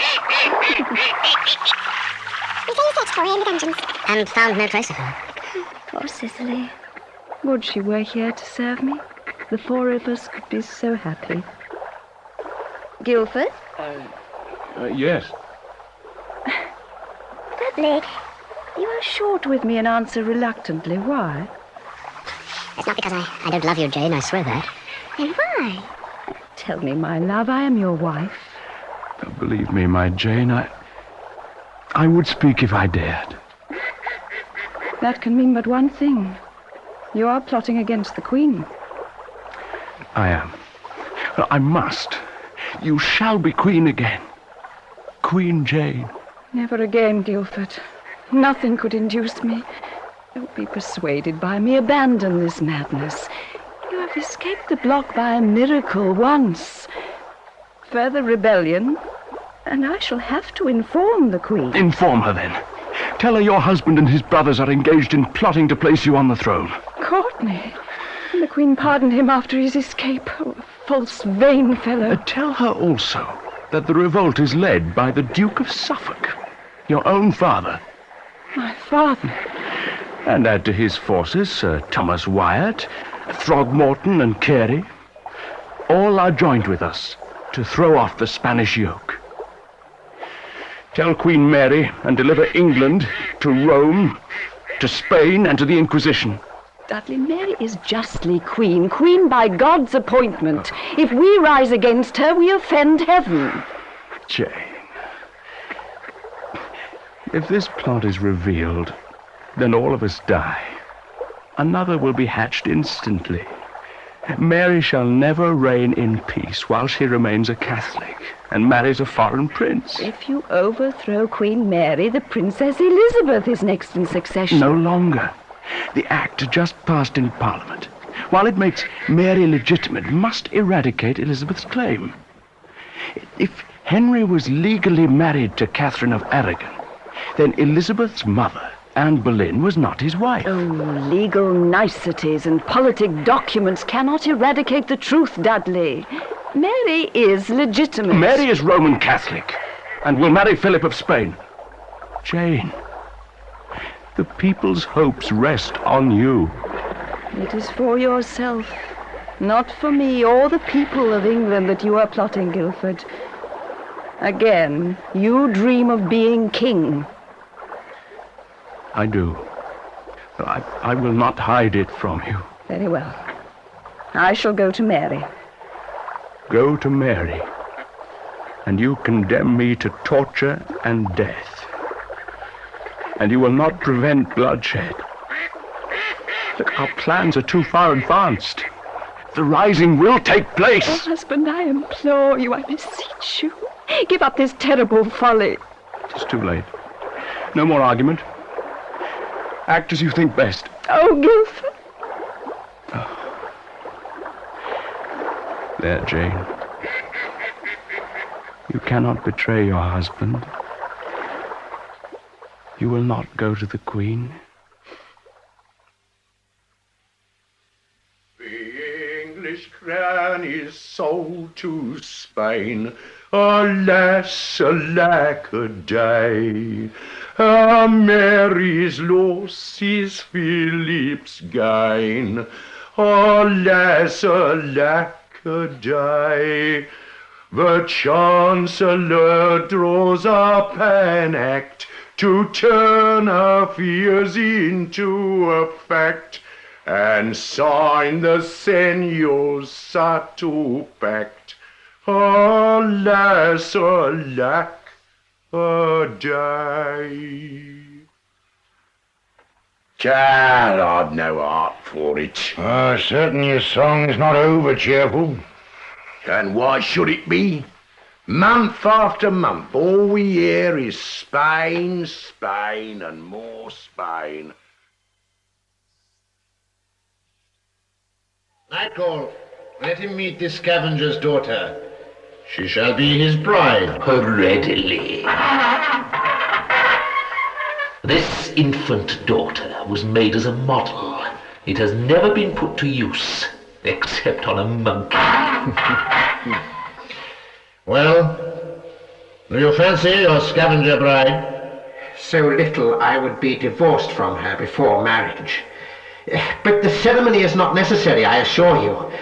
I will tell your excellency all you would know. We shall see. Leave the scavenger's daughter on the table here by me. My little friend can look on her while he speaks. Now, you conveyed a message to my Lord Courtney when he was held prisoner in the Tower. Several times, your excellency. From whom? Your excellency will keep it a secret, for I have sworn never to reveal it. No,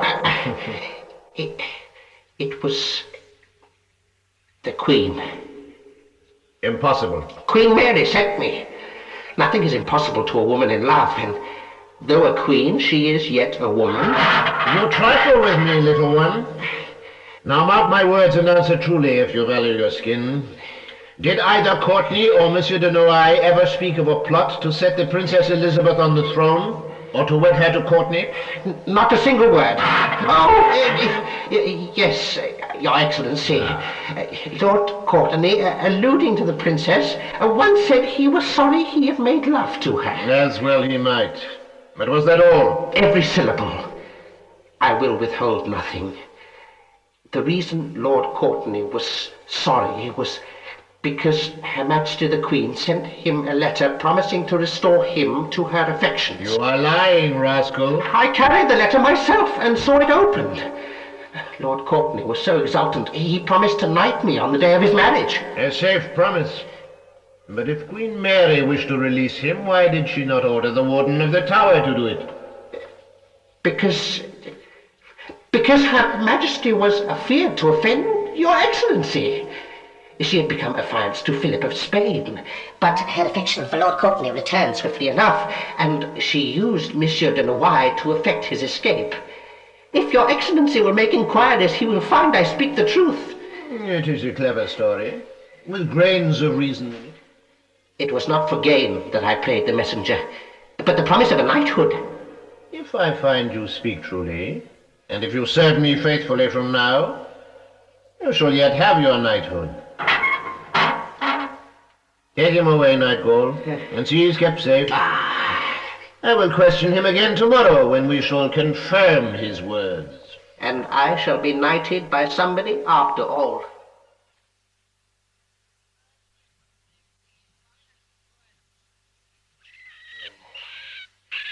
My lies have saved me, though only for a day, I fear. Let me take stock of my position. Here I am, in a dungeon in the tower. And there, sleeping like an overfed hog, lies my jailer.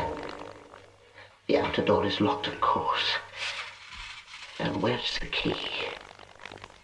There it hangs on his belt. To outdo that belt would have certain awakened the varlet. But what of his poniard? If I could extract that, the rest would be easy. Enough of stock-taking, my gallant little man. Action! Poniard first. That was simpler than I deemed possible. Now for the belt. Oh, that's it. Glory be to God. Let him not wake, ever. And now, the keys.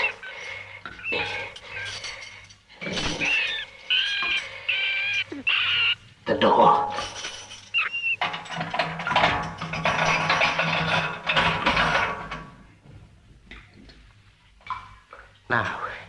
Where shall I hide? The safest place of concealment would be in the wolf's own lair.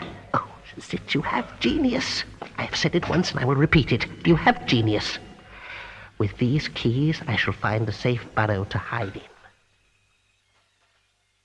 No, I cannot keep my spirits up longer. If only I had someone to talk to. Talking to yourself isn't much help. Night Gall again. No, these footsteps are too light. Whoever you are out there, speak to me. By the Holy Cross, it's Mistress Cicely. Oh, Zit, my little Zit. There, Mistress Cicely, there. Zit will rescue you. Oh, Zit. Now you are free. Oh, Zit, why do I cry when I should laugh with happiness? How did you get the keys? The keys? From Master Nightgall, though he knows it not. Nightgall? Zit, it's he who abducted me. And if he were to catch us here, I might die too. I'll not be caught. I have my revenge to take. Nightgall must learn it does not pay to threaten Zit with torture. Torture? Yes. He threatened either to lengthen me on the rack or shorten me by marrying me to the scavenger's daughter. Oh, no. If he catches me, he may do so yet. Now, Mistress Cicely, go straight to Magog. Yes. He will take care of Master Nightgall. Then away to Monsieur de Noailles. I'll tell him of my situation. I shall hide here meantime. Yes. So, you stole my keys again, dwarf. This time you shall die for it. No, Nightgall, you've done enough harm. Beware, Master Jailer. You are unarmed. I have your poniard. And its blade is sharp. First catch your Zit, then torture him. Here's a plate of hot game pie for you, Magog. And I can do justice to it. And spiced ale. It's as cold a January as I can recall. Not the season for early duty. Oh, frozen, are you? Yeah, like an icicle on a pump. These ceremonial occasions are all standing, and more standing. We lie in the lanes with the Spanish visitors, and then again with the council and the lords. Oh, the council meets this morning, then. Lord Chancellor Gardiner and Don Renard are holding court, and the people abhor the Spanish marriage. Last night, some persons threw a dead dog through Queen Mary's chamber window. Dead dog? With a shaven crown. Its head To remind her of a priest of Rome. For once the nobles and the people think as one. I'd wager this draft of ale, Lord Chancellor Gardiner finds it difficult to persuade him to accept her marriage to Prince Philip. Excellency of France. Sir Thomas Wyatt, welcome. Only 3 of all the nobles sympathize with the match. Though I am not of the council, I shall answer my Lord Gardiner directly. It would be unwise to attract suspicion beforehand. I care not. We are prepared. As for Don Renard, if he retains power over the Queen, it's farewell to freedom. We shall become as abject as the Flemings. Shh, not so loud, Sir Thomas. The Lord Chancellor is about to speak. Take your places, gentlemen. Gardiner is growing all too powerful to my way of thinking.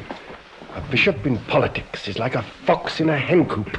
My lords, it is evident that some of the council do not favour the Spanish Union. I do not conceal that I myself was at the first averse to it, but after considering the treaty it brings with it, with its wide advantages in all fields of commerce and possible wars, I am become its strongest advocate. Above all, I would remind you that Her Majesty Queen Mary has given her word before God. She cannot and will not withdraw. So any remonstrance is too late.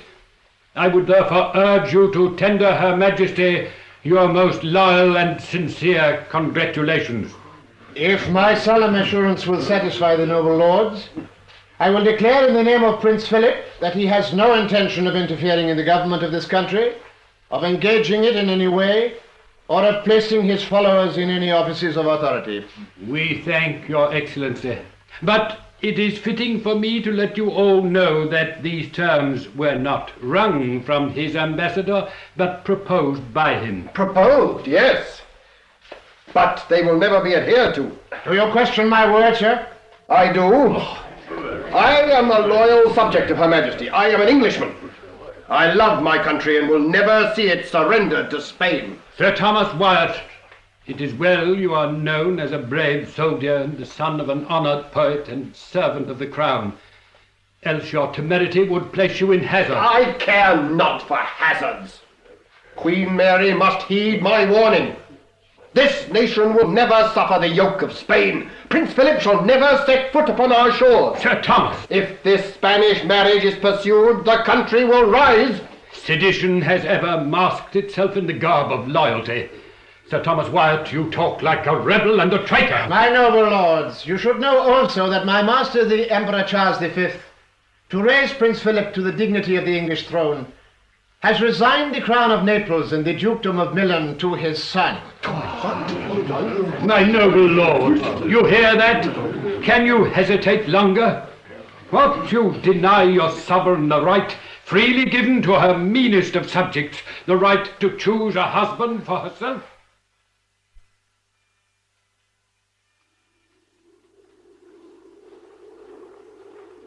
My Lord Courtenay, I will frankly own I would have preferred to see the Queen married to your lordship. You need not reproach yourself, Lord Gardiner. My true love has conquered all ambition. Courtenay, you are a man of fickle heart. I never loved till I loved Elizabeth. Queen Mary will never consent that you two shall marry. Your lordship observed just now in your address that it is the privilege of the meanest subject to marry where he will. Since Her Majesty would exert this right in her own favour, why deny it to her sister? Because her sister has robbed her of a lover. If you disobey the Queen, both you and Princess Elizabeth will likely lose your heads. The Queen is in no safer state than I. If she marries Spain, she will lose her crown. Then who shall prevent my marrying with Elizabeth? These are dangerous words, Lord Courtenay. I pray you do not think on deeds to match them. There is a conspiracy afoot. It will fail. The rebels will die. Lord Chancellor, what makes you talk of conspiracy? The conduct of the council today, the menace of Sir Thomas Wyatt, and your boldness, Lord Courtenay. Guards, to me. Lord Courtenay, I place you under arrest, and this time there shall be no escape. Resistance is vain. Take away his sword, officer. My lord. Come, sir. You can't meet us. I have no choice, Lord Courtenay. You will die, and that presently, unless you reveal all you know, so as to enable me to crush this conspiracy before the bloodshed starts. We have intercepted letters from you to the Princess Elizabeth, and 2 of de Noailles' French agents have been taken. There is no hope for you unless you throw yourself on the Queen's mercy. If you are satisfied with your information, what else do you require from me? The names of your associates. The rack itself couldn't force me to betray them. But what if instead of the rack, I should offer you Elizabeth's hand? I should reject it. Hold. You know me too well. I would barter my soul for Elizabeth. Swear to me that she shall be mine and that neither of us shall lose our heads, and I will tell you everything you demand. We will talk in private. I will resolve your scruples, and all may yet be well with you and Elizabeth and with England.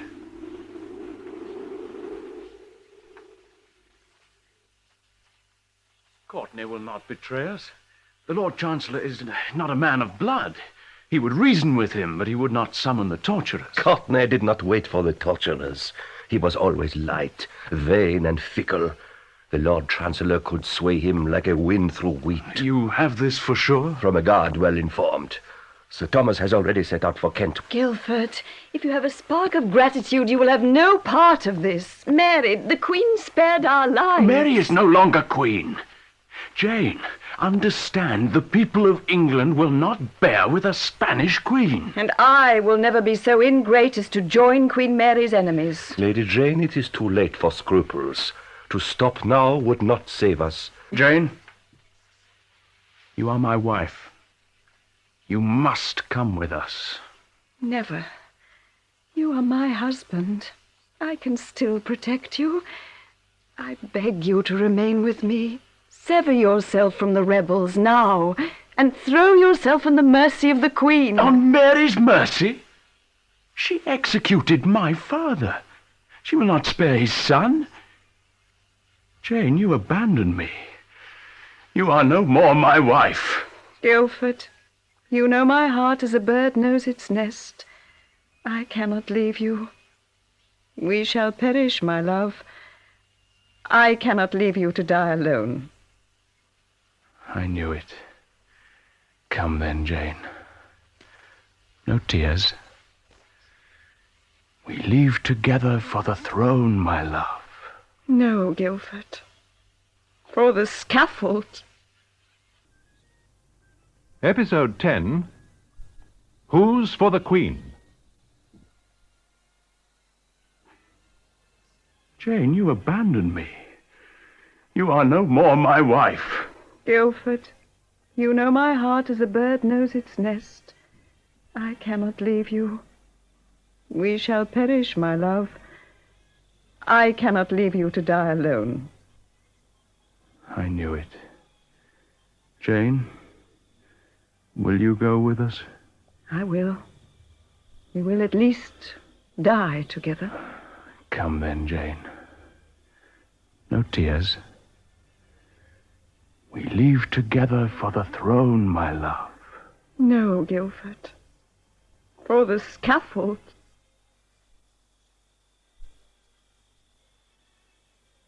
But there are 3 capons baked in spice, a boar's head, a leg of mutton basted in garlic sauce, and a brace of pheasant. Well, it sounds well, but your heart isn't in your cooking. I've no heart for the oven anymore. Not while Sicily is still lost. Calm down, Potentia. Pining won't find the poor girl. I'd like to meet Florence Nightgall in the dark with my sharpest carving knife. More difficult than ever to catch out Nightgall since he's been raised to gentleman jailer. Master Nightgall has even more power and more guards about his person. But at night he's alone. Yeah, I've been thinking on the same lines, but I wait news of Zit. We may still be seeking Sicily. She must be held in the dungeons. She cannot, as I hoped, be with Lady Jane at Sion House. Why so? Because Lady Jane and Lord Guilford have flown. Flown? But they were pardoned by the Queen. Why should they fly? They fear what will happen to them if the people rise. They will be blamed for certain. That's true. Queen Mary is not easy. She sleeps in the Tower instead of Whitehall. The Lord Chancellor has donned soldier's mail under his priestly vestments, and he too now sleeps in the Tower for greater safety. And as the court move into the Tower to protect their skins, the brave ambassadors ride homewards to save theirs. Except for Simon Renard. Truly, this Spanish ambassador is no coward. Who cares for ambassadors? All I want to know is where's my Sicily? And if she can disappear so, who knows what may happen to any of us? Who knows? So, good dame, let us eat and drink while we may. If the rebellion breaks out, there'll be little time for feasting. What sad days. Terrible days. Once it was only the great ones who suffered. Now Mistress Sicily's lost, and little Zit may yet be returned to the torture chamber. Magog, won't you be late for your guard? Oh, I've time. Tonight I'm posted to St. John's Chapel. Oh, is there a mass there tonight? Aye, Queen Mary has ordered it, and instructed the whole council to attend. Benedicat vos omnipotens Deus, Pater et Filius et Spiritus Sanctus. Amen. My lords, we pray you be seated. We have brought you here so that you may be clear what we propose in our marriage. My faithful lords, you kneel to us as your queen. Today we kneel before you to bear witness to Almighty God. And she is kneeling. She is Henry's true daughter. My She has lords his sense of and the subjects, playhouse. May he witness we speak truth to all who hear. May he witness we do not wed Prince Philip for any selfish reason, but solely for the profit of our kingdom and the benefit of our subjects. On our coronation we swore an oath to serve our people to the best of our endeavor.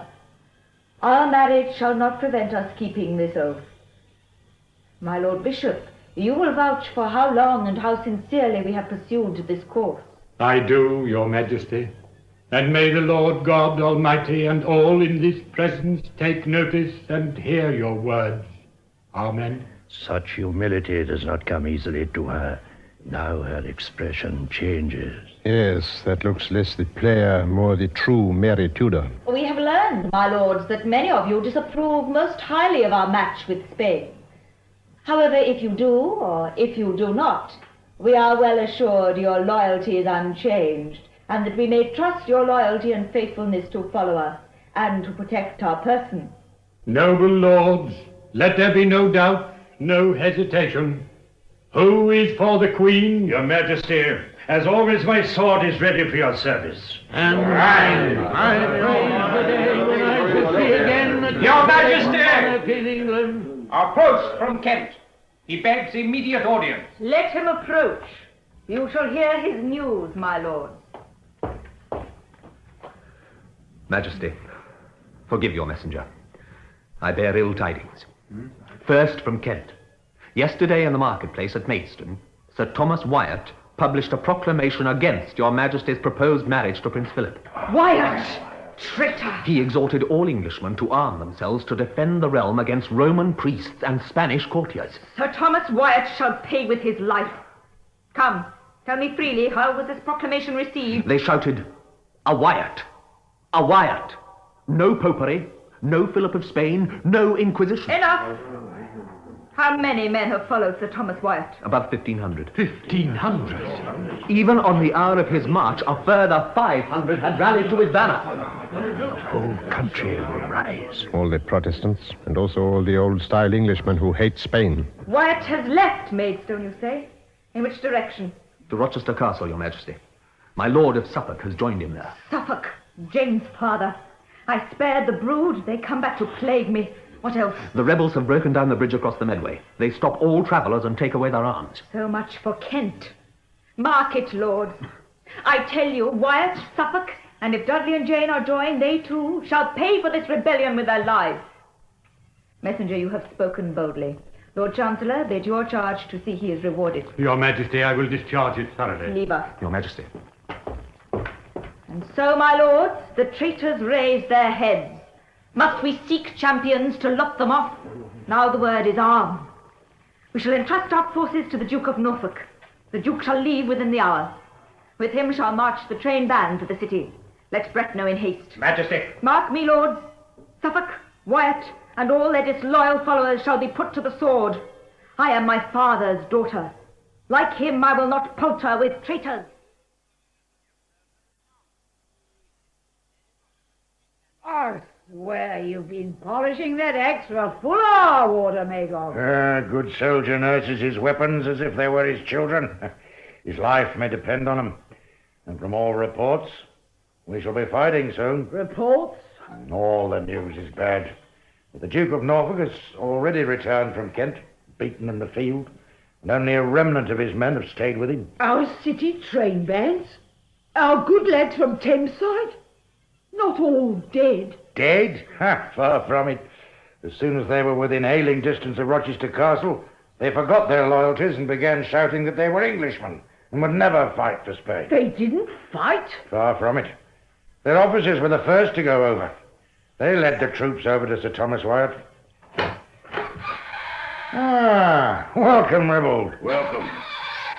It's a bad time for songs and ale now. You've heard the news from Rochester? Yes, I have the latest.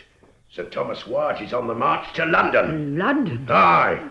He had Kent solid behind him, and he was joined by Lord Guildford Dudley, Lady Jane, her father and her two uncles. All bring strong men and many of them. So here in the tower we may soon face a siege. And what must we do? Will you fight? Fight against other Englishmen? I am a warder. I've always been a warder. I fight for the Queen who pays me. I have my duty to do. You see, Potentia, we are the real soldiers.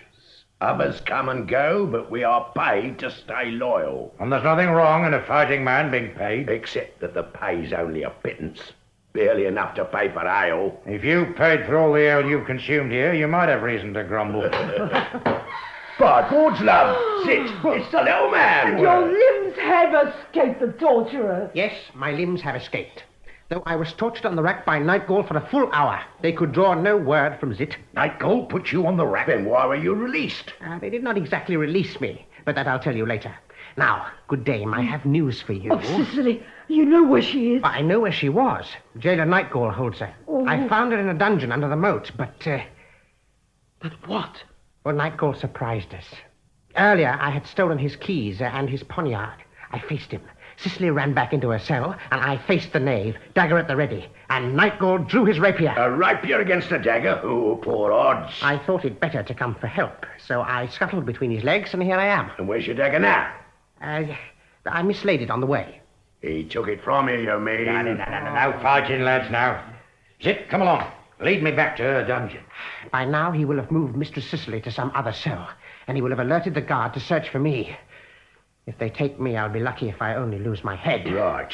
You must lie low here, and I'll go and find Jailer Nightgall, and when I've found him, I'll squeeze the truth out of him. Zit, how was Cicely? Unharmed, I swear, though pale after her imprisonment. Rebels, we go together to seek Nightgall. Gladly. Be alarmed! We can't leave now. Don your armour, little man. Keep close to Magog, and no one shall lay hands on you. And Cicely? Nightgall's not to harm her these last days, and certainly has no time to do so now. Don't worry, Potentia. I'll squeeze the marrow out of that villain soon enough.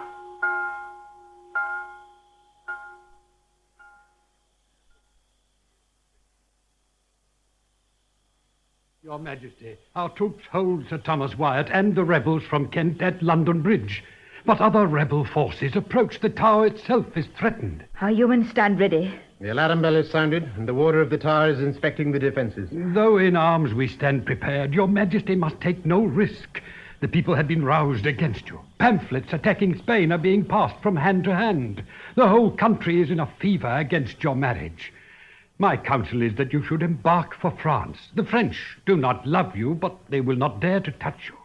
Wait a while, then, when we have destroyed Sir Thomas Wyatt and his army, you can return. Our people may abandon us, but we shall never abandon them. We do not fear the outcome.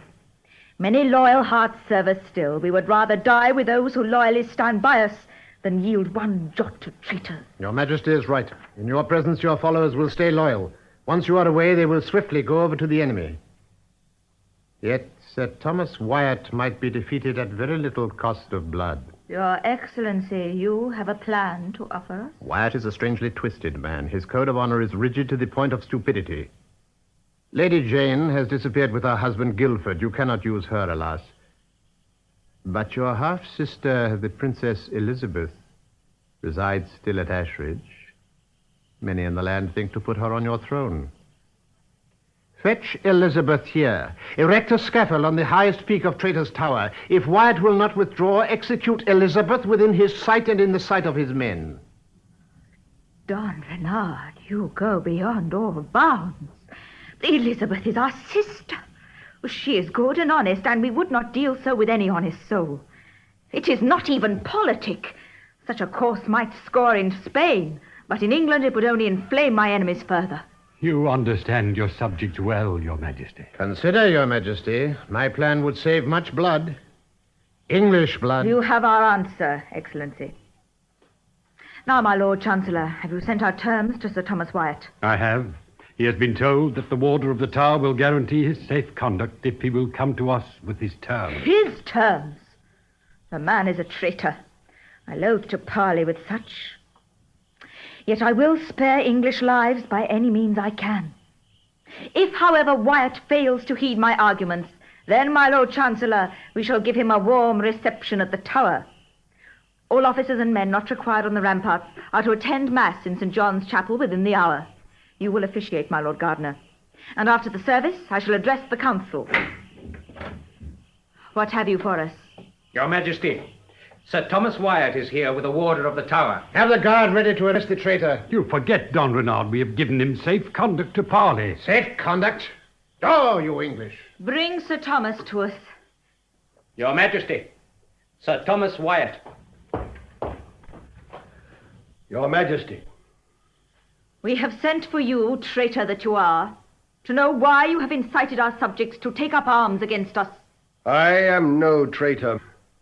I represent the mass of your subjects, who in every other way loyal, will not bear your marriage to Philip of Spain.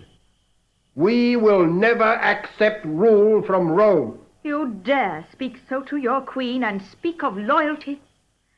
Do your misguided followers think they can dispose of us in marriage as they think proper? This is a pretext, nothing more. I know well your aim. Your aim is to put us from our throne and raise the Princess Elizabeth in our high place.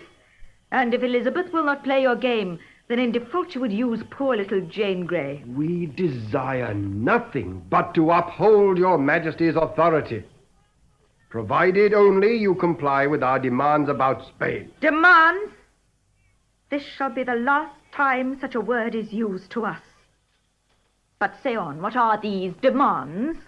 The custody of the tower, the care of your royal person, the dismissal of the council, and the head of that intriguer, the ambassador of Spain. You hear me, Don Renard? Wyatt, you will answer to me for that. Excellency, you forget yourself.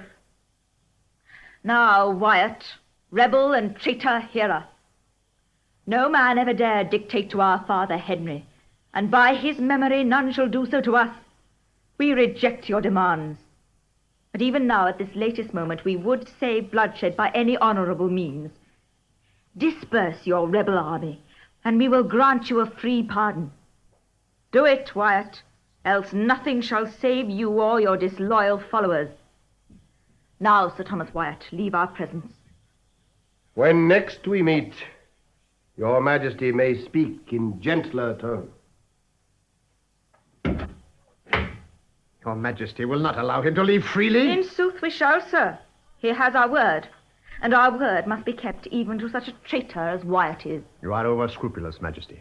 There is no keeping faith with such a villain. I will follow him and take him. His head displayed on a pike will disperse his companions more speedily than your whole army. We have already said this must not be so. Then I will take the responsibility upon myself. You dare disobey? Ambassador, on your allegiance to your emperor, we command you to stay. Your Majesty will repent your clemency. We are England's queen. We shall never repent honoring our word. Now, my Lord Gardener, we shall visit the ramparts. We would cheer those on duty with our presence. Your Majesty may stand in danger. From whom? Our subjects will not assail their queen. Come, time is short. All must be put in motion. Even now, we have no doubt Wyatt is rallying his forces. Come. Queen Mary would not listen. The die is cast. You command, Wyatt. What are your orders? I shall attack across London Bridge. You, my Lord Dudley, will embark at Deptford, where a flotilla awaits you under Admiral Winter. A flotilla? And many lesser craft. The attack will be made 2 hours before dawn. The tower will be assaulted at 3 different points. Lord Dudley will attack the brass mount. Lord Grey, you will take the Traitor's Tower, and I shall deal with the Middle Tower and Byward Tower. Gentlemen, to arms. By tomorrow, we shall have freed England from the grip of Spain. I beg you to consider what I say. Her Majesty has offered Sir Thomas Wyatt a free pardon if he gives up this venture, and Sir Thomas is nothing to her but a rebel. If she will do that for him, what more would she do for us, whom she loves in her own way and whom she has spared before? Jane, there is no going back. At dawn I shall be in battle for the crown. Tomorrow again you will be Queen Jane. That can never be. And I see you will not reason, and I cannot prevent you. So, dear husband, bid me farewell. My sweet, when next we meet, victory will be ours, and England will be Protestant again, free from Rome and Spain. Goodbye till the battle is won. Oh, Guildford, there is no hope. The revolt meant warm work to us, warders. You and your brothers cracked many a skull that day. Aye, it was keen fighting. But when Lord Guildford exhorted the English who were fighting with Simon Renard's Spaniards to remember they were Englishmen, and they went over to him, I thought all was lost. It would have been too, but for your countercharge that beat them back. I thought young Cuthbert was going to kill his master rather than let him be taken. He was. He'd promised Lord Guildford to kill him if he was in danger of being taken. I like that Cuthbert, and I wished he and Cicely had been together. Yes, I know. So you picked him up before he could strike and threw him over the battlement into the moat. Well, I thought he might get away. But of course, I didn't plan for it because that would have been disloyal. And then you threw Captain Brett after him. And as he crawled out, all covered in rushes and mud, our little Zit attacked him before he could get the water out of his lungs, and he surrendered to the little imp on the spot. A great spirit and a little body had Zit. Indeed, very like the Queen. Mary, you mean? Aye, in truth, Ribbled, Queen Mary was magnificent. All through the fighting, she showed herself here, there, and everywhere, taking no thought to her own safety. None can deny that. She never left the ramparts till the last hour of the fighting. Then she went directly to the council chamber so that all might report to her and know her will. All is over and victory is ours. You are certain, my Lord Chancellor? Your Majesty, here and there a few rebels fight, but as desperate men to save their lives as best they can. I am more a sufferer than your Majesty, for Wyatt's force looted my library in Southwark. But they were beaten at London Bridge, and only Sir Thomas Wyatt's own ferocity sustained them against mobs as far as Ludgate Hill. Wyatt cannot last long. Your Majesty, the Tower Dwarf craves audience to present a prisoner of note. Admit him.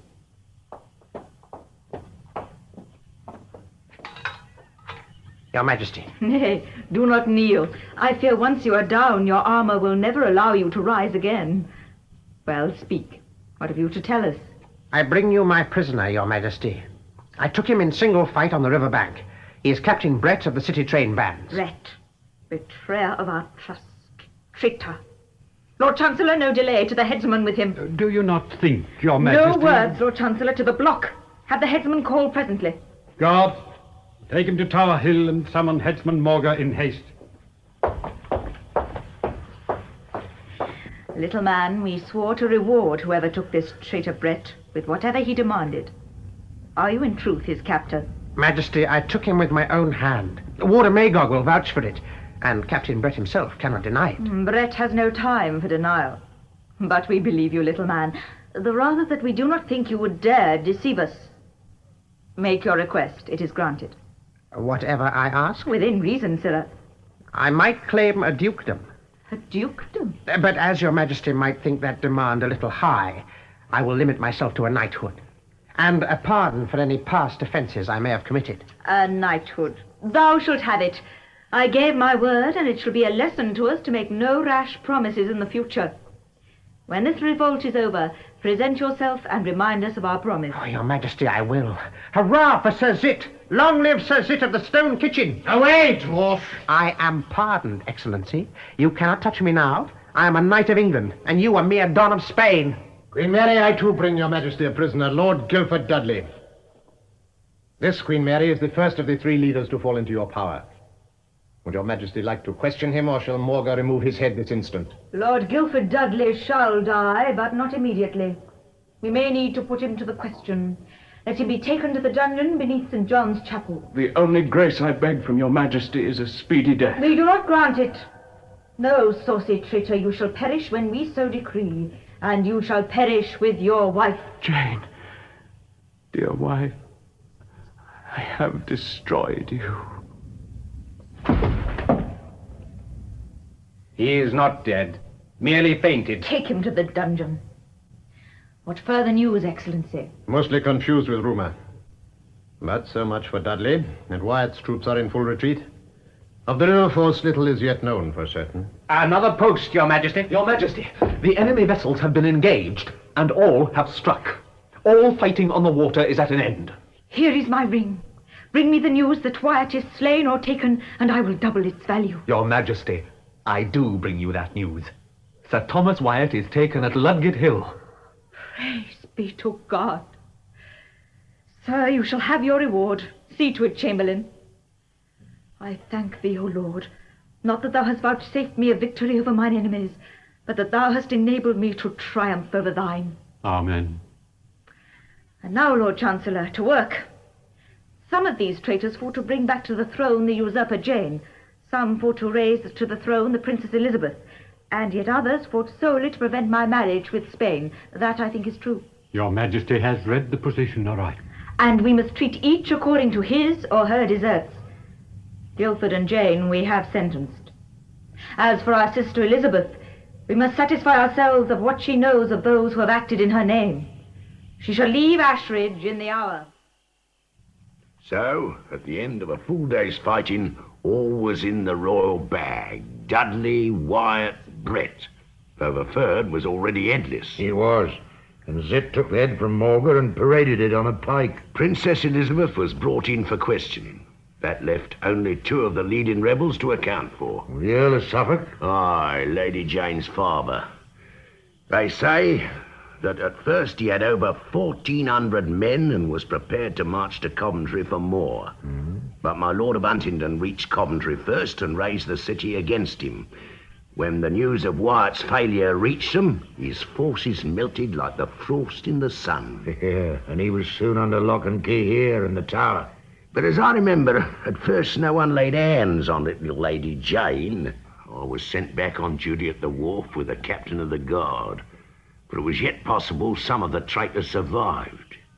Oh, it was dark and cold that February night. And it was close to midnight when we heard the sound of oars, not muffled, and coming in briskly. Guard, take aim. Keep off or we fire. We are unarmed, in one boat only, and we come to surrender. I know that voice. It's the young Squire Cuthbert. It is. You may come in, but no sudden movement.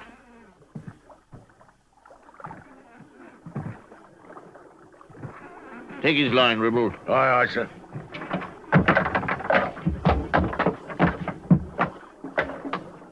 Your name, sir? Cuthbert Chumley, Squire to Lord Guildford Dudley. We have you set down. You carried your rebel lord's standard in the last attack. I did. Then you've delivered yourself to certain death. What madness brought you back, young sir? The Queen will show you no mercy, and blood enough will flow without yours being added to the stream. I have come so that I shall die with my master, and to accompany the lady here.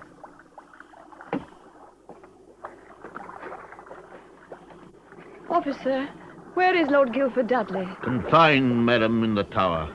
Is he wounded? Not badly. He will live long enough to mount the scaffold.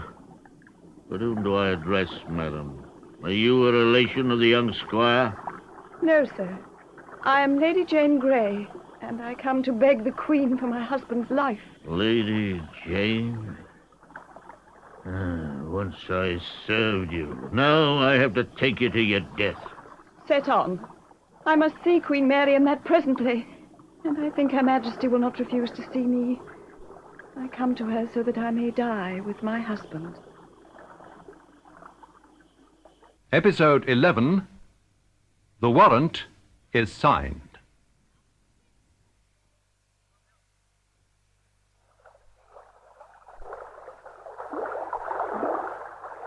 I am commanded by Her Majesty Queen Mary to bring you, Lady Jane Grey, to Her Majesty's presence. You, Master Cuthbert, are to be handed to the head jailer to be held in close custody. The head jailer? Lawrence Nightgall. Then I am lost.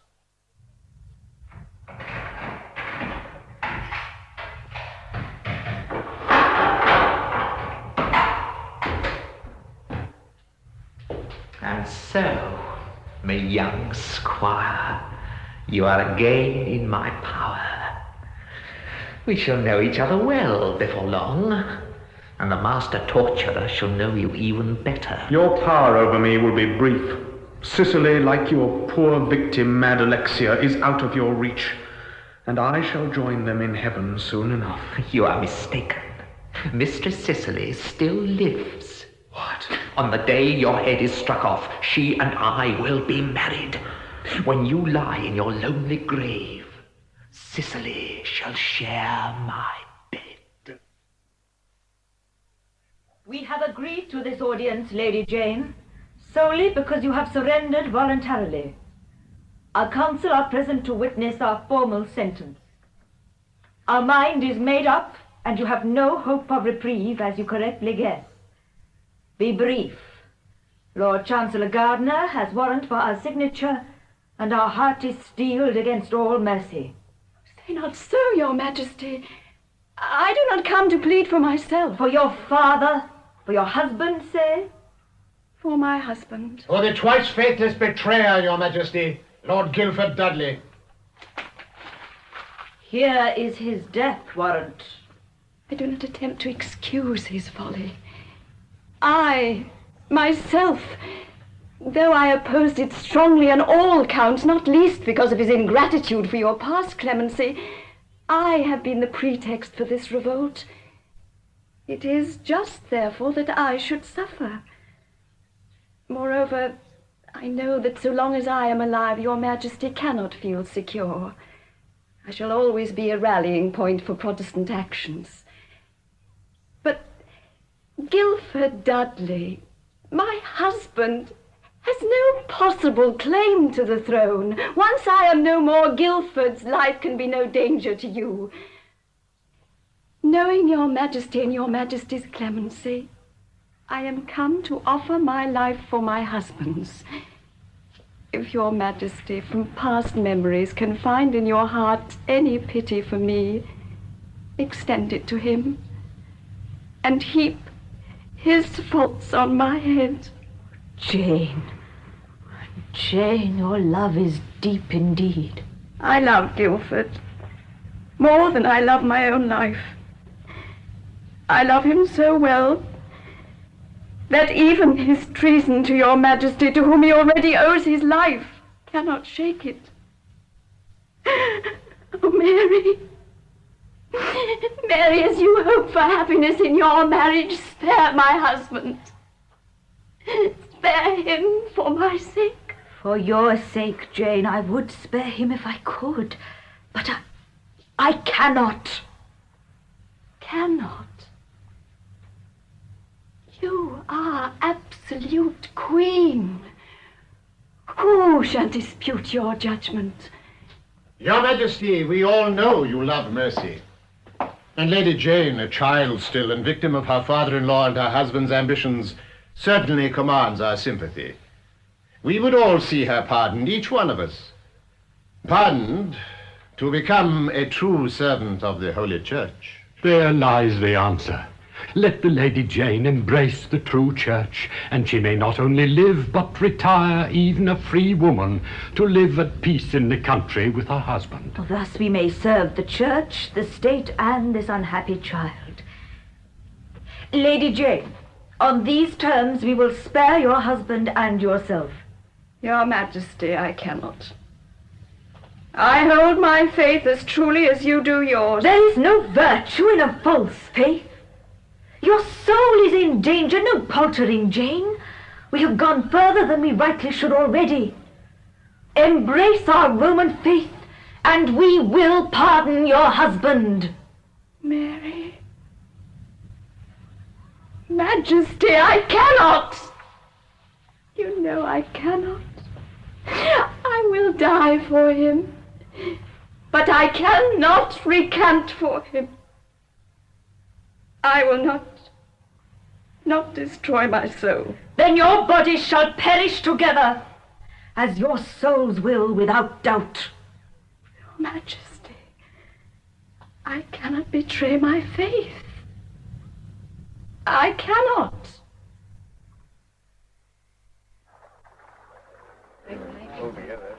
So all are now condemned. All the Queen's laid hands on? Not all. Her Majesty's loved one, little Lady Jane, is still alive. And for preaching on the others, no doubt. But she's imprisoned in the brick tower. Ah, but the death warrant is not yet signed for the Princess Elizabeth. Queen Mary is merciful, you know. Merciful? A Tudor? She's politic. She knows better than to condemn Princess Elizabeth until foreign wars are out of the question. One hint that Elizabeth might die and the French party would act. Anyway, Elizabeth is her sister. Your half-sister, at least. She would never dare execute her sister. Half-sister is right. Mary Tudor would not hesitate to make her sister in two pieces, if not two halves. But her own flesh and blood. Mary as a woman may be merciful. Mary as a queen must safeguard her throne. Mary as a Catholic must serve her masters in the faith. And that means serve Spain. But Princess Elizabeth won't surrender. She's of tougher fibre than little Lady Jane. I've heard she's feigned illness. And it has taken the Queen's officer 5 full days to bring her up from the country. From Ashbridge, not a full day's ride away. They are taking her to Whitehall for questioning. Questioning, but without torture, I'll be bound. She's luckier than many. For Lord Chancellor Gardiner will be gentle with her.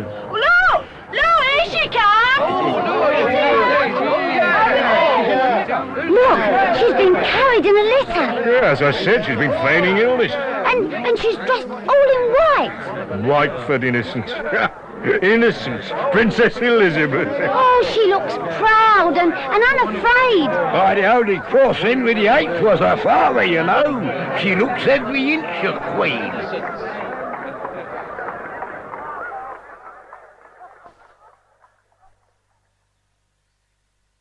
Very well. You deny all knowledge of the revolt? I do. Yet you admit to receiving letters through the French ambassador, Monsieur de Noailles, that were written by Lord Courtenay, Earl of Devonshire. Certain I admit that. Since when has it been wrong to receive letters from the man who loves you? Yet this man whom you say loved you, whose letters you received, repudiated you to the Queen, and that publicly, you cannot have respected such a break-faith. One can love a man and yet not respect him. Courtenay, like his father Northumberland, was blinded by ambition. Queen Mary had deigned to look on him. He is not a strong man, but he is supple. He can insinuate himself into women's hearts. So his letters to you related solely to matters of the heart, and were in no way connected with his treasonable designs? Exactly so, my lord. You have my word for it. But if they were void of political matter, why did Courtenay use the French ambassador as his messenger? My lord, you may ask me any question of which I know the answer, and I will reply readily. But as to Lord Courtenay's reasons, you must ask him. I tell you freely they are beyond my apprehension or approval. We shall ask him, you may be sure. Now, you have sworn allegiance to Queen Mary. Why then did you not come to her when you learned of Sir Thomas Wyatt's conspiracy? Because I learned not of it. I swear, so tell my sister, I knew nothing of it. You knew nothing of it. Princess, I advise you to speak with caution. You may by no means advise me as to how I speak, Lord Chancellor. I speak truth, and I shall answer what I please and nothing more. If Her Majesty would deign to see me, then all this could be resolved. Mary knows me, and she knows I do not lie and I do not plead. I am as much our father's daughter as she is, and I can be as stubborn. Princess Elizabeth, I mean no disrespect, but I thought only to warn you that we know you had received information from Sir Thomas Wyatt concerning his insurrection. We know it. Then you know what is not the truth. You deny it? Deny? Have I not said so? I must tell you that Sir Thomas has confessed. On the rack, he disclosed that he wrote to you of his plans and, moreover, received your answer, urging him to battle for you and to place you on the throne. So Wyatt is a liar as well as a traitor. Confront me with him. If he dare affirm it to my face, I will own you have some reason for charging me with treason. But he dare not. Lord Courtenay has likewise confessed and has offered to resign all pretensions to your hand and to go into exile if the Queen will spare his life. Courtenay faithless too. Then it is time I went to the Tower. You may spare yourself the trouble of questioning me further, my lord. I will answer no more. No, not even if you threaten me with torture. Who dare trust in men's words?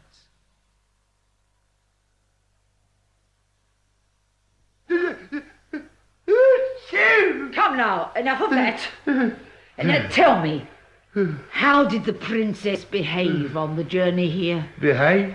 She was brought by barge. But as soon as she saw her barge was to dock through the traitor's gate, she raged like her old father, and reviled the warden as though he was a cabin boy. It was raining like some sea tempest, and Benny offered her his cloak. She tossed it overboard. When at last they landed, she sat herself down on the stone steps and refused to move. We all stood there looking at her with water pouring off our noses. How did the warden persuade her to move, poor lady? He fell silent and stood back regarding her. Then he said quietly, I have my duty to Her Majesty Queen Mary, and I must do it. Princess Elizabeth, you forget you are your father's daughter. I will remember it. And he sat down on a step lower than the princess. And what did she say to that? Well, she stood up, looked at him levelly and said, You're right, Warden. You do well to remind me. Lead me to my prison.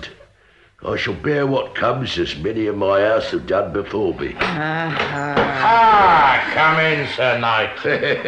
Welcome, sir. Sit to the stone kitchen. I would kneel to you, Sir Dit, if I was able, but my cold has thrown out my balance, and the sack unbalanced my joints. You mock me. But it is no more than I expect. But wait until the Queen touches me on the shoulder with her sword and says, Arise, sir. Sit. Aye. And there's the rub. It is a niggardly name. By my quality, I should at least... By your butt? My quality. I sense, I know, what I have long suspected, that I must be of noble parentage. My very virtues could spring of no base stock. I may well be the son, albeit the wrong side of the blanket, of Sir Thomas More. As I was saying, Sir Thomas More might be my sire. He was imprisoned in the Tower at the time of my birth, and we have much the same wit and intelligence. Though, of course, he was a holy man. Well, then you may forget him as your possible sire. He will claim the Archangel Gabriel as his brother yet. Friend Magog, do you not think it probable I'm of noble birth? Oh, don't make an ass of yourself, my little man, with such vain babble. Go on, drink your ale. I am serious, Magog. You know, I never knew who my father was. But I must know. Master Magog, what have you done with the blanket in which I was wrapped when I was found and brought into the stone kitchen to be warmed to life at Dame Potentia's fire? The blanket? My childhood wrapping. What I was found swaddled in. Oh, that blanket. As far as I remember, I patched my best cloak with it. Your cloak? Then... Yes, I still have it. It was a solid cloak, with only that one unlucky tear in it. The blanket made a good patch. I'll pitch it for you, little Sid. Oh, Dame Potentia, everyone should have a father. Why have I never thought of it before? Well, a dwarf has no need, but when you are knighted, I see that the matter stands differently. And Zit, when you are Sir Zit, you will be better able to revenge us all on that vile Nightgall. Aye, Nightgall. He shall answer to me. When Her Majesty has raised me up, I shall deal with him as a nobleman deals with a scullion. That will be worth the waiting for. Here it is, Zit. As fine a piece of patching as you'd find in a convent. Is this all that remains of the blanket in which my tender limbs were swathed? That's all. I will replace it, my good fellow. I will requite you. And when will you requite me? Though in truth I've long ceased to wear that cloak. Look, here is a corner turned in by the needle. So it is. Let me see. Here, hand me that knife from the table, Ribald. Right. Here you are. There's a name worked here. Embroidered fairly in silk. A name? What is it? Let me see. There, little man. Spit it out for us all to hear. N-A-R-C-I-S-S-U-S-L-E-G-R-A-N-D-S. N-D-E. Narcissus Legrand. There. I knew it. My father was a nobleman. Well, if that was his name, let me think. Yes. Zit, you followed your hope and stumbled upon the truth. I remember now. Ah, you have heard of this Narcissus Legrand, no doubt. A Frenchman, I suppose. He was a Frenchman. A Frenchman. Zit, you are descended from a French nobleman. Yes, he was groom of the pantry to Queen Anne Boleyn. And he was without doubt the ugliest I ever set eyes on. Oh, no. It cannot be true. It's true. Oh, poor Zit. So your father was a dwarf, too? But, I understand he was wedded to a lady of distinction. She was a serving wench named Mab Leatherbarrow. Which name would you take? Sir Zit Legrand or Sir Zit Leatherbarrow? Leatherbarrow sounds oddball. Well, I am no worse off than before, and I shall ennoble my children. I needs must take my father's name. It has a good ring. Sir Narcissus Legrand. No doubt I may learn more of my father by inquiring in France. I should inquire of Monsieur de Noailles, the French ambassador. Though you might find difficulty in reaching him. Still, if you can go on escaping nightfall, and if you can disarm him again, you may succeed in reaching him. Monsieur de Noailles is in the tower at Her Majesty's pleasure, locked fast in one of Nightfall's dungeons. I regret your Excellency's disgrace. Regret it deeply. But at least you cannot be touched by our laws, so Queen Mary will set you free, no doubt, when the revolt is quite curbed and all our English rebels are paid with their heads. I will be set free. And then your Excellency will not forget that Lawrence Nightgall, yes, Lawrence Nightgall, now gentleman jailer, did all in his power to ease your lot. I shall not forget. I am your Excellency's servant in all things. So few jailers know what is due to a man of rank and of money. And for money, you would do anything? I did not say that. But these are difficult, hard times. Excellency of France, what would you have me do? Destroy Don Simon Renard.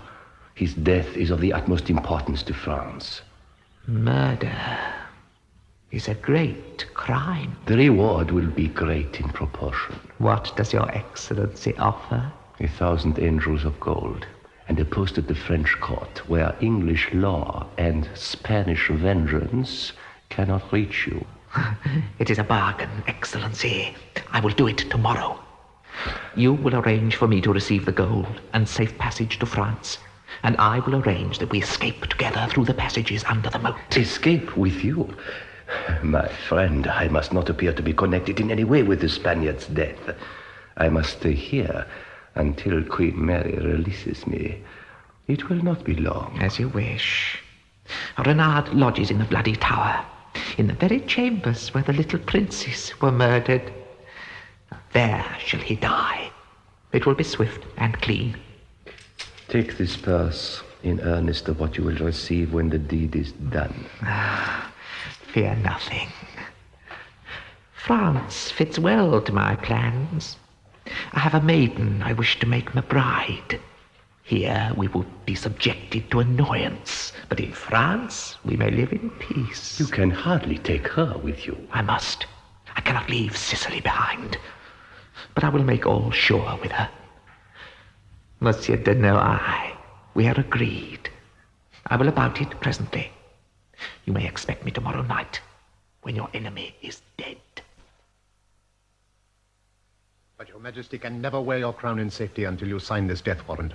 While Lady Jane lives, you will never be at ease. And I shall never be at ease after her death. That is idle superstition, your Majesty. Surely you will not be turned from your purpose by vain fears. Here in this room where the little princess died, you must act as Queen of England. If Jane lives, she imperils not only your throne, but the Catholic faith itself. Your words are wise. Hand me the pen. Your Majesty. Signed, Mary, Regina of England. It is done. Pray God I have done well. Leave us, Excellency. Again, it was rumour, and more rumour. Aye, more death warrants was being signed than there were tankards of ale in a barrel. No one knew who would be accused next. The man whose bones are stretched on the rack will say whatever his questioners want him to say. But you know, Magog, in all the years we've been together, I've never seen you so cast down as when the Lady Elizabeth was under sentence. Well, remember, we have the same royal blood in our veins. You and many others. King Henry had an eye for a pretty wench, whatever her rank. Princess Elizabeth was my kin, but too many of my kin have been brought to the Tower. Elizabeth was luckier than most.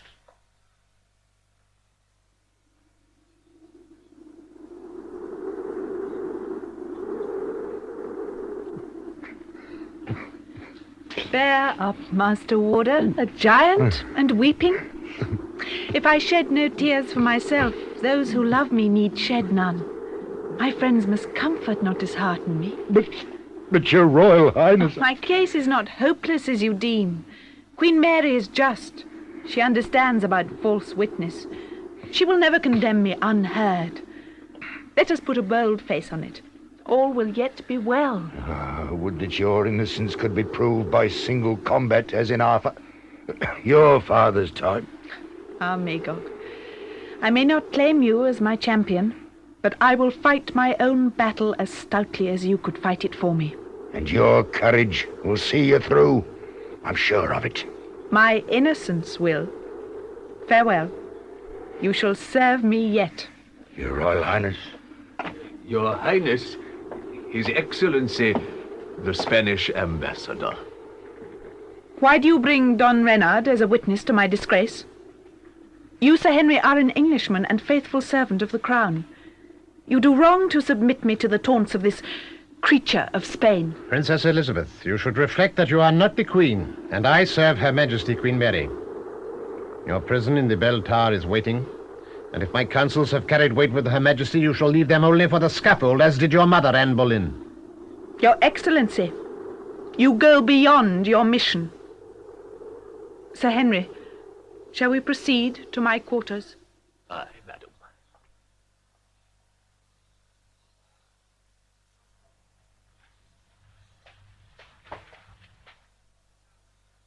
So I am ordered, Princess. You are to keep but one female attendant. One? Why not deprive me of all? This chamber will barely accommodate me by myself. So I choose to be alone. As your Highness wishes. I would you should have a larger room and more attendants, but I may not exceed my authority. May I write to the Queen? You will be provided with ink and paper, but all letters must be submitted to the Council. They will decide if it be shown to Her Majesty. So, I am at their mercy, and at the mercy of that Spanish cur. Highness, I regret that you are so, but am assured that the Lord Chancellor is your friend. I trust he is so, Sir Henry. Gardiner is a good man, but I cannot be certain of him. Oh, that I could see the Queen. My mother perished because she could not obtain a hearing of my father. Times do not change if you are a princess. Always the throne is surrounded by a baneful circle whose business it is to prevent the truth. They keep me from my sister, knowing that Mary would acknowledge my innocence if I came once into her presence. I must see her, or I die unheard like my poor mother. Sir Henry, you saved her life. You may speak to her. Tell her that if she will grant me an audience alone or before her council, I will either prove my innocence or willingly consent to lose my head. Alas, child, such an audience would not benefit your grace. Why do you say that, Sir Henry? You know what I said of Anne Boleyn is true, and it is as true of me. Sir Thomas Wyatt has confessed fully your grace's part in the rebellion.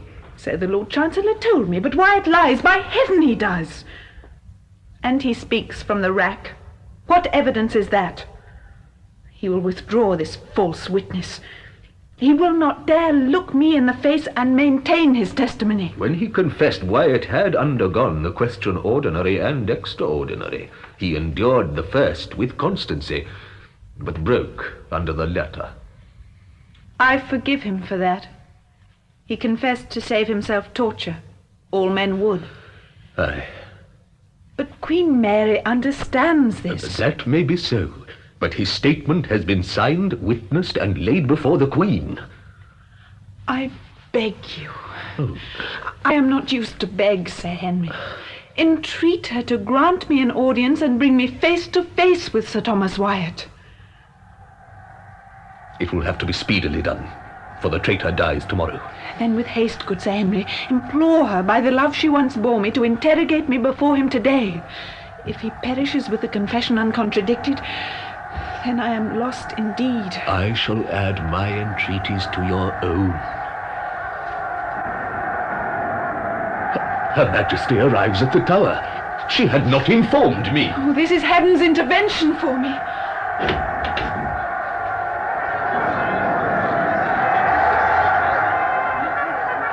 Look, Sir Henry. Look, here comes her litter. She must pass under this window. Your Highness, what have you I shall done? wave my handkerchief. She cannot fail to see me. There. God, make her look up. Alas. She saw you, but she sat back in the litter. And the curtains were drawn on her. Mary has turned her face from me. Now nothing in the world can save me. I must study to make a good end. Episode 12, In the Torture Chamber. Oh, Magog, we've seen many good men fall to Morga's axe and many die in the flames. In Queen Mary's day, the torturers were day and night. Each time I was put on escort for a poor wretch to march him down the passages to the torture chamber, I asked myself if he would walk back or whether I must carry him. Revolt, drink this. And talk less or talk with better cheer. Oh, thank you. To rinse the taste of death from my mouth. I follow you, Revolt. We knew men's lives were on an edge as sharp as my carving knife. The day young Cuthbert was to be put to the question, scarce a word was spoken in the stone kitchen. No, it was silent as the grave. Nightfall would spare Cuthbert nothing. We all knew that. And neither did he. Poor boy. And when I learned that the Princess Elizabeth was to be taken to the torture chamber, I trembled. She was taken to confront Sir Thomas Wyatt, who'd implicated her when he was under torture. Yes, the nobility seemed to enjoy watching the torturers at work. And Sir Thomas Wyatt was no pretty sight by then, for he'd been questioned again and again. He could scarce walk to the scaffold. I thank your Majesty for granting me this audience, so that in the presence of the torturers and of the tortured, I may prove my innocence. Prove your innocence? In what way? It would indeed rejoice us to find we have been deceived, but we cannot shut our eyes to the evidence against you. This traitor Wyatt, who dared to rouse our subjects against us, charges you plainly with being a party to his conspiracy. He lies. Jailer, you have the paper. Here it is, my Lord Bishop. We have his confession here, signed in his own hand. The signature is weak. Indeed, as weak as his proof. And he affirms, by his hope of mercy from the Supreme Judge, before whom he will appear within a day to answer for his offences, he affirms that you encouraged his plan for our dethronement, that you sought to win the crown for yourself and to bestow it upon your lover. Your Majesty, I knew not her intention. False! False as the traitor who invented it. False as that Spanish villain who stands beside you and works for my destruction. By my father's soul, it shall go hard with him when I am free to revenge myself. I serve Her Majesty's interests, and serve them loyally. Her Majesty has no loyaler servant than myself. Nor, Mary, has any of your subjects a more loving sister. This wretched Wyatt, whose grievous condition would move me to pity were he not so vile a perjurer, may have written to me, but by my faith, I never received his letters. The messenger confirms he delivered them into your own hands. Another lie. You report men as saying what you know they never said. And if the messenger did say this, where is he? Why is he not here? You shall see him anon, since you desire it. This confession of Wyatt's. Will your Majesty be gulled by such a document? What faith can be attached to it? It has been wrung from him by the extremes of torture. Look at him. See those broken bones. His carcass so distorted one barely knows whether he be man or freak. The tower tormentors are present. Ask them how often they have stretched him on the rack. All this signifies nothing. Nothing to you, but to Wyatt? How often have they applied the thumbscrew? How often have they delivered him to the scavenger's daughter? What has he suffered before this false charge was wrung from him? Let the fellow speak. How often have they racked him? The questioners have only extracted the truth. I have no doubt you were witness to that, Don Renard. But your Majesty, if this confession has been extracted in such circumstances, it cannot be termed proof. The questioning is a regular process in law, as your Highness must know. Sir Thomas Wyatt, you have accused me of countenancing and aiding your rebellion. You know well this is false. Do not die with such a stain upon your honor. The worst is over. You can suffer no more. Their power over you is ended. Should they rack you again, you would die and cheat the scaffold. Now there is no further need to lie. Save your honor. Retract your words. Declare my innocence. Well, Wyatt, what do you say? Princess Elizabeth speaks true. I take back my words. What worth is there in this traitor? He knows not truth from falsehood. Let him speak. I have falsely accused you, Princess Elizabeth. I was induced to do so by inhuman torture and in the hope of pardon.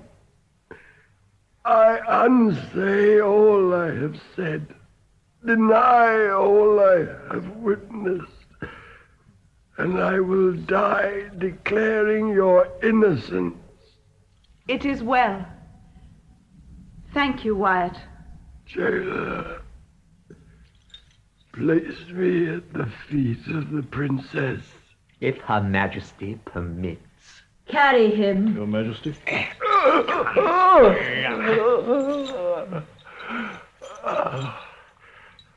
I beseech your pardon, Elizabeth, for the terrible harm I have done you with my false words. You have my pardon, and may God forgive you, as I do. Then, perjured traitor, your former witness was false. What I have said, I have said. You adhere to this new declaration. To my last breath. At whose instigation were you induced to lay charges against the princess? At the Spanish ambassador. Mine? Yours, Simon Renard. You have deceived Queen Mary, deceived me, and would deceive the devil, your master, if you could. You urged me to revolt and then betrayed me. Now, remove me for the love of Christ who suffered on the cross. Take him away.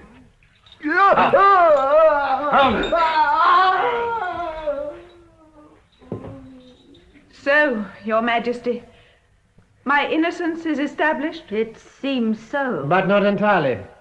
We have yet the evidence of the man who carried the letters to you. Send for him, then. He too has been suborned by you, I have no doubt. But, Your Majesty, I will stake my life he will deny the charge, once he has to face me. I ask no clemency for myself, but I beseech your majesty not to let the words of this kindless Spaniard weigh against your own sister. Courtenay, you are no man. You defend the princess in the hope of obtaining her hand. If that be your belief, your majesty, I will give you cause to change it. I hereby renounce all pretensions to the Princess Elizabeth. Courtenay. I am cured of love and ambition. They're petty things. All I desire now is freedom. God! And I did love this man. This shallow break-faith. I am justly punished for my folly. You are. Now, Elizabeth, you taste the pangs he had inflicted in me. Hear me, Majesty. I have sworn to renounce the Lady Elizabeth, so you may believe what I shall say concerning this Spaniard. I speak with nothing to gain. My heart was yours, and yours only, until I allowed myself to be influenced by him. Your heart was mine, Courtenay. In truth it was. But now I understand the guile with which Renard lured me. He succeeded only too well. I readily yielded to the allurements he spread before me. My indiscretions were reported to you by him. That is true. He made the bullets, set the gun in my hand, and blamed me to you for firing it. But even then he failed to alienate us. So he played a deeper game, and chose as his pawn the Princess Elizabeth. Don Renard chose me. Yes, Elizabeth.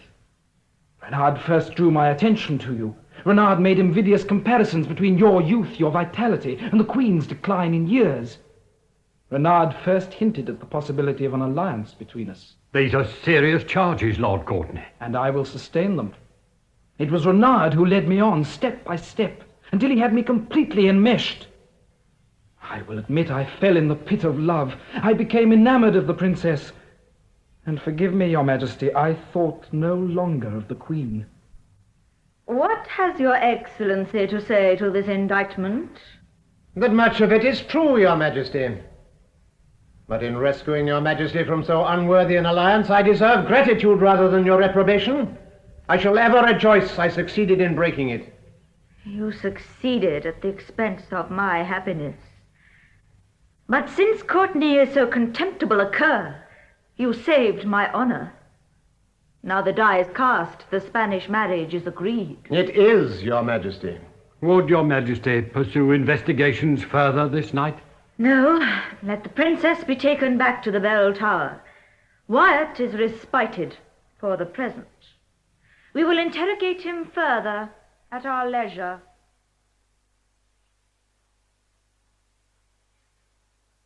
Why have you brought me here? You shall see soon enough, my pretty Cicely.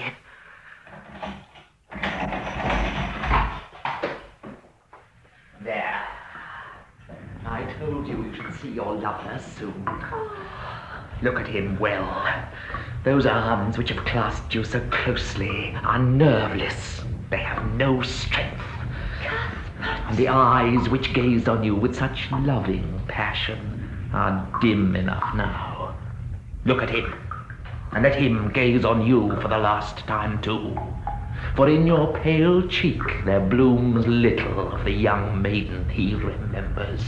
Cicely, is that truly you? I believed you dead. Would I were so, to see you in such bondage, and without the power to free you.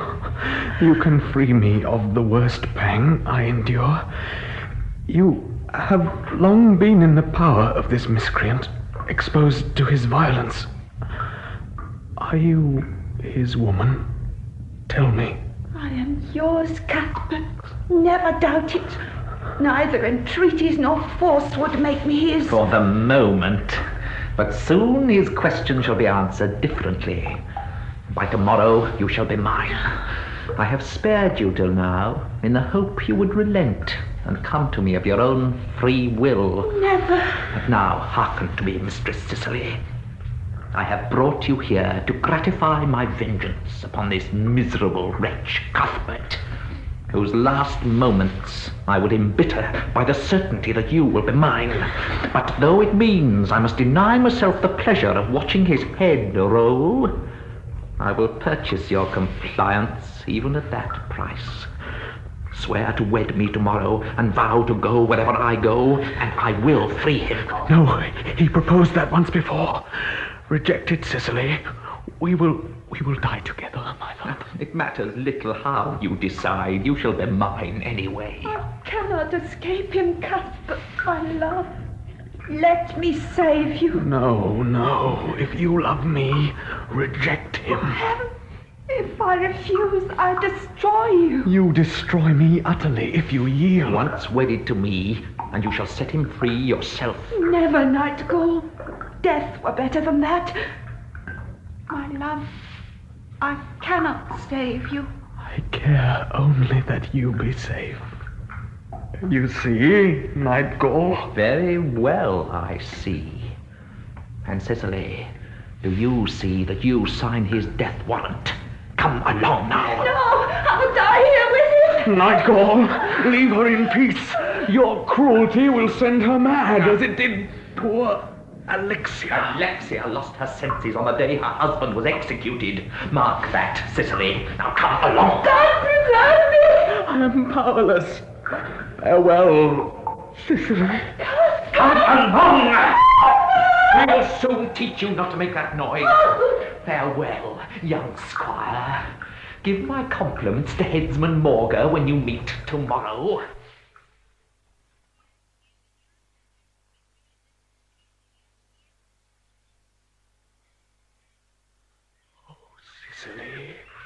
Cicely, shall I ever sleep?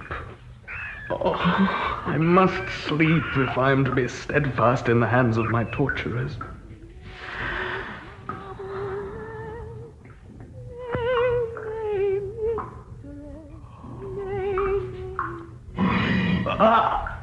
Who's there? Who are you? Come out of the shadows and face me. Peace, it is I, the Spanish ambassador. But I am not come to mock. Drink this wine.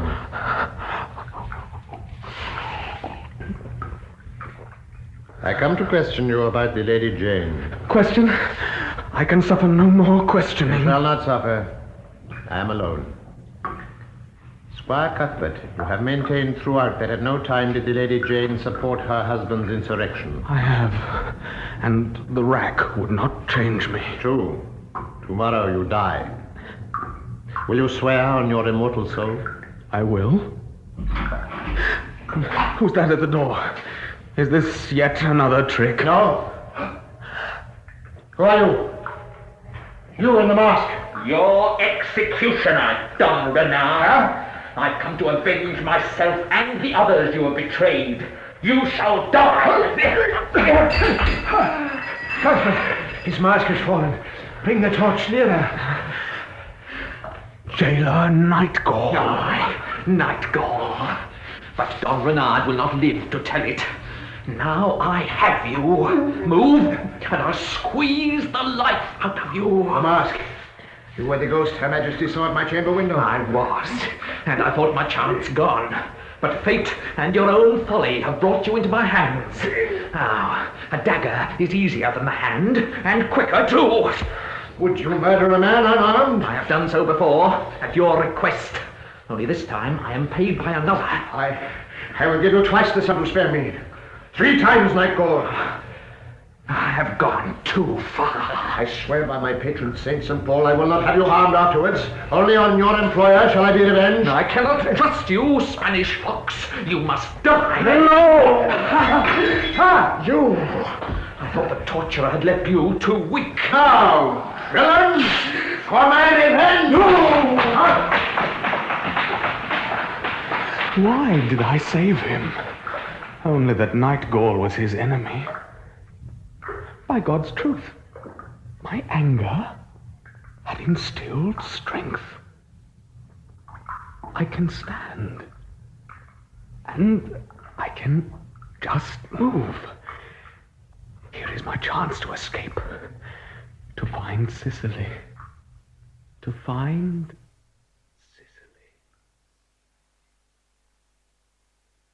As always, I got the night watch. It's better than the early morning. In the dawn hours, the tower always seems an haunt of ghosts. You see the dawn through the bottom of a bottle. Ah, the eve of an execution is always a poor night for duty. Oh, I hate execution nights. In fact, one night I saw the spectre of the Lady Anne Boleyn walking the ramparts. A will-o'-the-wisp played about her neck where her head should have been. Ooh. That wasn't the eve of an execution, it was the night of the Great Mask. You saw many strange things that night, Master Ribble. Oh, he did. He called out the guard because he saw a pig wiggin dancing on a bush by the moat. And it was a pig wiggin too. Who's there? What do you want? Answer it, Ribble. Answer it, he says. Cool. All this talk of hobgoblins has made me cautious. Not frightened, mind you, but cautious. Ah, well, then I'll answer it myself. By the holy thorn! It's... Ribble, close the door! It's the young squire! No, it can't be. It is. Oh, Mother. I thought I'd never see you again. Cicely, poor child, there. But Cuthbert, look to him. He has been tortured and he's near to death. Yeah. Nightgall's men have spared him nothing. How did you escape? Cuthbert's door was left open. They thought him too broken to move. He found me and led me through the passages. Oh, Nightgall must have followed us. There's no way out of here. No, there's nothing to be done. Magog, I beg you, open it, else Cicely and all of you will not escape the torturer. Very well. Why did you not open? You dare! Stand back, Dame Potentia. I'll not stand back. My daughter Cicely... Your daughter Cicely need fear nothing. Don Renard, you come Fear to... not, Cuthbert, I have come to help you. What? The Spaniard makes an unyielding enemy, but a staunch friend. Friend, Don Renard? Cuthbert saved my life. What? I shall see that he does not regret it. You shall not die upon the scaffold tomorrow or any other day. I give you my word as a Spanish gentleman.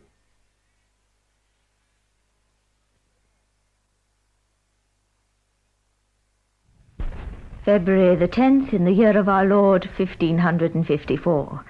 Item 1. All prospers. The Lady Jane and her husband Guilford are condemned. So the country is safe from the conspiracies of her family. Indeed, only her father-in-law, the Lord Protector, conspired. He dragged the poor little Jane and her weak husband, against her will, certainly, into rebellion. Now he awaits execution. So do his two brothers. So the danger of heresy in England is past. We may now be assured that the old Roman faith will be again welcomed and established. Earlier I had counselled that Prince Philip should not openly offer himself to your majesty as a suitor until all chance of heresy should be removed from the body politic of England. There is now no longer reason why he should not sail to declare his love and sue for marriage. Item 2. I am confident that, on my advice, your majesty's heart will be steeled against the Princess Elizabeth and the fickle Lord Courtenay. You remember the evidence in law.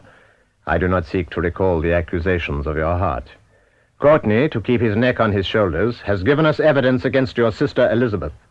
He loved her, now he denies her, and we have many voices to witness her guilt.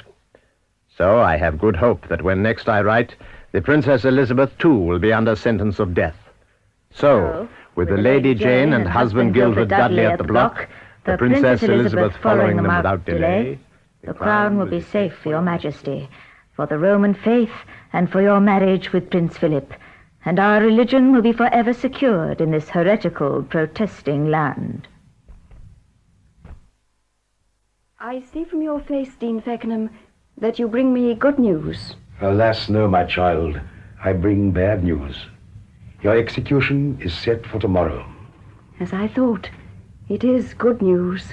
I have long prayed for my release. Her Majesty Queen Mary would save your soul, and instructs me to entreat you to use your few remaining hours in making your peace with God. I shall strive to do so, Dean Feckenham. It is Her Majesty's fervent prayer that you will reconcile yourself with the Holy Catholic Church, by which means alone you may secure your salvation. For this end, she has desired me to use my best efforts for your conversion. This, with God's grace, I will do. Spare your labor. You will more easily overturn these tower walls than my resolution in my faith. Lady Jane, you have wisdom and learning beyond your years. I'm sure your faith in the Reformed Church is firm-based, but who can be certain in faith? I have doubted, although I am a priest. Priests have doubts, doubts which they pray to have resolved. But until they are resolved, I know there is no paltering. 8 years ago, I, like yourself, was imprisoned in the tower for preaching my faith against your Reformed Church. As I sat hour after hour in my dungeon, I asked myself, for what did I suffer? I could find no answer. Then I prayed the Almighty God, who knows our every thought, and my prayers were answered. He strengthened me and confirmed me in the true faith. Will you not pray to him too, Jane? Perchance, as he came to me, he will come to you. And do you believe I have not prayed? How could I have withstood these months if God had not given me strength? Dean Feckenham, he has been with me at all times, more especially when I faced your questioning before the Lord Chancellor. Could you shake me then? We could not. Then why should you think you can shake my faith now? Because I've seen in these months the purity and strength of your spirit, and I repent that this should be used for evil ends. You know my faith is not evil. Evil? I cannot say, but heretical I must say. Jane, I would yield up willingly my remaining years to bring you to the true faith, and know you would live in eternity with God. Dean Feckenham, I have never doubted your sympathy, indeed your love. You found your comfort in prayer. I would do so too. My time is short, and I would spend every moment in the service of God. May your prayers be answered, Jane. They will. One last question. What of my husband? His execution will take place just before your own. He is to die on Tower Hill, you here on Tower Green. I shall see him before we meet in heaven. Indeed. For the last time, unless you yield to God's entreaties. We have brought Lord Dudley with us. Guilford? Oh. Jane, be steadfast. I will bring in your husband. Oh. Guilford! Oh. My love. Jane, my love. Oh, to hold you in my arms again. Oh, Jane. My orders are your meeting must be brief. Brief, but for eternity. Even now, Her Majesty will pardon your husband, notwithstanding his rebellion, if you, Lady Jane, become publicly reconciled to the Church of Rome. Declare you now accept the Holy Roman Church, and your husband will go free. I cannot do it, Guilford. I would I could save you, but I cannot. You cannot, and you shall not. Do you think I would live on such terms? No, Jane. Our choice is easy. We will die together. Jane, this is the last moment you have to save your husband. Dean Feckenham, Queen Mary would not have made this offer if she thought we would have accepted it. We must die if her throne is to be secure, I know that. Lady Jane would always be a reproval and a danger to her Catholic rule. Englishmen would always rise for the Reformed faith, and Jane would be their choice for queen, as long as she is Protestant. But tell your queen that I love my wife too well to accept the sacrifice she demands of Jane. And tell Her Majesty that Jane loved me too well to make it. I tell you, Revolt, we've seen sights in the tower that men shouldn't have to remember. Yes. Sad sights, not fit for human eyes or Christian souls. But I never would have believed that vile jailer Nightgall could ever have done any good for a living soul. You're talking about that day Cicely came back with poor tortured Cuthbert, and then suddenly Simon Renard came in and swore he would save them both. That's it. He swore on the word of a Spanish gentleman. Cuthbert shall not die on the scaffold tomorrow or any other day. I give you my word as a Spanish gentleman. Oh, God bless your excellency. Cicely, Don Renard may wish to help me, but what of jailer Nightgall? I'll deal with Nightgall, and presently, if His Excellency of Spain will grant me license and protection afterwards. Good warder, I shall not need your special help. Believe me, Nightgall shall harm none of you from this day on. Squire Cuthbert, you saved my life. On the honor of a Spaniard, I swear I will save you, and see that all those you love shall come to no harm. I will deal with Nightgall. I swear it. Episode 13. Into Thy Hands. Cuthbert shall not die on the scaffold tomorrow or any other day. I give you my word as a Spanish gentleman. God bless your excellency. Cicely, Don Renard may wish to help me, but what of jailer Nightgall? I will deal with Nightgall, and presently, if His Excellency of Spain will grant me license and protection afterwards. Good warder, I shall not need your special help. Believe me, Nightgall shall harm none of you from this day on. Squire Cuthbert, you saved my life. On the honor of a Spaniard, I swear I will save you, and see that all those you love shall come to no harm. I will deal with Nightgall, I swear it. Well, he was as good as his word. Yeah, Nightgall didn't last long. No, that Spanish ambassador had his men even in the tower. Yes, they brought Nightgall in, I remember, on a shutter. He moaned like one of his own prisoners. Yes, he moaned, and Lord forgive me, I was glad of it. Jailer Nightgall, who could have put you on the rack? All his bones are broken. How could all his bones be broken? Nothing strange about it. He fell a full 40 feet down to the paving of the yard. Did he fall? A significant fall, one might say. We saw him fall. I was much blood, too. Yes, blood, but not from his broken bones. Look, Magog, don't pretend to you. Jeez, you. Rapier wounds. There must be a dozen thrusts through his jerkin. Rapier wounds. The Spaniard wore a rapier. And he vowed to us that Nightgall should not live. Bless Don Renard, devil as he is, for saving Cicely and Cuthbert. I hear the name Cicely. Is she here? Is Mistress Cicely here? Yes, I'm here. And the young squire, Cuthbert. I am here too. Come close. Both. Help me to him, Ribald. Yeah. Come on. Hold fast to me. Now, mark me well. I have little time, and I would make my peace with you all. And then the Lord may show me some mercy. Cicely, do you mark me? Yes, go on. Cicely, your true name is Angela, and you are the daughter of Sir Alberic Montjoy. Your mother lost her reason on the day her husband lost his head, but she did not die, as people thought. I changed her name to Alexia and kept her hidden, a captive in the most secret dungeons. Poor crazed Alexia was Cicely's true mother. I did not torture her, as she believed in her madness. She never recovered her wits. Alas, poor lady. My poor mother. Alexia was in the dungeons for 17 years. And as you grew up, Cicely, all my old love for your mother was transferred to you.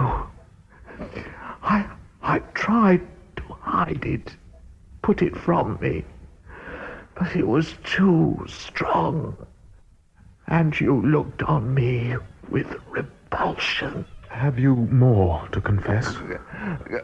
Open my doublet. Within its folds, Cicely will find proof of her birth as Angela. Lay this proof before Queen Mary. Sir Alberic was a Catholic who died for his faith. No doubt Queen Mary will restore his estates to you. Open my doublet. I must cut it open. Leave that to me. This fine stuff isn't strong.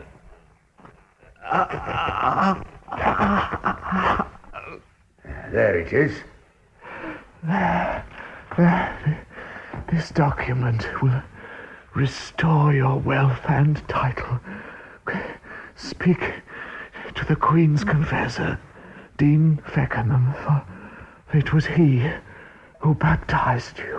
I found a locket on poor Alexia's body, and in the locket was a miniature of a baby, very like Cicely. Go to the Queen, Angela, Cicely, and try to forgive. Forgive Warrant's night goal. He loved your mother, and he loved you, though he wronged you both. Forgive me. My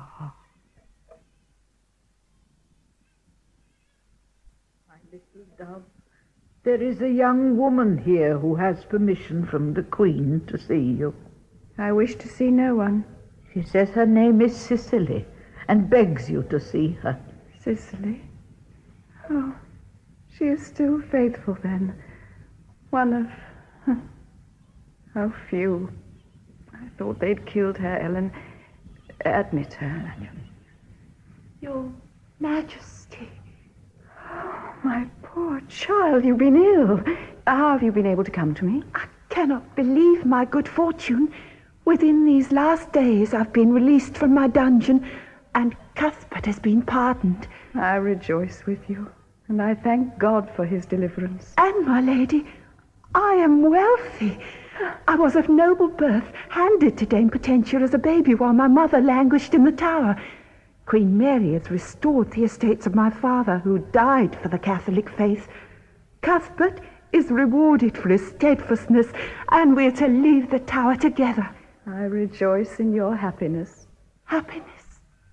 Oh, how selfish I'm become to talk so in your Majesty. No, child. Your happiness is a comfort to me. Give Squire Cuthbert my blessing. He suffered for his loyalty to me and my husband. He could have escaped. And if he had, by now, he would have been in exile and you would be parted. So we can only say, we must not question the designs of the Almighty. Alas, madam, I cannot believe that God will leave you to... Cicely, try to understand. Death no longer holds any fears for me. I shall mount the scaffold confidently as the first step to heaven. I needn't leave you, my lady. I have the Queen's permission to attend you to the end. Thank Her Majesty for that. You will be a great comfort to me. And if you can bear it, accompany me to the scaffold. There I shall need a friend. I will not desert you. But why must they hammer so? It does not frighten me. They build not a scaffold, but a chapel for my last devotion. Cicely, I'm to see Dean Feckenham. Tell me, child, are you of my Protestant faith? Though my parents were of the Roman Church, I was brought up by Dame Potentia in the Reformed belief. I am a Protestant, my lady. Oh, I praise God for that. My lady. And I shall be ever grateful to the Queen for allowing me a true friend at the end, with you and my old nurse by me. I need not fear the morrow. So, we of the Privy Council of Her Majesty Queen Mary demand what Your Highness the Princess Elizabeth has to say in answer to these charges concerning your share in the insurrection of Sir Thomas Wyatt This is indeed my hour of victory. There is nothing in these charges to touch me, my Lord Gardener. Sir Thomas Wyatt has recanted his confession, which was wrung from him by extreme torture, and avowed he was suborned by the Spanish ambassador, His Excellency Simon Renard, and that I was no party to his rebellion. The rest of my accusers are unworthy of credit. The Queen must acquit me, if there be still justice in the land. And what do you say of yourself, Lord Courtney? I will not defend myself. I throw myself on the Queen's unbounded mercy. You do wisely, my lord. And your Highness, Princess Elizabeth, would do well to abate your pride and imitate Lord Courtney's example. In my father's time, he would not have dared use such language to me. He would have separated your body from your head. Perhaps. Yet I dared to plead your mother's cause with him. So you did. And, Lord Chancellor, I shall always remember that with gratitude. Queen Mary, it is now time for your Majesty to pronounce sentence upon the accused, as your Majesty deems fit. The Holy Roman Church will forever on be the established church in England.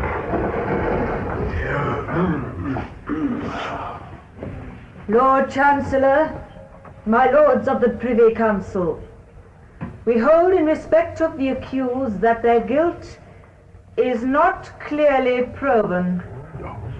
What? She cannot throw all away now. The Lord Courtney we despise. He is too slight for our concern. But too many suspicions attach to Princess Elizabeth to allow us to set her at large till all chance of further disturbance is ended. She is our half-sister, but as Princess Elizabeth, she must be removed from public life. There will always be Protestants and malcontents to use her and her royal birth and name if she be not put aside. We do not desire to deal harshly with her. We shall confine her no longer in the Tower. So one of you, my lords, must take Princess Elizabeth into his care. If your Majesty will permit me, and if none more worthy of the office can be found, I will undertake to guard her in all ways that your Majesty shall command. You are my good genius, Bedingfield. To you, then, I confide her. You will set out for Oxford tonight. As always, I obey your Majesty's word. And thank you for your trust. Accursed meddler. All is to be undertaken yet again. Lord Courtney will not accompany the princess, your Majesty? Courtney shall be confined to Fotheringay Castle. Your Majesty will repent this ill-judged clemency. And since my counsels are unheeded, I must pray you to allow me to resign the post I hold in your court.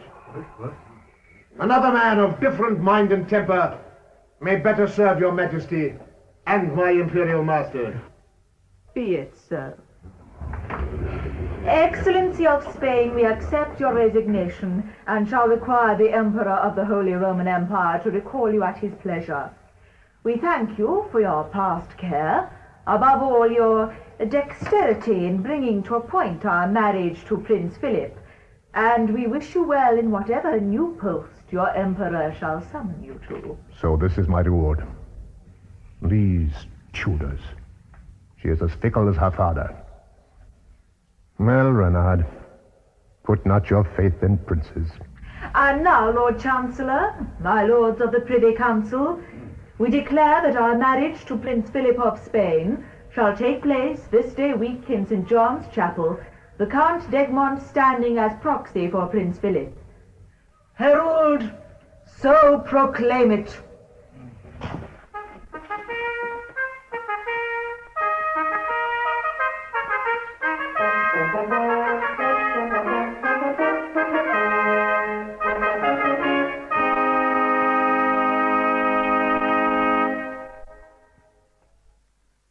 Dominus vobiscum. Oremus. Look graciously, we entreat thee, Lord, upon these servants of thine, and further thy own designs for the continuance of mankind. Let the union made by thy authority be protected by thy help. Through Christ our Lord. Amen. Your Majesty, through proxy, is now married to Philip of Spain. May God preserve you both and bless your union. God preserve you. Amen.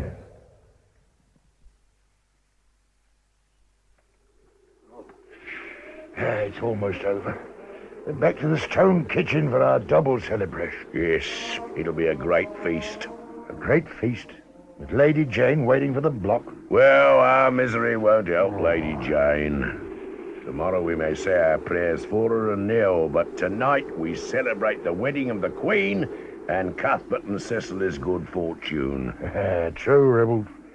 Yeah, but where are the young squire and Mistress Cicely? Oh, I, for one, shall never remember to call her Angela. She'll always be Cicely to me. Yes. Well, they were sent for to attend the little lady. The Dean Feckenham sent a messenger to bring them there instantly. I wonder why Dean Feckenham's concerned. His Son, Jesus Christ our Lord, and the blessing of God Almighty, the Father, the Son, the Holy Ghost, be amongst you and remain with you always. My husband, Cuthbert, my husband. Cicely, dear wife, I swear that already I begin to feel strong again. All my blessings on your union. Thank you, sir. You know the Dean's command. You must leave without words with me. Farewell, Queen Jane. My love, my husband, for now we must part. You to rest and heal yourself. I never to quit my dear mistress as long as life is left her. Would I had like permission to attend my lord. Yes, Guildford has need of your faithfulness. But you must go, as I have promised the Dean you would. I may not speak with the Protestant priest who married you, for I gave my word I would not.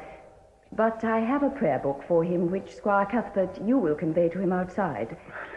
And now, we must say farewell. It will be for the last time. Farewell, my lady. My lady. I see, Cicely, that you must needs lead him away. I want no tears for Lady Jane Grey. By my life, she is not deserving of tears. And, Cuthbert, tell those who love me I would not have them sad. Let them rejoice in my deliverance. And so, my sweet sister Catherine, rejoice as I do, and consider that I shall be delivered from this corruption.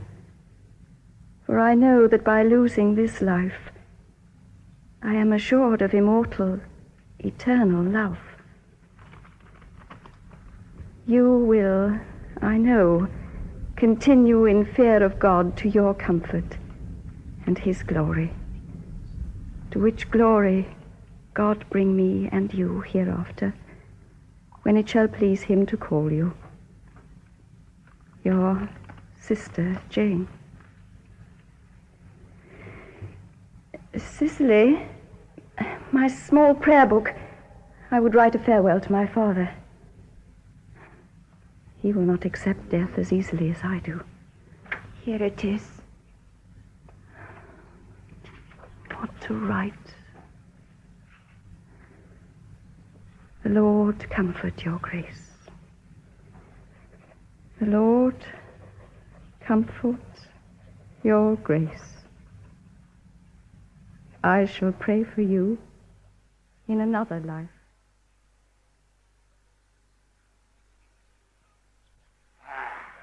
Never have we eaten better. The veal was fit for a queen. The ham and the capons. Oh, I swear she's never cooked better. And this spiced mead must be the nectar of the gods I've read about. Why, you've drunk a bat of it dry many a night before this. You boast, Ribald, that you have read. You cannot read. For that you must come to us of the nobility. Nobility? Oh, little zit. Little man. You think that now we should call you Sir Narcissus? Well, knighthood or no knighthood, if you get overblown with pride, the armourer's hook still waits you. Oh, you would not dare now. Would dare? Would we not? Oh, no, please. I see Headsman Morgan honours our feast. Who could dream that he's to wield his axe tomorrow? Speak not of axes, Magog. You send a chill through my bones. Master Morgan, is there no hope for the little lady? None. Her neck is for the block. She was offered 2 days more of life for religious talk, but she refused. There'll be no further respite. She will die on the scaffold at the Green here on Tower Hill. But no more talk of the block, I beg you, Master Morgan. I'm a man of bravery, of distinction, of birth, but I care not to think on such things. It is us of the nobility who go to the block, not you ordinary people. Ah, to the devil with your birth. But I agree, no more talk of it. It's more a time for singing than sorrowing. Come on, Ribble, you're our ballad monger. No, me heart's not in it. Since I have shadowed your feast, let me give you a song to make amends. What? You? A song of the grave? Oh, no, a merry song. A laughter-making song. More ale here, Potentia, and fill Edmund Morgan's tankard. There is ale and wine enough for all. It is so commanded by the Queen. Yes. The Queen, God bless her. Her Majesty. Queen. My employer. To Her Majesty Queen Mary, who recognized and honored my merit. And now, Morgan's song. And I pray it be short. The axe was sharp and heavy as lead. As it touched the neck, A real laughter-making off song. went the head. Queen Anne laid her white throat on the block, quietly awaiting the fatal shock. The axe severed it right away in twain. So quick it was, she felt no pain. Salisbury's countess, she would not die, as a proud dame should, decorously. Lifting my axe, I split her skull, and the edge since then has been notched and dull. Enough, Master Morgan. Oh. But I have another 44 verses.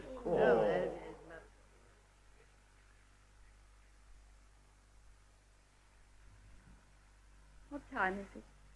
Close to 10, Your Highness. Time for Lord Guildford to leave on his last journey. It is all ready for me, Ellen, but I will not keep them waiting lest they think I'm afraid. I thank God I have only a few yards to walk. Everything is ready, my dove, as you commanded. You slept well.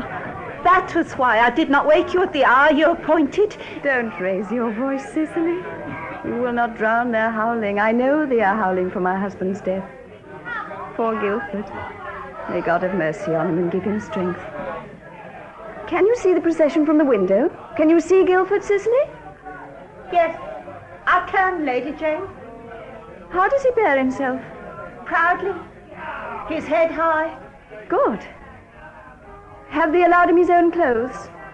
A black tunic slashed with crimson. A black tunic? But surely he cannot... What do you see? Nothing, madam. Cicely, you will never make a politician. You cannot lie with countenance. No paltering. Tell me, what did you see? 2 Benedictine monks walk beside him. He is declared for the Roman faith. No. Oh, alas, Guildford. Farewell. You are always weak. I must not be surprised. Poor failing man. Oh, the crowd frightens me. Thank God you do not have to be led through the streets. I thank God for you, my last few friends who will see me die. Ellen, Cicely. You can report that after all, justice has been done. Justice? Yes, justice. For Queen Mary showed us mercy once, and after my father-in-law's plot saved our necks. I thank her for that. I shall pray for her. Where is Guildford now? I can no longer see him. Then he must have arrived at the scaffold. May God have mercy on him and forgive him his weaknesses. Poor Guildford. Friends, kneel with me, lady.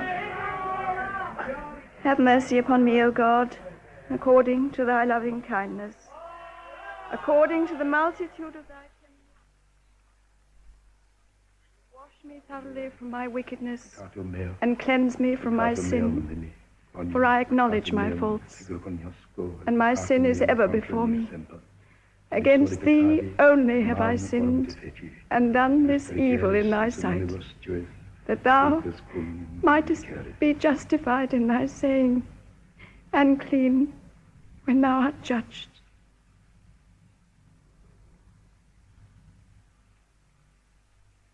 Now it is time. Yes, my child. Mistress Ellen, my gloves.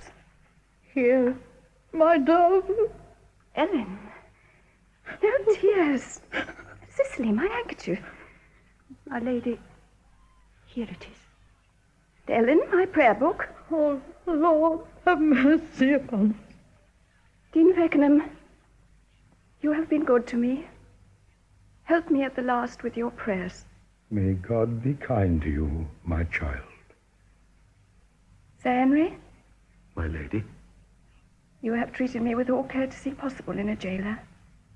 I thank you. When all is over, I want you to have my book of prayers. I have written my name in it, and my thanks. Child. I hope it may comfort you when you are troubled.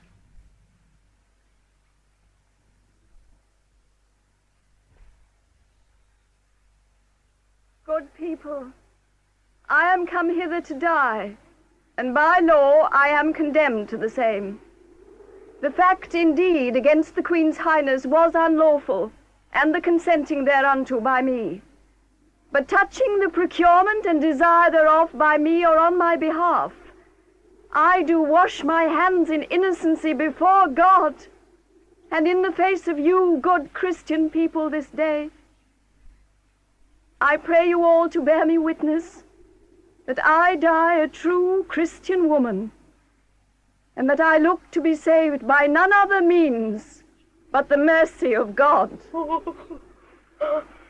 And now, good people, while I am alive, I pray you assist me with your prayers.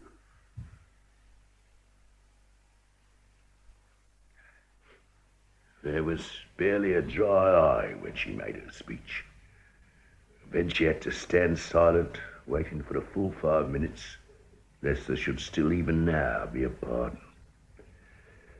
5 minutes, and the only sounds were Dean Feckenham's prayers. Edmund Morgan told me that when he kneeled for forgiveness, she said, "Most willingly." But when all was ready, she asked him whether he would take her head off before she knelt forward or not. He had to grope about the scaffold to find the block. Blindfolded, you see. Morgan had to guide her head to it. I shall never forget the expression on her face as she said, "Lord, into thy hands I commend my spirit." Oh, I could cry even now. And when you cry, Master Revolt, it's time you were on the way home. You're getting too old for these late nights. Potentia, one last cup. One last drop, Dame Potentia. Yes. It's been a bad day to live through. One last cup. Not a cup, not a drop. Home you go, Revolt. Right. Go with care, Magog. See him safe home. That was the 13th and final episode of The Tower of London,